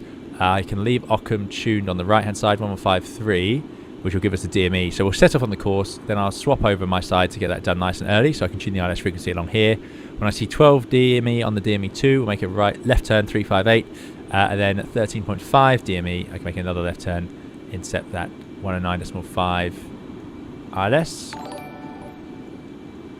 which takes onto this chart. Thanks for those follows to Nick. Appreciate it. Joining us on YouTube and Twitch. Very kind. 3 degree ILS coming down the glide slope. Speed-wise, we'll slow down to sort of 250 knots and then 230 knots on base leg. Intercept at 230, reducing to 200. No slower than 200 until we're starting down the glide slope, and then gear. We will have to lower the nose at some point and all that as well. Oh, it's going to be very dark. Let's hope we can see something. I'll just adjust these lights. And then in we come to land on 9 left. Landing Concorde. We'll use the approach speeds based on this, but effectively we're going to be coming down the slope at 200 knots, reducing to sort of 180-ish. 180 to 200 is as good as I'm going to be able to aim for. No, don't do this. Look at that. It's shooting up above 60,000. Please lower the nose. Thanks, Biz, for the follow. And then we will aim for sort of 12.5 degrees pitch on landing as a maximum, touching down like that. Get the nose down, get the reversers out once the nose gear's down. And then we will only use the brakes after 100 knots. During the descent, so we're going to start the descent by keeping the power up. So I'm going to leave it in Mach hold, I suppose? No, we can't do that. We need to reduce the Mach number.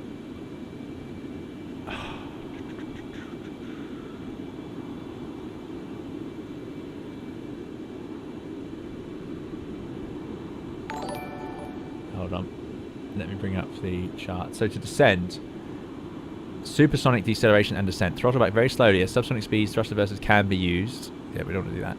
But effectively, so we'll start off by going down to 28,000 feet, Mach 0.95. Last time I made the mistake, we went down too far, too fast. And then we were too low down. So what we're going to do this time is go down to 28,000 feet. And then we can judge from there whether we've got our descent right. And then that's the efficient place to be subsonic, and then go from there. Our decel point is Lulox. That's something else to remember. Let me just pull that up to show you why. Try and know where that is. So our alternate now would be Shannon, funnily enough. Lulox is just off the coast of the UK, so it makes sense. So, yeah, we're getting close to Lulox now. I think it might actually be quite close to waypoint 2. And then we'll reach Lulox, which is here. So I think we probably need to start slowing down soon. But I did this last time and got it severely wrong. Lulox sits somewhere there. Because, of course, we can't descend very quickly. Or we can't go subsonic until we put some serious descent on. It's not really slowing down, is it? Come on, airplane. Slow down. You're going too fast. So we can't...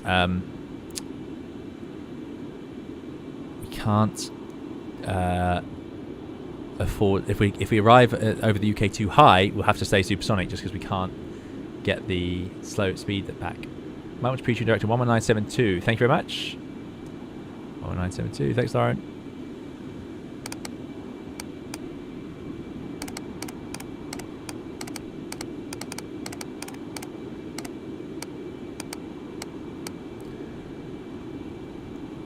Still not showing up on my one, although we're starting to hit some European frequencies. Tower 185. Well, yeah, well, let's just put 185 up. Might as well. I'm not using Unicom. Okay. So that's a bit of a plan. What is Concorde's crosswind on landing? Oh, good question. That's a really good question. How windy is it in London? 25012. No, that's okay. It's been horrible weather here. I chose the right day to do it then. Good. ILS frequency. Let's just have that, I'm going to have that written out in front of me.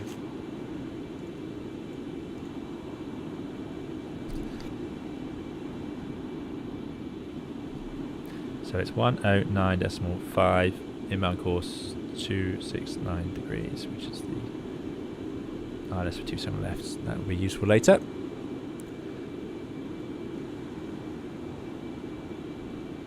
What I'm going to do, if I turn off Mach hold, and let's just throttle back a little bit. Get the speed back, just to get rid of this overspeed warning.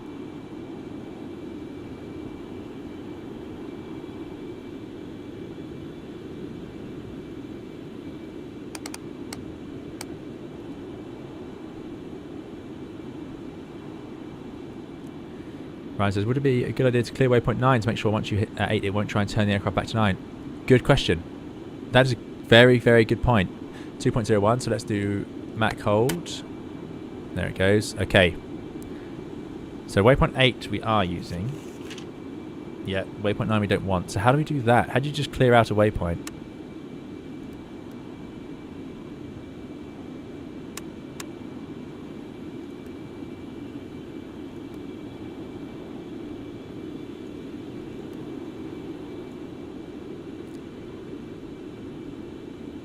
How do I delete a waypoint?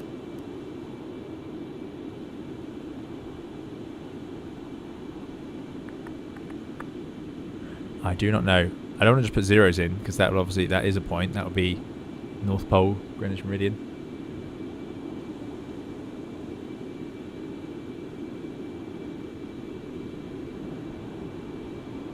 Yeah, you can just change it to manual. Yeah, that's a good point. What I'm going to do, because it would take us to Ockham 0.8, and then I'll already have to be in radio mode. So the trick will be, don't let me stay in INS. We need to swap this to radio as we get to Ockham. That is a good point. So let's focus on doing it that way around. Yeah. And the clue we haven't done that will be when the airplane turns around and tries to head back to New York. That will be our first clue. Sparky says, I was just checking my blood pressure when you turned off the autopilot. It didn't help. No, bet not. That's it. You're not going to see much now. It's pitch black. I hope you can see the airport. Look at the little windows reflecting though. That's nice.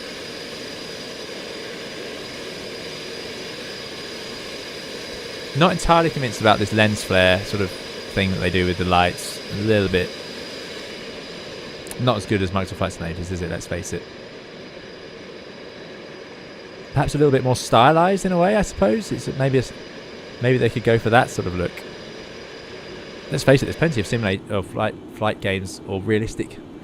There's plenty of simulation games out there, maybe not flight ones, but there's simulation games that don't look real. They don't even go for that. They go for their own sort of style. I wonder if X-Plane could sort of target that. That is my chair creaking. All the big squidgy leather.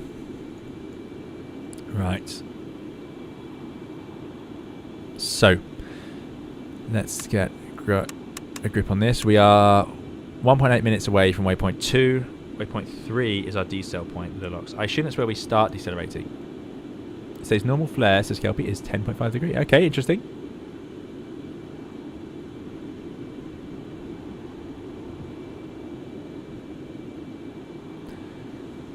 It's holding Mach 2.02. I really don't know how to start the descent in this thing. That is bothering me slightly. Volumetric lighting is work in progress for X-Plane 12. With some mods, it's already available. Interesting. Okay, I'll look forward to it then. Don't trust my word, this is Kelpie. Yeah. I think 10.5 to 12, something like that is what we'll be aiming for. Nose fully down.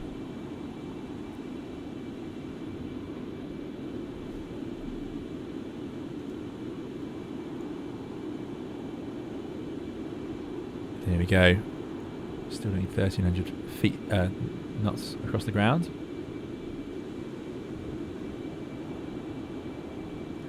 Frank Moat says it's probably the only commercial jet that has a bigger approach land speed than MD-11. What does the MD-11 approach at?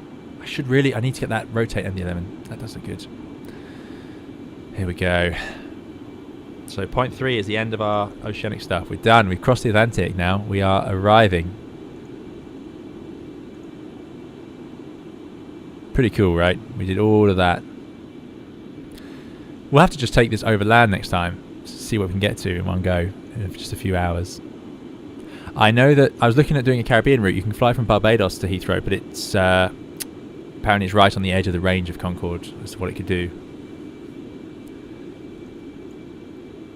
Can you turn down the brightness? No.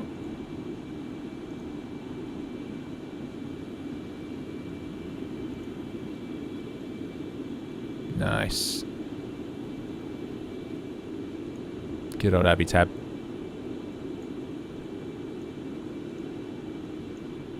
So there's Ockham. I do not want to enter the hold at Ockham. I really, really, really hope we don't have to do that, because we should just get radar vectors. Rotate MDM is really good to Viper. Yeah, I've heard good things. So what's its approach speed then? Right, so we're going to be we've got 12 minutes to our decel point 3 of Lilox. 12 minutes, that's all. Let me just load up the PDF tutorial. See if that helps. Tips for takeoff? No, done that.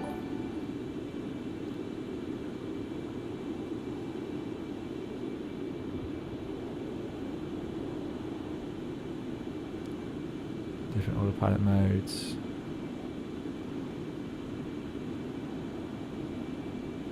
just says go to the full manual. And a whole load about the INS. Oh dear.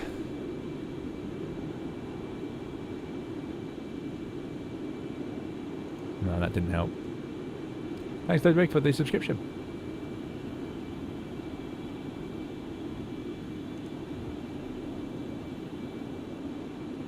Kelby says, I'm looking at the Concorde flight manual. It says to disengage Mach hold, engage IS at 350 once attained, descend 300 feet per minute, do this descent through 300 and 180. 350. I don't think we can slow down to 350 just yet.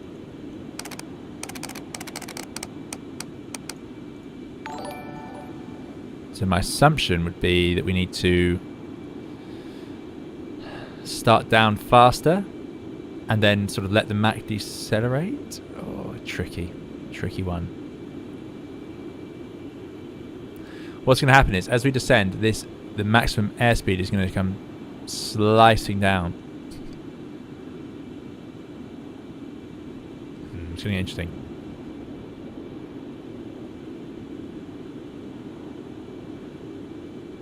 It's unusual in Concorde because in an Airbus, of course, you'd have your Mach overspeed being your limiter. We're limited by Mach number up at the higher levels. Sorry, no, Mach number's here. This is an indicated airspeed. Right, ignore me. Yeah. So we are limited by Mach number. Didn't Concorde have landing priority? Yeah, it did. It wouldn't have been asked to hang around. Just burnt too much fuel. Do an announcement. Does anyone know how to land this thing? Yeah. Lauren Reed says, we could have done a Watchers route from the northeast to the Caribbean. See if we can put it down at St. Thomas, technically a domestic flight from the US. There you go. The MD-11 looks great in the varied Brazil delivery. Yes, it does, yeah.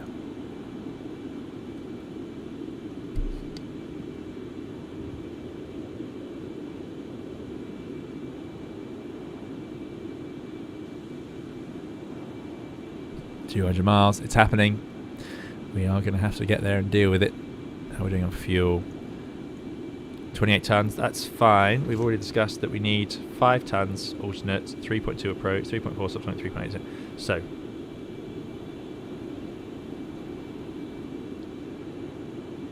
So 15.4 tons is the fuel we need to start our descent with to land with alternate fuel in tanks only. So 15.4, which I'm confident we'll have more than. So anything above that is our final reserve, and then a bit extra. There's the moon. Moon looks nice.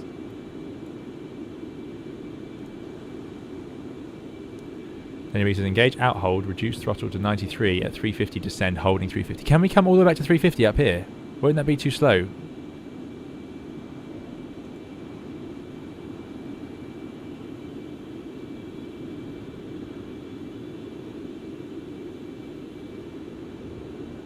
But Daniel B does know Concorde. I'm willing to give it a go. It can't be worse than what we did last time. But I don't want to do it too early. We're not making that mistake again. Watch now as we sail past Heathrow at Mach 2.04. Oh.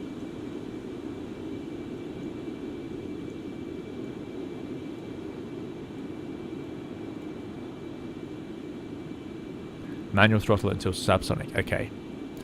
Burbank says, have you told the passengers that you have only landed a few times? I think they're well aware after the way we left. So we'll do IS hold in the descent once we're back at 350. Okay.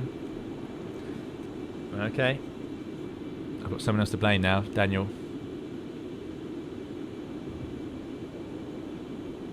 Sounds like quite a managed.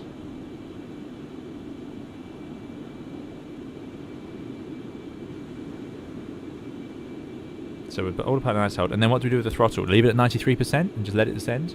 350 at 60,000 feet is about Mach 1.5. Okay, so just above our lower Mach limit. Okay, fair enough.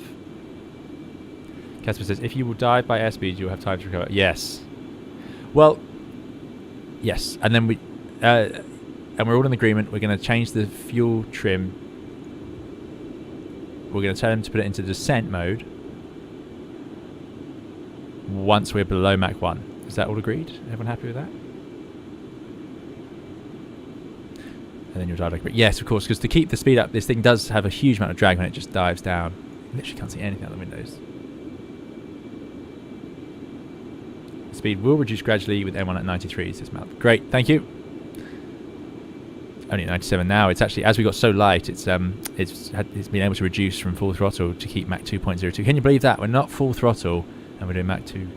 Crazy. Edo, good to see you back. The Concorde seats come with a parachute. Sadly not. No, they're not. They don't look very comfy, I've got to say.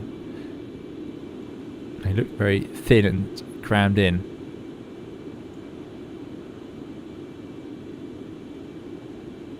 Edo says, how did you decide to descend? I'm doing it because the forum post that Emma Bentley kindly put up says that the decel point is Lulox.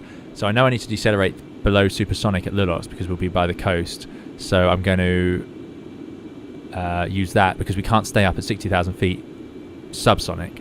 So that will be when we have to descend. Then we'll get down to 28,000 feet and Mach 195, and then we'll know how to descend from there. Strand Hyman says, we're all counting on you. Yeah, that's the plan. That's the plan. The light's getting a bit bright for me. I don't know about you guys. Is there a dome light on? What's controlling that? What's that? What is out there? It's clouds. 60,000 feet drifting by. Overheads.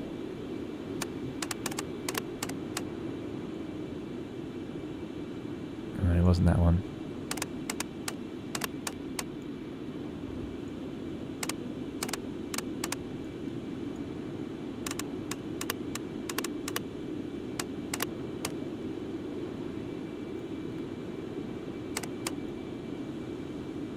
Ooh, that's quite pretty. I quite like that.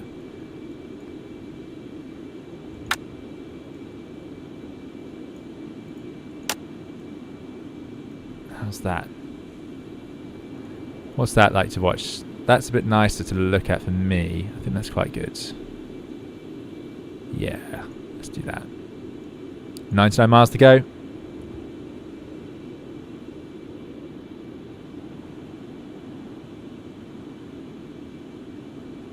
Oh, I see we can set this to manual. Then it shouldn't go past. But we do want 3 to 4. We want to go from... So... No, 2 to 3 is Lulox. 3 is Lulox, and then 3 to 4 Azrax, Abduct, which is what we planned by. So we need it to go all the way to waypoint 8. So that's fine. I see you can put that to manual and it won't sequence. Very good. Thanks for the follow. Just Sausage 16. Time to bring out the candles, yeah.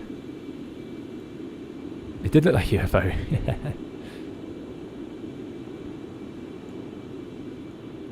Might just turn down. There we go. Oh, that's nice. That's cool. Just got to be able to see the runway. Because the radio callouts on this don't come in time. They're definitely late.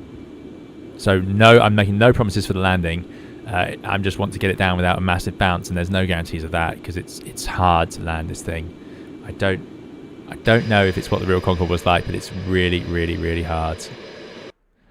I've tried it several times yesterday, and it just, yeah.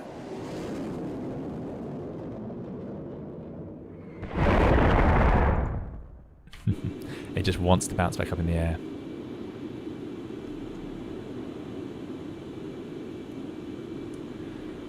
Right, here we go. Starting to get the first frequencies in the UK. Still no Londonitis. But there is London Centre. I might have to speak to them. We shall see.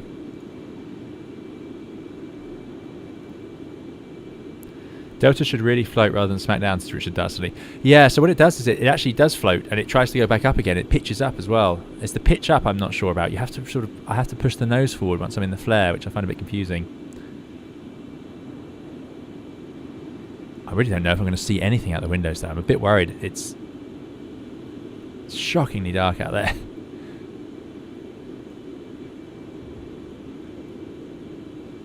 $52 miles.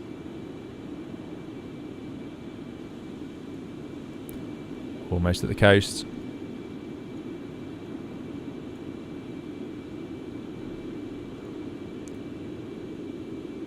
Duncan says, did the BA crew have a New York layover or did they fly straight back? I don't know. My guess is they would have stayed in New York because it's to reset up and go back would be a long day. Kelpie says, it says here 250 to 300 nautical miles start descent. Okay, I don't have any DMEs, the VOR's too far away, but I can believe we're getting close to that point. Thanks, Jill, for the subscription.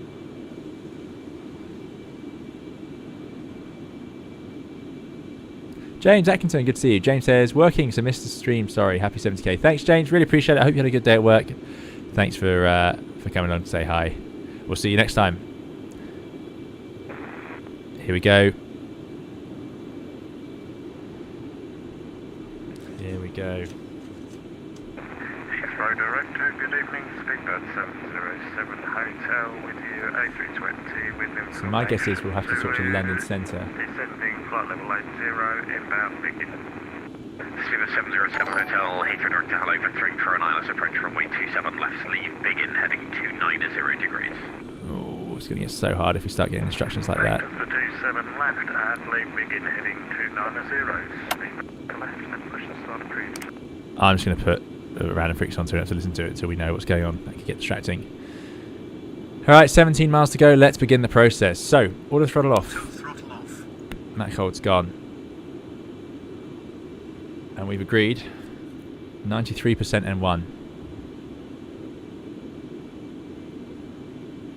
Now, I think there might be a little bit... Oh no, there we go, Mach 1.99.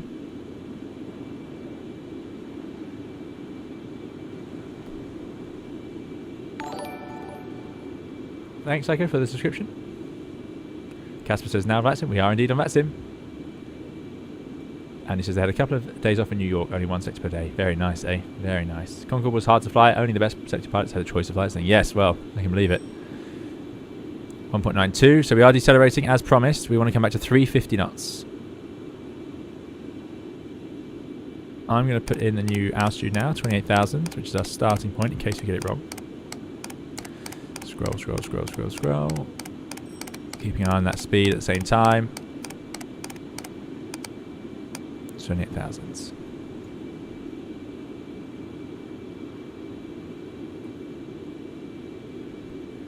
And then it's amazing, once the nose comes up, and the turn in particular there has caused this, but it just suddenly washes off so fast. So we want 350, and then I'm going to press IS hold, and the nose should drop. So let's arm out acquire. It's in vertical speed mode, that's fine. Vertical speed of 0 is fine.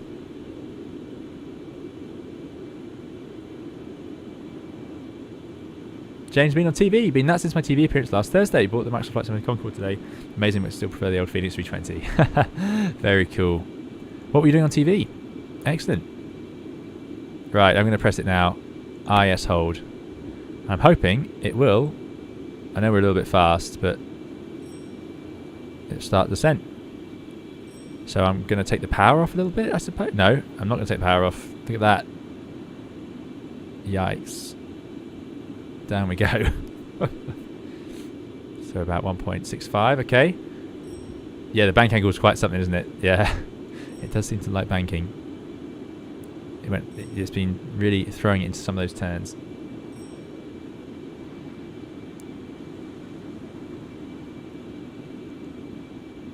Then everybody says, for landing, idle at 40 feet, gently flare to no more than 11 degrees at 20 feet, idle reverse, full stick down.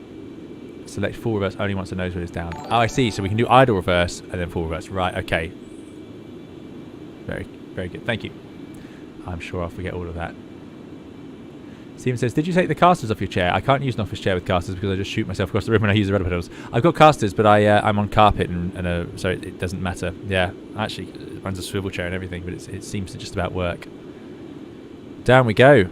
Definitely supersonic still. So when can I slow down below this? Or we just keep 350 knots, do we? I suppose we'll naturally... Yeah, that works then, doesn't it? Because we'll do 360 knots, and we'll keep doing that.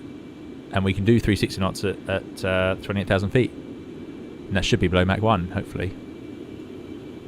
We really need to slow down. We are reaching people.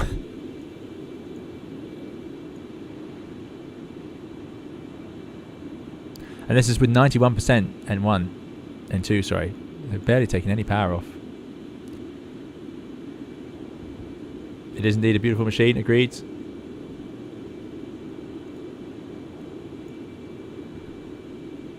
So we're now coming up to point 4, which is, we are routing to Azrax at the moment.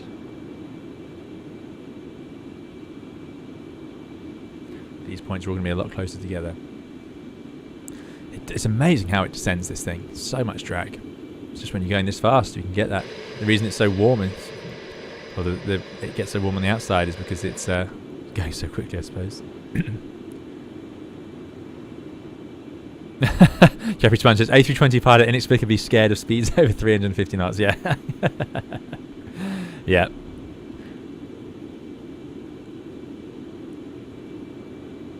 Evening, Mariner Halley. I hope you're doing well. All well here, thank you.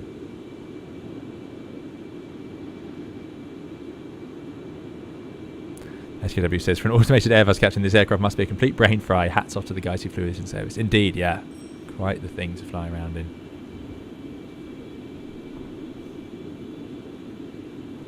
Daniel B says, can we have more Concorde streams?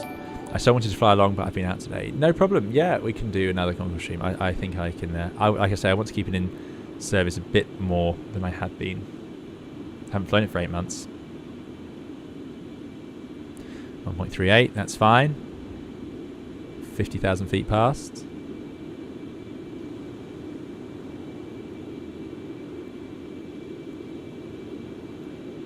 Just going to leave it as it is. This feels nice, comfortable. Richard Dastardly says, try UK to Italy one day just to see how ridiculously fast it happens. Yeah, we could do. Does VATSIM have a rule about that? Probably.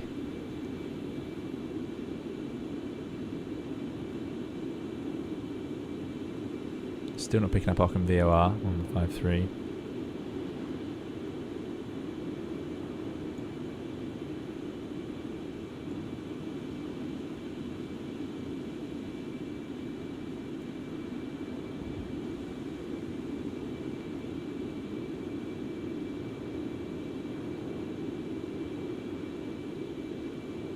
James says, shameful plug. BBC Ambulance. Oh wow, you're on that TV series, were you? It was a strange experience. Couldn't do a stream nice. You know, sometimes I watch those ambulance shows and I don't know how anybody does that job. So hats off to you, James, because that's unbelievable. Yeah, really impressive. Really impressive stuff.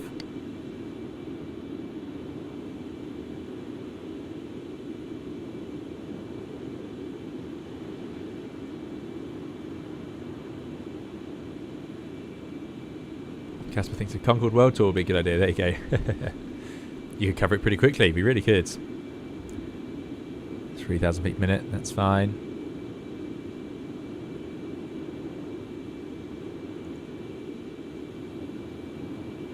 What was that? I don't like that.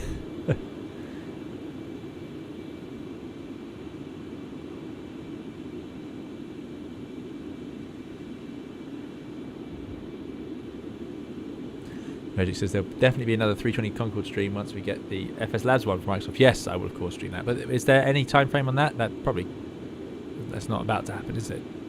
Just a development update suggests a fair way to go. Yeah, it did look like lightning. It did indeed. 2,000 feet per minute. Going through 40,000. We can go subsonic now in terms of Mach limits anyway.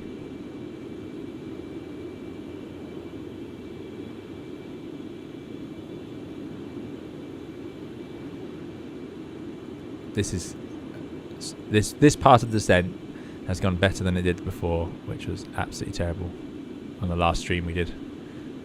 Here's that angle of attack, I see. 1G 0.3. No, 3 degrees. Oh, no. Didn't know that moved. In the X-Plane version, X-Plane 11, the Avi tab could go here. And I really liked that. Does anyone know why or how to do that now? I have not found a click spot for it.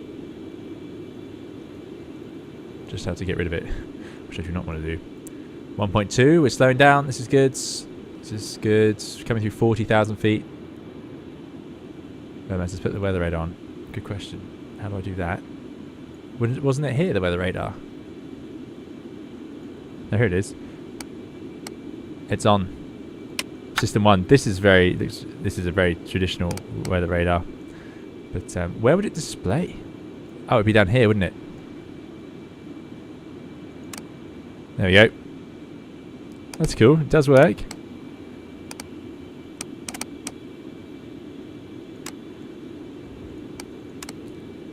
Weather radar mode. Look at that.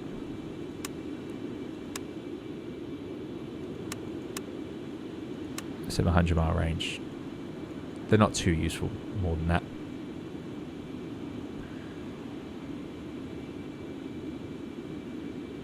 Cambridge Sponge. Also Airbus pilots in any non-Airbus plane. Ah, it moved. Indeed. Yeah, indeed. 391 watching, 357 likes. Thank you for those who've liked on YouTube. Really appreciate it. If you are enjoying it, do please leave another like for all my my mistakes, I know. So yeah, really appreciate it. Makes a big difference to the channel. 30 miles then. That's passing waypoint number 3. No, sorry, that'll be waypoint 4, which is Azrax. So next will be to waypoint 5, Abduk. Mach 1.14. We're almost at land, so we can start slowing down. I think we're going to have a little level segment anyway. Still can't pick up the Ockham VOR. This has worked nicely though, just 92%. It shows you that, you know, it shows you how this aircraft just doesn't like to be out of where it's supposed to be.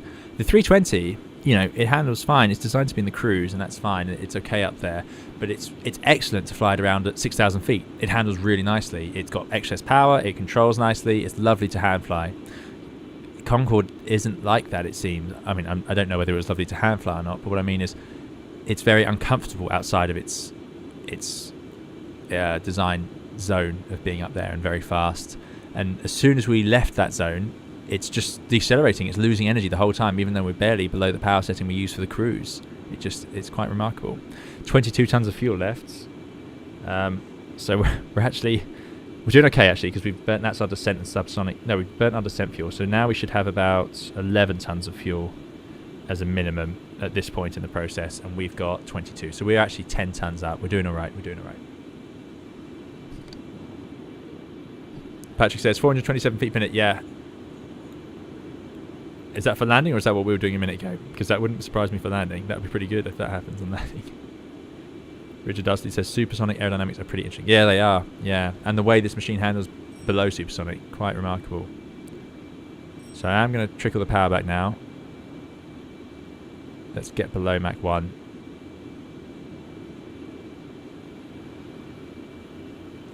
Casper says, hats off for your Concorde flight. Almost no one dares fly it because it's so complicated. Thanks, Casper. Yeah, well, we showed them why at the start, definitely. Kelby says, what feet per minute? I really don't mind today. If we get down without a bounce, I'll be happy. And even a small bounce, I'll be happy. Rodney says, it seems there's no explicit supersonic rules on VATSIM. The general understanding is to abide by the real-life rules and restrictions. Thanks, Ryan. There you go. So, yeah, we might get away with an overland one.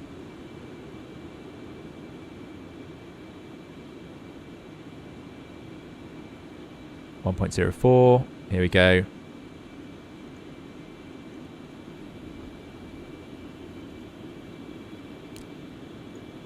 $32,000 feet. See our airspeed limit now limiting heavily. 1.03. See, the thing is, with taking power off, all that's happening is we're going down faster. It won't actually change the relationship. We can't decelerate the Mach number like that. Well, we are, but we're keeping the airspeed the same. The point is, by taking power off, we descend quicker, which causes the Mach number to reduce as we descend, even though the airspeed's staying the same.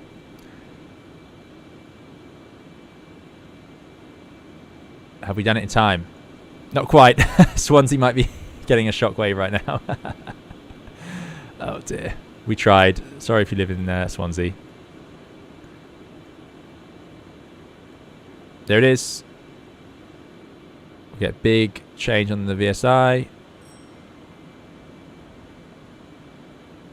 Now, why does it do that? It shouldn't do that, surely. The real aircraft wouldn't have just nosed up like that, would it? Just because of the shockwave. Fuel trim to descent. Fuel trim for descent. Problem is, if we climb now, then the Mach number's going to shoot back up again. So we need to get down. I'm going to get things under my control now. I'm going to go vertical speeds. 1500 down. power back, IS acquire, 350, auto throttle. Now we're routing to waypoint 5, which is Abduq.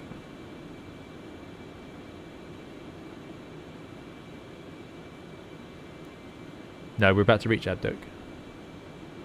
Now we're routing to 6, which is Numpo. Right, 350 knots, Mach decimal 95. Don't want to go any slower. There we go. IS holds. It's going to hold 350, so Mach 0.9. We should be 0.95, and I'm hoping it will level off at 28,000 feet shortly. Still no DME for Ockham. Ah, this is other traffic. I see. I was wondering what these were. Very cool. I think that's traffic then, is it?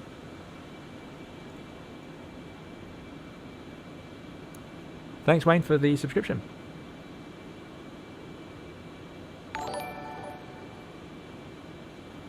eBoss, thank you for the $10.66 tip. Really appreciate it. eBoss says, cheers, Captain. Thanks for the beautiful stream and congrats on making such a wonderful community of flight simmers. 70k subs. Thank you, eBoss. Really, really kind. Thank you so much for the tip. Really appreciate it. Thanks for supporting the channel and thanks for being a part of our community. Great to have you here. And I'm glad you've been enjoying the stream. We're 4.5 hours in now. Thank you so much, though. Thank you for the tip. Really appreciate it. And thanks for the follow. Too nice. If it's moving, it's traffic. Yeah, it looks like traffic to me. So let's just check. The trick for me now is going to be keeping on top of the automatics because I want to keep as much of that in as I can. So we're doing 1,500 feet per minute down. It should level off momentarily at 28 and then get to out hold. There it goes. Out acquire mode is now on. Something it does lack is FMAs. I like the 146's sort of little panel here, and we've seen a few other aircraft that show the FMAs there. I really like that. I'll leave the BSI marker at 1,500. We can use that. There's our trim. So that's moved forward now. We are on VATSIM, Aaron. Yep. Thanks for the follow.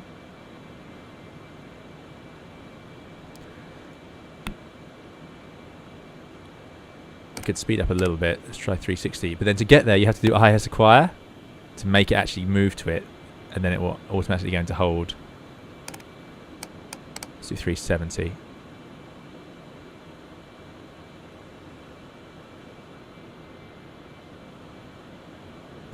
Gilbert says, those things on the map of the fighter scrambling to intercept you since you broke city windows. Yeah.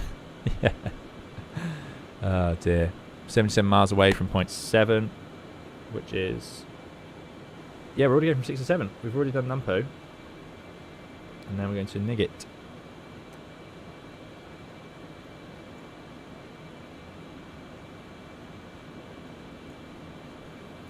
Newboy says, great stream, and I love the Concorde. Just shame the sim doesn't do the flight justice. Yeah. The view's out the window. Not so good today. MacTac, exactly, yeah. When you're supersonic, the centre of lift moves back along the wing. So, yeah, it moves around, hence the trim. Again, that's not what happened earlier, I don't think. Unless we did go supersonic that caused that initial problem. Yeah, it goes back and then the nose goes down. So aircraft will have a MacTac system installed. Any aircraft that goes close to supersonic will have that because the centre of pressure will start moving before you go supersonic. That is the extent of my very limited knowledge on that. Now, let's go back to airports. Still not showing up here. Ockham 1153 is definitely here and tuned. Okay. I was hoping to see it by now, just to get an idea of our distance to go. Mach decimal 91, 28,000 feet though. We're doing okay. This is reasonably Concorde. Let's grab an ATIS. Wow, the whole of the UK is online.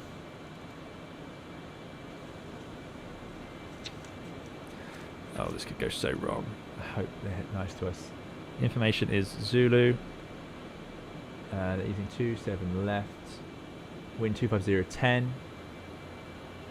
Temperature 6, QNH 990, low QNH. Information Zulu, QNH 990. That's what they need to know. Landing on 27 left. Good stuff. Good stuff.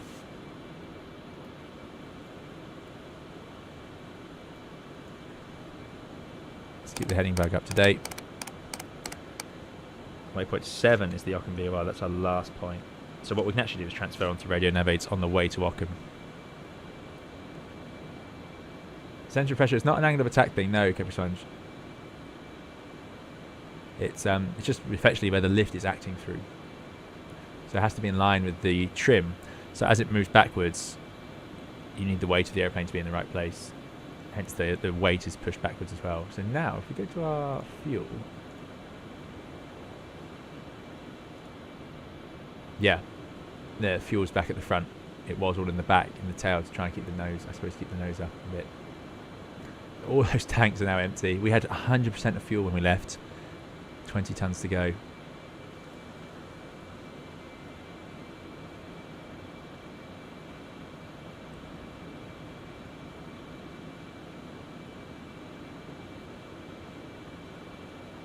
Rob says, a long-time Microsoft Flight Simulator 2020 flyer. I just bought X-Plane 12 and it's so awesome. I'm glad you like it, Rubs. There you go. Very good. Capri Spun says, I know the 7.5 had matte trim warnings if you were going too fast in the wrong trim. There you go. Yeah, I can believe it. That was a fast machine. Thank you again, Airbus, for the tip. Really appreciate it. Here we go. VOR's come to life. We're 72 miles from Ockham. We want to be at Ockham about 8,000 feet, so we need 20,000 feet to lose. It's pretty much time to go down, really. I'm just nervous because I know that this airplane descends much quicker. Well, let's not descend it too quickly. Let's do it at vertical speed. Why don't we do that? So, according to the chart, we should be at Ockham and leave Ockham at minimum holding level of 7,000. Let's do our classic. Let's put in 10,000 for now, and then air traffic control can tell us off later. 10,000. Still a flight level. Arm out acquire. Vertical speed. And down it goes at 1,500s. We've got auto throttle holding 370 knots. Let's just drop that to 350. See what happens here. So throttle should come back a bit. They're already idle. See, yeah. Okay, it's a bit slippery now. We should definitely plan for the missed approach this time, Stormy. Good point. If we missed approach, I'll go full power. Apparently it was dry, reheat. We found that last time, so we'll do full power without the afterburners, which does help me. And then we will go with a bit of a left turn. In theory, what's that out to the Epsom hold? Straight ahead, passing 1080 or 0 miles. Whichever is later. Left turn 147 to 2,000. 2,000 feet. Goodness me. Good luck. We're going to need to go hard in that. It's going to be hard. It's going to be hard if we have to do that. VOR is alive indeed. Thanks, Diego. So that'll be the plan. We have got the fuel to do it. That's the good thing today. We're doing all right for fuel. So, the question is ground speed. What's our ground speed? 529. So we need to do 2,500 feet per minute. So let's up the ground speed to get ourselves down to 10,000 feet. And 129.45.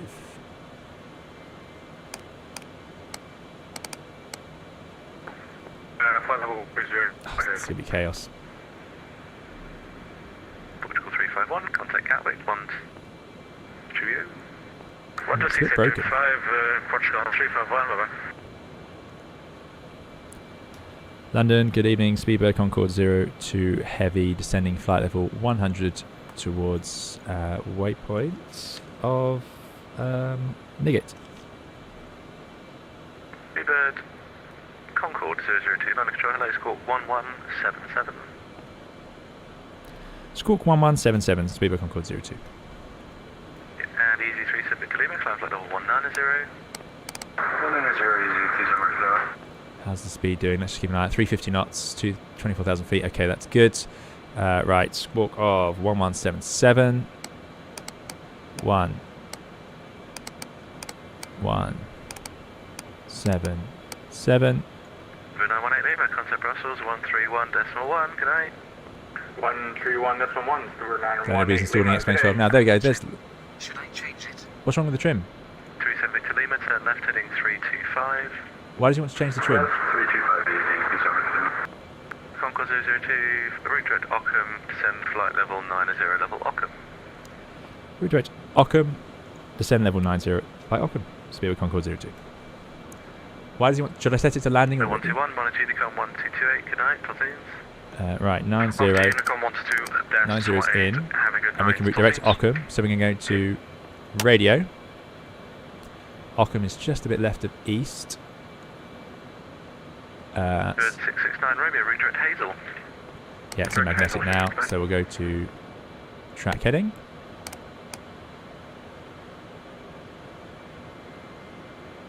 And then if we do that, actually what we can do is for lock. And it'll take us to Ockham. 34 miles away. London Center, hello, Mike Yankee 00 Foxtrot. Remain a fuel trim flight. Yankee 00 Foxtrot. No, it's Concorde is heavy in USA, although it does count as heavy. Interesting, okay. Mike Yankee 00 Foxtrot, request IFR clearance from London 20 tons of fuel, that's good. Heathrow has 16 departures but only 2 arrivals, so this should hopefully work out okay. Thanks, Andy. That's good news. Thomas says, what an amazing aircraft to be able to fly. It would be, yes. I wish we could fly it better, but there we go. 37 Victor Lima, report heading to London, 127.1. Indeed, full prawns. I'm not convinced about this flight engineer. Right, let's slow down then. Numbers the other way around, 127.1. In fact, we're too high. Let's get down. And let's do IS acquire. Spirit 926, contact Brussels, 131.1. 300. Good night. Contact Brussels on 131.1, Speedbird 926, good night. So we need to lose 10,000 feet in 30 miles, but we're not doing 3 degrees. We're doing 3,000 feet per minute with a ground speed of 400. Okay, see what happens. Could be alright actually. We have the option to use reverses now with subsonic. Trim looks okay. Should I trim it for landing already? Feels early. I'll keep an eye on that if we start seeing that reach anything. Let's use a bit of reverses. Oh, we can't actually because we're in auto throttle. How's it looking? 23 miles, 60. No, okay, I'm not going to fiddle with it. I don't want to make a mess here. There's Heathrow. Concorde 202, contact Heathrow 119.725. Bye bye. 119.725, Speedboat Concorde 02. Thanks, mate. 119.725. Got Zulu. Heathrow, good evening. Speedboat Concorde 02, descending flight level 90 to Ockham. We have information Zulu QNH 999 at 0 hectopascals. I've accidentally come onto control for you this time, sir. Hopefully you're very well. Speedboat Concorde 2, Heathrow director, vectoring for an ILS approach runway 27 left at Heathrow, leave at Ockham, heading at 065. Excellent, thanks. Great to hear your voice. And yeah, we've had a bit of an evening. We will head to Ockham, leave heading 065 degrees, vectors for the ILS 27 left, Speedboat Concorde 02. Is this the chlamydia thing for X-Plane? Yes, that's the one. Oh dear, it's going to get me in trouble. Right, we will leave Ockham 065, so that's good. We're going to swap to vectors. So we're routing to Ockham. I can actually fly it just on that. Well, it's a straight line now. Concorde 2, descend flight level 80. 7 flight level 80, Speedboat Concorde 2. Down to 80. 13 miles to go. 12,000 feet. We're doing all right with altitude profile now, so I'm going to relax about that. I'm actually going to put the auto throttle to slow down to 250. Let's just try and stay ahead of this airplane as best we can. 12 miles to go. Let's go into track heading. Let's tune in the ILS. 1095. Concorde 2, how is the colander? It's pretty good. It's pretty good. We only had one mishap Roger. so far. So far, we'll find out yet. Yeah. He'll soon see. I'm glad there wasn't a controller in JFK when we left. Right, 10,000 feet. Speedbird 717, full established, 27 left. Lights on. Thank you, contact Heathrow Tower 118.5. Goodbye. R185, good day. Passengers can sit down as well. 250 knots is fine, which is what it's doing. Leveling off at 80. Ockham's 10 miles in front of us, but now we're at normal speeds. This is looking good. I'll just put IS acquire in case I didn't do that for 250. No, it's acquired it. That's fine. Out acquire at 80. That's also good. The trim is looking okay for now.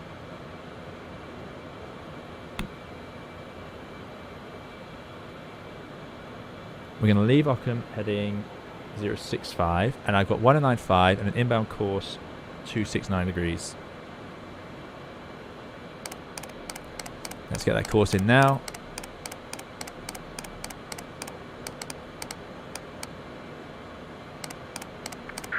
Concorde 227, track miles, touchdown 27 left, descend to altitude 4,000 feet, the Heathrow QNH 990 hectopascal. So 4,000 feet, QNH 990 hectopascal, speed by Concorde 2. Okay. 4,000 feet. I'm going to do it in vertical speed. It's this mode I trust the most. We'll just do 1,500 feet per minute for now. QNH 990 hectopascals.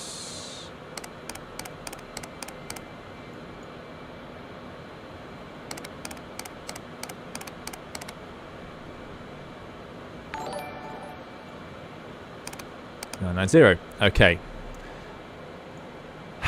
Fuel trim to descent we've done. Right. Fuel trim to landing. Okay, I think it's time to do it then. Fuel trim to landing. That should hopefully keep us in the middle. Engines check, master 1 panel check, QNH we've done, airspeed and pitch, landing lights, nose visor. Let's put it down, I suppose. Let's start.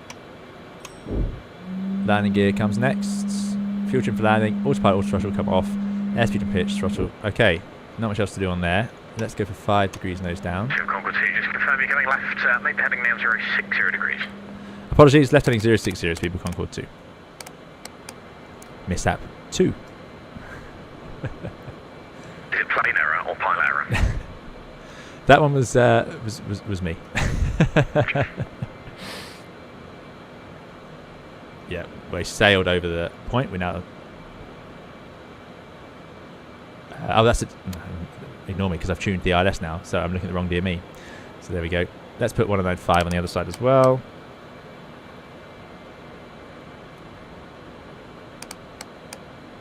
Lights are on. Not that that really matters. Let's come back to 230. IS acquire. And we've got to out acquire 4,000, otherwise it will sail through it. That's a silly button. That shouldn't exist. That's just like on the dash and out sail button.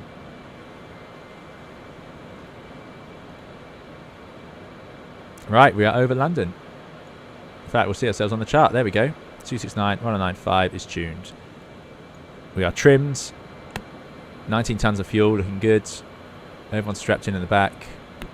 Here we are, screaming over London. Even at these power or these altitudes, it was so noisy. You'd hear it coming a mile off over London.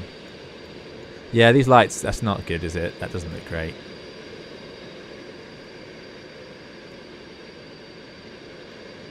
Whereas the light on the tail, absolutely beautiful, perfect. So what's the difference? I suppose because it's got something to shine off.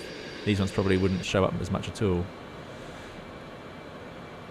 Come on, airplane, keep 230. I don't want to see it get slow. There we go, okay.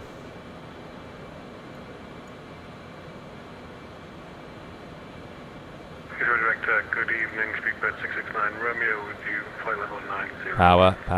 There we go. 669 Romeo, London's Heathrow direct. Thanks, Ryan. Flight level 80, expect vectors for the ILS approach 27 left. And it says, have they fixed the zero speeds in this version? In the old version, they were too high. Oh, I don't know. I was planning just to do... is green VREF? My plan was to do sort of somewhere between... Left heading 360 degrees. Left heading 360 degrees, speed by Concorde 2. 360. Oh, it actually says 360 and 000. That's interesting. Never seen that before. Oh well, we'll do 360. We'll be precise. 669 Romeo will leave Ockham heading 065. That's just part. It says DH. Yes, good Ockham point. 065. It's going to be about 300 feet, isn't it, above the ground here? Concorde 2, you can have a different heading if you prefer. No, we like it. 360 is great. Thanks. I've never seen it.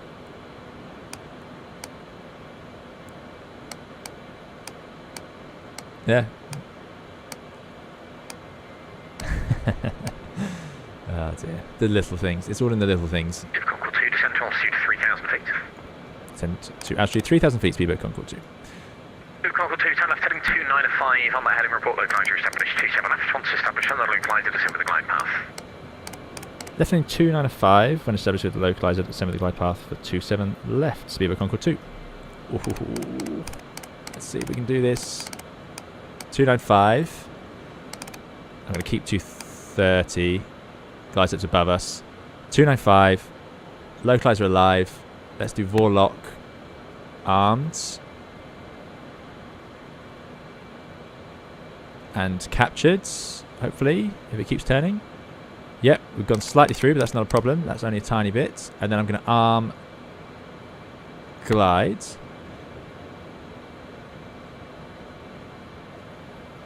There's the runway ahead.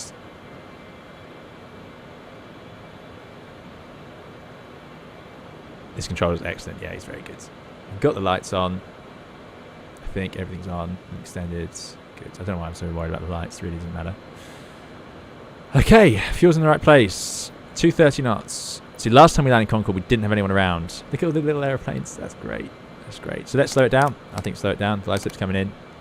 200s.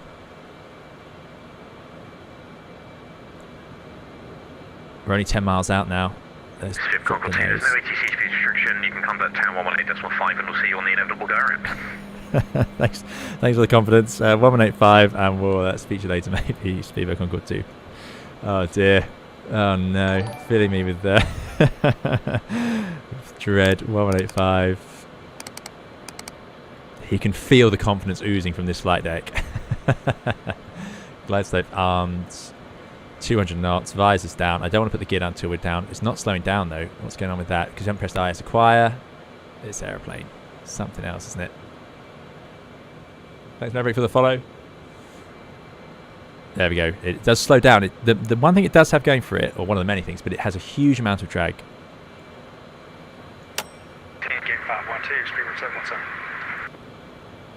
So it can really slow down when it wants to. Should intercept the glide any second now. Vorlock, it's on.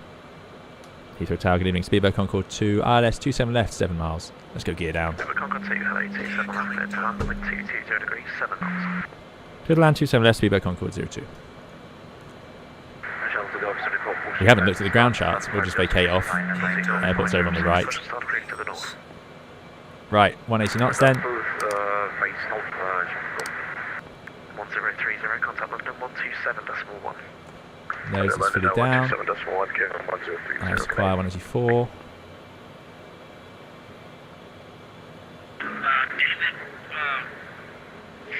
I want it to be about 10 degrees pitch. It's not doing the glide slope though, so autopilot off. Station calling is readability 3. It sounds like you've got a propeller inside your microphone. So let's sort that out. Let's not go any lower. We'll level off here. What it's done is it's descending with the altitude. It didn't have out acquire. That's just such a crazy system, the out acquire system. So let's hold it here. Hopefully it gets the throttle up.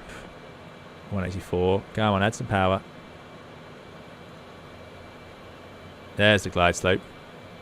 See the glide slope activate, please.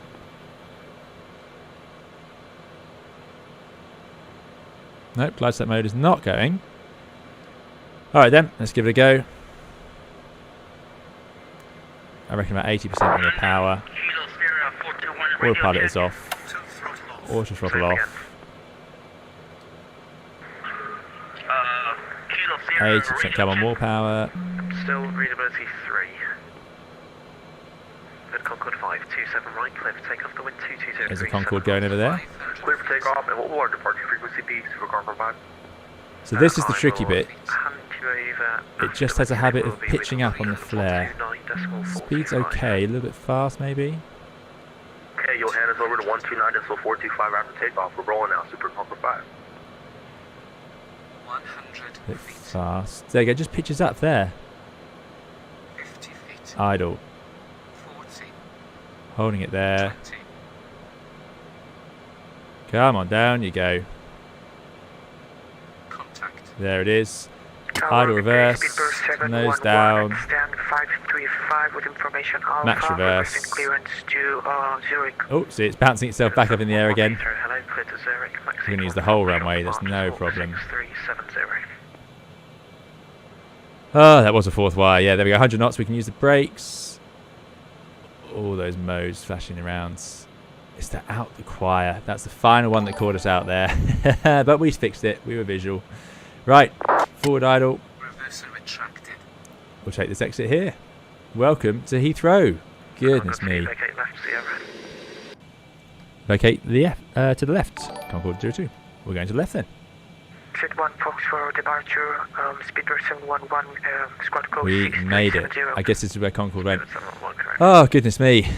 That was a nerve-wracking approach. I don't often get too nervous about landing in the sim, but to be... Concorde 2, welcome to Heathrow, left Sierra, right Victor, stand 420. Thank you. Left on Sierra, right on Victor, stand 420. Speedback Concorde 2. Thanks. Good night.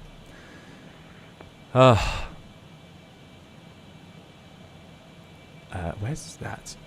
Let's have a look. Let's just clear the runway.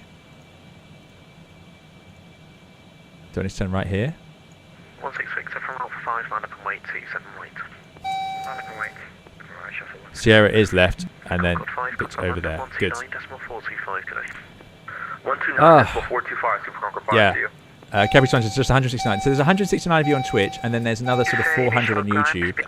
And then there was the VATSIM controllers and our friend. I am so relieved. I mean, we pushed the limits of the touchdown zone there, but it is a 4-kilometre runway. There are more on YouTube. Oh, there we go. Thank you all for joining us. If you did enjoy that and enjoyed watching me sweat through an approach, then do please hit the like button. It makes a big difference. It makes me feel a lot better about these things. That was something else. Yeah, there was so much to go there with the... let's get rid of these landing lights. They're a bit bright. With the... oh, yeah. So much going on. And then for that outer choir not to work. So what it was doing was it was ascending a vertical speed at just over 1,500 feet per minute, which is too high. So if I'd managed to adjust that to 700, we would have probably followed the glide slope. But we got it. Yeah, that's not ideal. You do not want to do that. Again, that's why there's 2 pilots to check these things. But yeah, just that evil outer choir lesson sitting there. But yeah, we made it. Corrected it, got on the glide slope, did a bit of manual flying for the end. And now we're down. Excellent, excellent, excellent. Sven, glad you enjoyed it. Thanks, Nick. And he says, that was awesome, Captain. Stand 420, historically accurate. Excellent.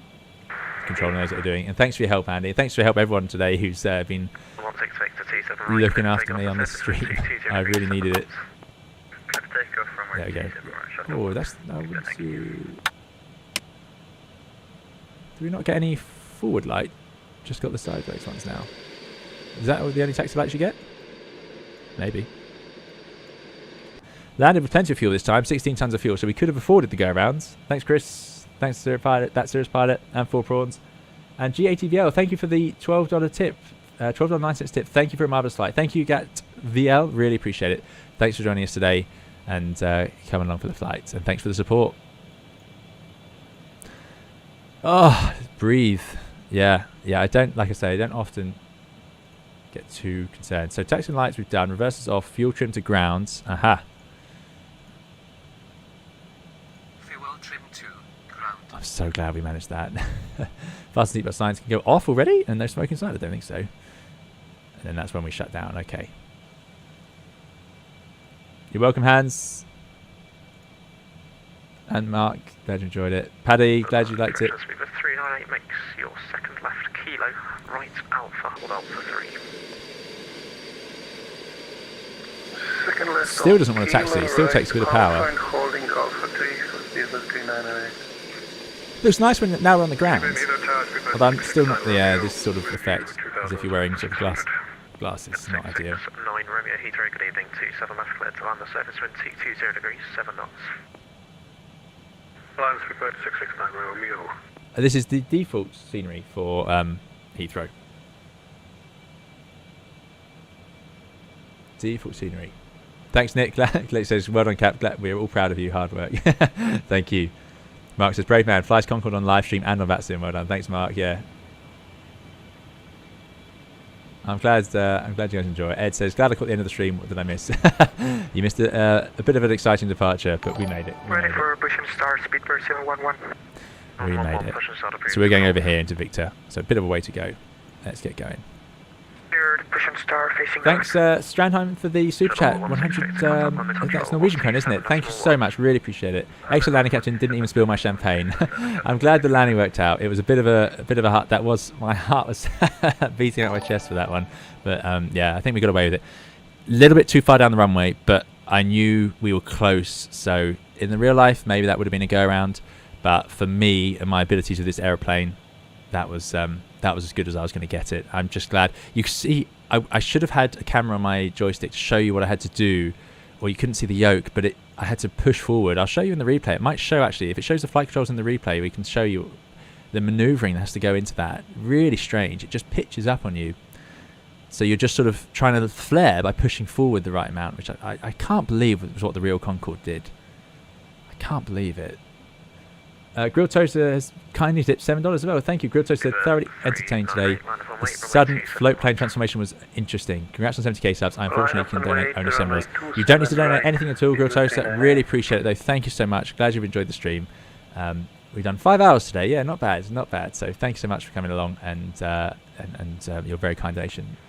Strand Time, Gap Bell, and Grilled Toaster. Really appreciate it. Someone says, how much would a flight on Concorde have been? I really don't know. I wish I could tell you. A lot, though, I would imagine. A lot. James says, going to try and replay your video and copy you, see if I have the same success. Well, you might not want to copy all of it. Somewhere around the 1 hour and 10 minute mark. You might have some second thoughts about that. Speed with 398. Don't miss your parking stand. No, we won't. We won't. Victor, over there. Get there at 30 knots. Infinite 224, good to see you. Infinite says, is that due to ground effect? I don't know. I don't think so. Like I said, I just can't believe the real aircraft was that horrible to land, because it's really uncomfortable. I don't like trying to land it like that. Oh, let's keep it on the taxiways now. Now, is this Victor?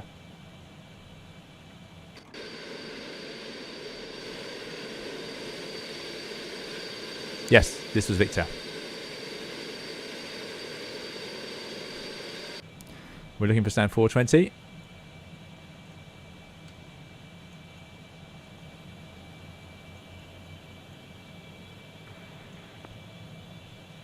Down and on the right.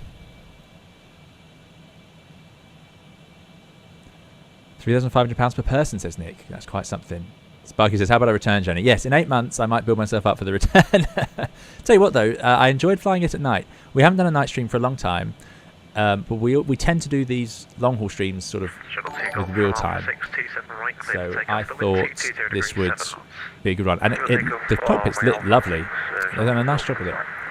Ellis, thanks so much for the £4.49 super chat. Really appreciate it. Ellis says, fantastic stream, well done, and thanks for all the great content. You're very welcome, Ellis. Thank you so much. Really appreciate it. Thanks for supporting the channel. There you go, $12,000 to $10,000 a round trip. Goodness me. £8,000 return. Oof, yeah, expensive stuff.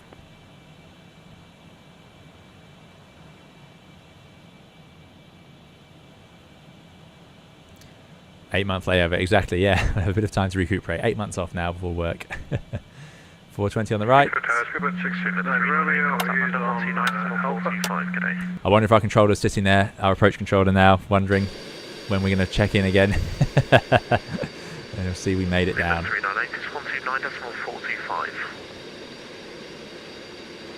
129.425 for speed of 398.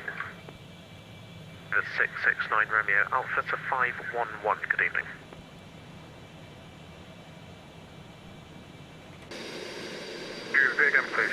Amazing the oversteer you have to do on this thing.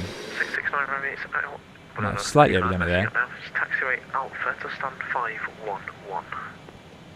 Alpha 2511, report 669 Romeo. Come on, airplane. You can do it. Hello, very good evening to you. Shuttle 2 Kilo, radio check please. 2 Kilo, hello, readability 5. Hello again, Shuttle 2 Kilo at the information off on board. At stand 521, Tat A320, configuration and minus 0, pressing I-42. What's centre line? Not bad. We're getting good at guessing these centre lines markers in different airplanes. What an event Concorde arriving must have been on stand. Everyone must have been watching it.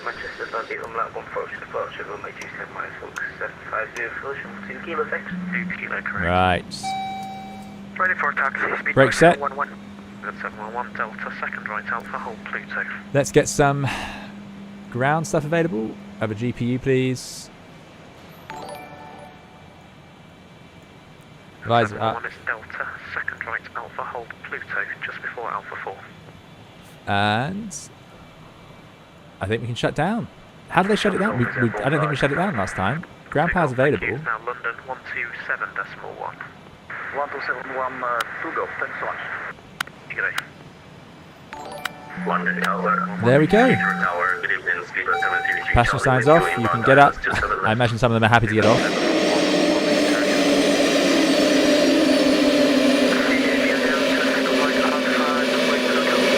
Goodness me.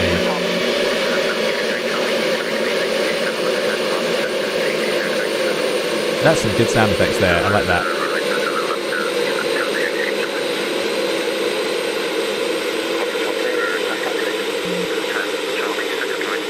You really feel like it needs to rest after that sort of flight, and the stress isn't heat, it's done. Anti-collision off. Welcome to Heathrow. We made it. Fantastic. Phil Norbeck, thank you, Phil, for your very kind $50 super chat. Far too generous. Phil, I hope you're doing very well. Great to see you here. And Phil says, well done. Great stream as always. Not quite ready for the Concorde, but appreciate the knowledge. I'll stick to hand flying the 727-100 with Siva. That's about as difficult as I get. That is more than difficult enough. Thank you so much, Phil. Really, really appreciate it. I hope you're doing very well, and thank you for joining us today. Thank you for that incredibly generous tip, and great to see you here. Yeah, 727, fantastic. And yeah, there's the Concorde is just something else. It's always got something else it can bite you with, I suppose. It's just so different. It's beyond my knowledge range as well. As a commercial aviator, I'm not in any way trained to fly this sort of thing. It has its own set of requirements, but what a machine. I think Colin Match have done a fantastic job with this one. I really, really like it. And it's great in X-Plane 12. Just like we talked about a couple of things that would be nice to see. I especially want that flight engineer to become automatic. But yeah, really, really enjoyed flying it once again. So I'll definitely be using it again on the stream. It's just super satisfying to get it in the air, to accelerate to Mach 2. Great fun. But Phil, thank you so much for that incredibly generous tip. Really, really appreciate it. And I hope you're having a very good day. Right. Richard said it was surprisingly hard to see Concorde at Heathrow. It got hidden behind just about everything. Yeah, I bet it's not that big, is it really? Did Concorde use a jet bridge or stairs? I think it used stairs, actually. I think it was stairs. How long did the crossing take you? Well, we've been on stream for 5 hours. In fact, I can tell you, our elapsed timer says, look at that. We took off 3 hours, 29 minutes ago. So, 3 hours 20? 3 hours 15? Unbelievable. Unbelievable. Oh, it's just nice to sit here and breathe for a second, isn't it? Let's get that nose up. Oh, it can't do it now. Needs a bit of hydraulics. Oh well. One final mistake to leave it for the next crew. Just give way to the with the nose in the wrong place. joining Alpha, then continue Alpha. Beautiful, beautiful, beautiful, beautiful. Right, time for the replay then. Let's see what happens. So, thank you to the excellent Batsim controllers who looked after us so well. I'm going to just get rid of that ground. No, I'm just going to press Alt-R. Let's see if that works. Will it remove the GPU for us? It will. Unreal. We might lose the engine sound. That's the only thing. Here she was on final. Yeah, we just got wind noise. So, can you see... Well, ignore the sounds now. Yeah, we can't see the airspeed. Glide slope's going up, you see, and it wasn't. Just carried on at 1,500 feet per minute. We were pretty visual. Then we found it. Went to 0. Cruised along 1,000 feet with the gear down. This was impressive. I was pleased that the airplane managed this. Casper says, just tuned in again. I'm relieved we're on the ground. Yes, I would be. Ignore that warning. We were fine on the airspeed. In fact, we came in a little bit fast by this point. Pitches at 9. And you can see the yoke here. Watch this. So now, see, all of this is pushing forward. So, over-controlling for sure. But there we go. So, this is normal. Flying the approach. A bit of pitch up, trying to keep it sensible. And now, pushing forward. And up the nose goes. Forwards, forwards, forwards, forwards, forwards. Forwards, all forwards from that point. I can't believe you landed Concorde by pushing forward on it. I just don't buy it. We got away with that though. Let's see the landing.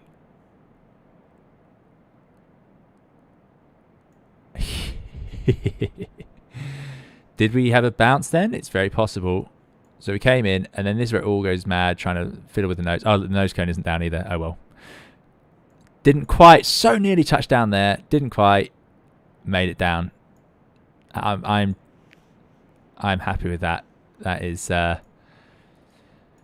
as good as I could have hoped. See this as well. It's got a real tendency to bounce up and down. It's almost like the trim's too far back, but anyway, probably should have put forward stick on after landing. Perhaps that's what they did. Perhaps it was once the nose is down, push forward. I think Daniel may have mentioned that earlier, actually. So yeah. Shame about the nose, but oh well. I can't move that now. So and the rudder. A few of the X-plane aircraft do that on the replay, actually. Oh, that is annoying, though. Anyway, we can fix that. What if I put it back on stand?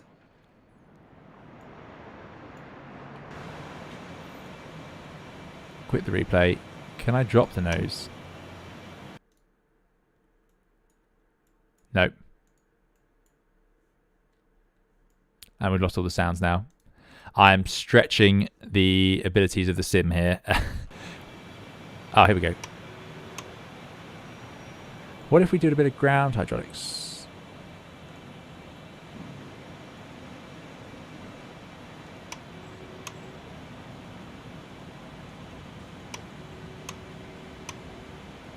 Nope.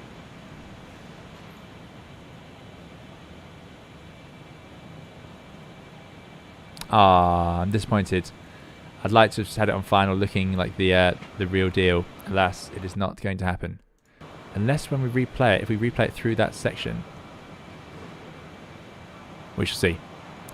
Kelby says, just watched the landing video of Concorde in real life and it was more like holding pitch instead of pushing down. Yeah, that seems to make more sense. They did. Sticks forward was a command. Thanks, Andy. So yeah, they would have put the nose down. Pitch trim, I mean, the pitch trim was just what I had on final, so I wouldn't expect to fly it out of final. Out of trim on final. Yeah.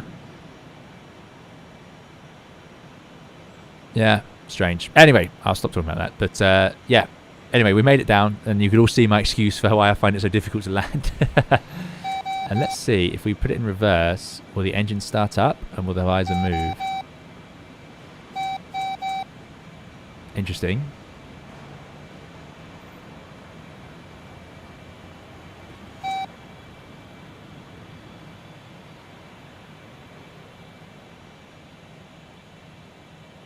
I'm about 2 clicks from crashing X-Plane. Yeah, I know, Phil. Yeah, absolutely am. James says, awesome work. Congrats on 70k and look forward to 100k. Thank you so much, James. Appreciate it. Paddy says, congrats again on 70k. Toasting you with the last of the Christmas Baileys. Enjoy that, Paddy. Very nice. Yeah. I'll be treating myself shortly.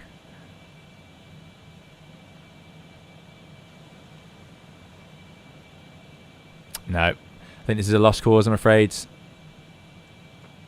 The visor is where it is. Oh, well. Lesson learned for next time. Still. Concorde's prettier. Yes.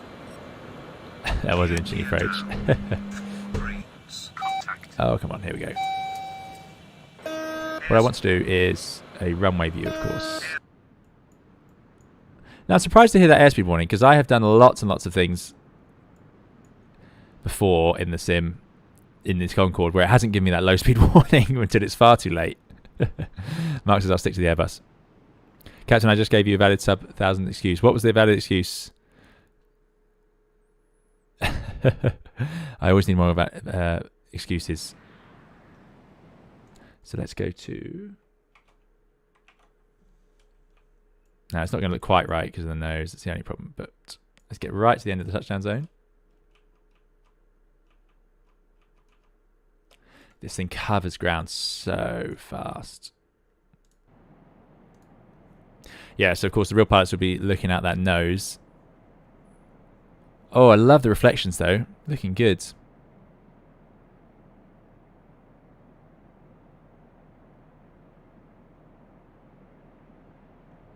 Second almost touchdown. And touchdown. Then the reverses. So they work in the replay. That's cool. And then should have gone nose down here. If I'd gone nose down, this wouldn't have happened. Yeah, that makes sense. Oh, there you go. Wake turbulence off the heavy Concorde off the parallel. Thanks, Lauren. That's exactly it. Exactly. What happens if you don't flare at all, says Richard? Well, if you don't flare at all, what it does is it just suddenly pitches up on you, and yeah, it all unravels. Yeah, because I didn't flare. I was literally at this point, as you saw, I was holding it where it was, and then I was trying to put the nose down, and here I'm pushing forwards the whole time. You can see it. You can actually see it on the if you watch the elevator there, forwards, holding it almost back to neutral. And then you can see it, and I'm having to push forward again, hence the second little flare. The whole time, just crazy. It's just such a treat to fly this machine. I just wish I knew if that was okay or not. I can't believe it would be. It's so unconventional. Airbus added an artificial trim system into the Airbus to make sure when it landed like a conventional aircraft, so pilots weren't confused. So I just struggled to believe Concorde would be flying like that. However, with the extra training, maybe it was. Active low says, to be fair, the runway acted as a ramp. Yes, the runway probably isn't quite that bumpy in real life, but still. Right, what view should we go for? Probably just an exterior view. The lights of London behind. We're coming in quite fast. Let's put it up to sort of just over 1,500 feet. Well, that's a bit of a misnomer. Somewhere there. Our nice circling at 1,000 feet approach. Look at that nose attitude. Right. Let's put it... Yeah, we'll do it that way. And I'm going to say thank you all so much for joining us today. Really appreciate all all of you for coming along, joining the stream, chatting and showing the kind words. Really appreciate it. Thank you for just watching along if that's what you've done, and thank you for chatting if you've chatted. Thank you to the moderators for keeping us safe as always. Huge thank you to the moderators, in fact, who've done such a great job over now 3 years of this channel almost, but they've been doing a great job looking after everyone and keeping this an engaging and fun place to be. So really thank you to them. Thank you to everyone else as well just for joining along, because of course it is all of you that make the community such a treat to be a part of. So thank you all so much. It's always such a pleasure, and I really appreciate the kind words, and that I hope you've enjoyed this stream. I have certainly enjoyed it despite the stresses and strains. This was always going to be like that. That's just what Concorde is for one inexperienced pilot, but there we go. So thank you, of course, for those very generous tips for supporting the channel. Really appreciate it. Thank you for leaving a like. Please do leave a like if you did enjoy it. That makes a big difference. And the whole video will be available on YouTube after this, so you can enjoy it there. The flight was indeed on Vatsin, Ranchu. It was indeed. I'm going to say then, thank you all. Have a very good evening and rest of the day. We will see you again on another live stream soon. We will do something else fun. And I will say, have a very good evening. Thank you all so much again. Really appreciate it. And it's an absolute honor to get to 70,000 subscribers on YouTube. Really very kind. Right, here's the music.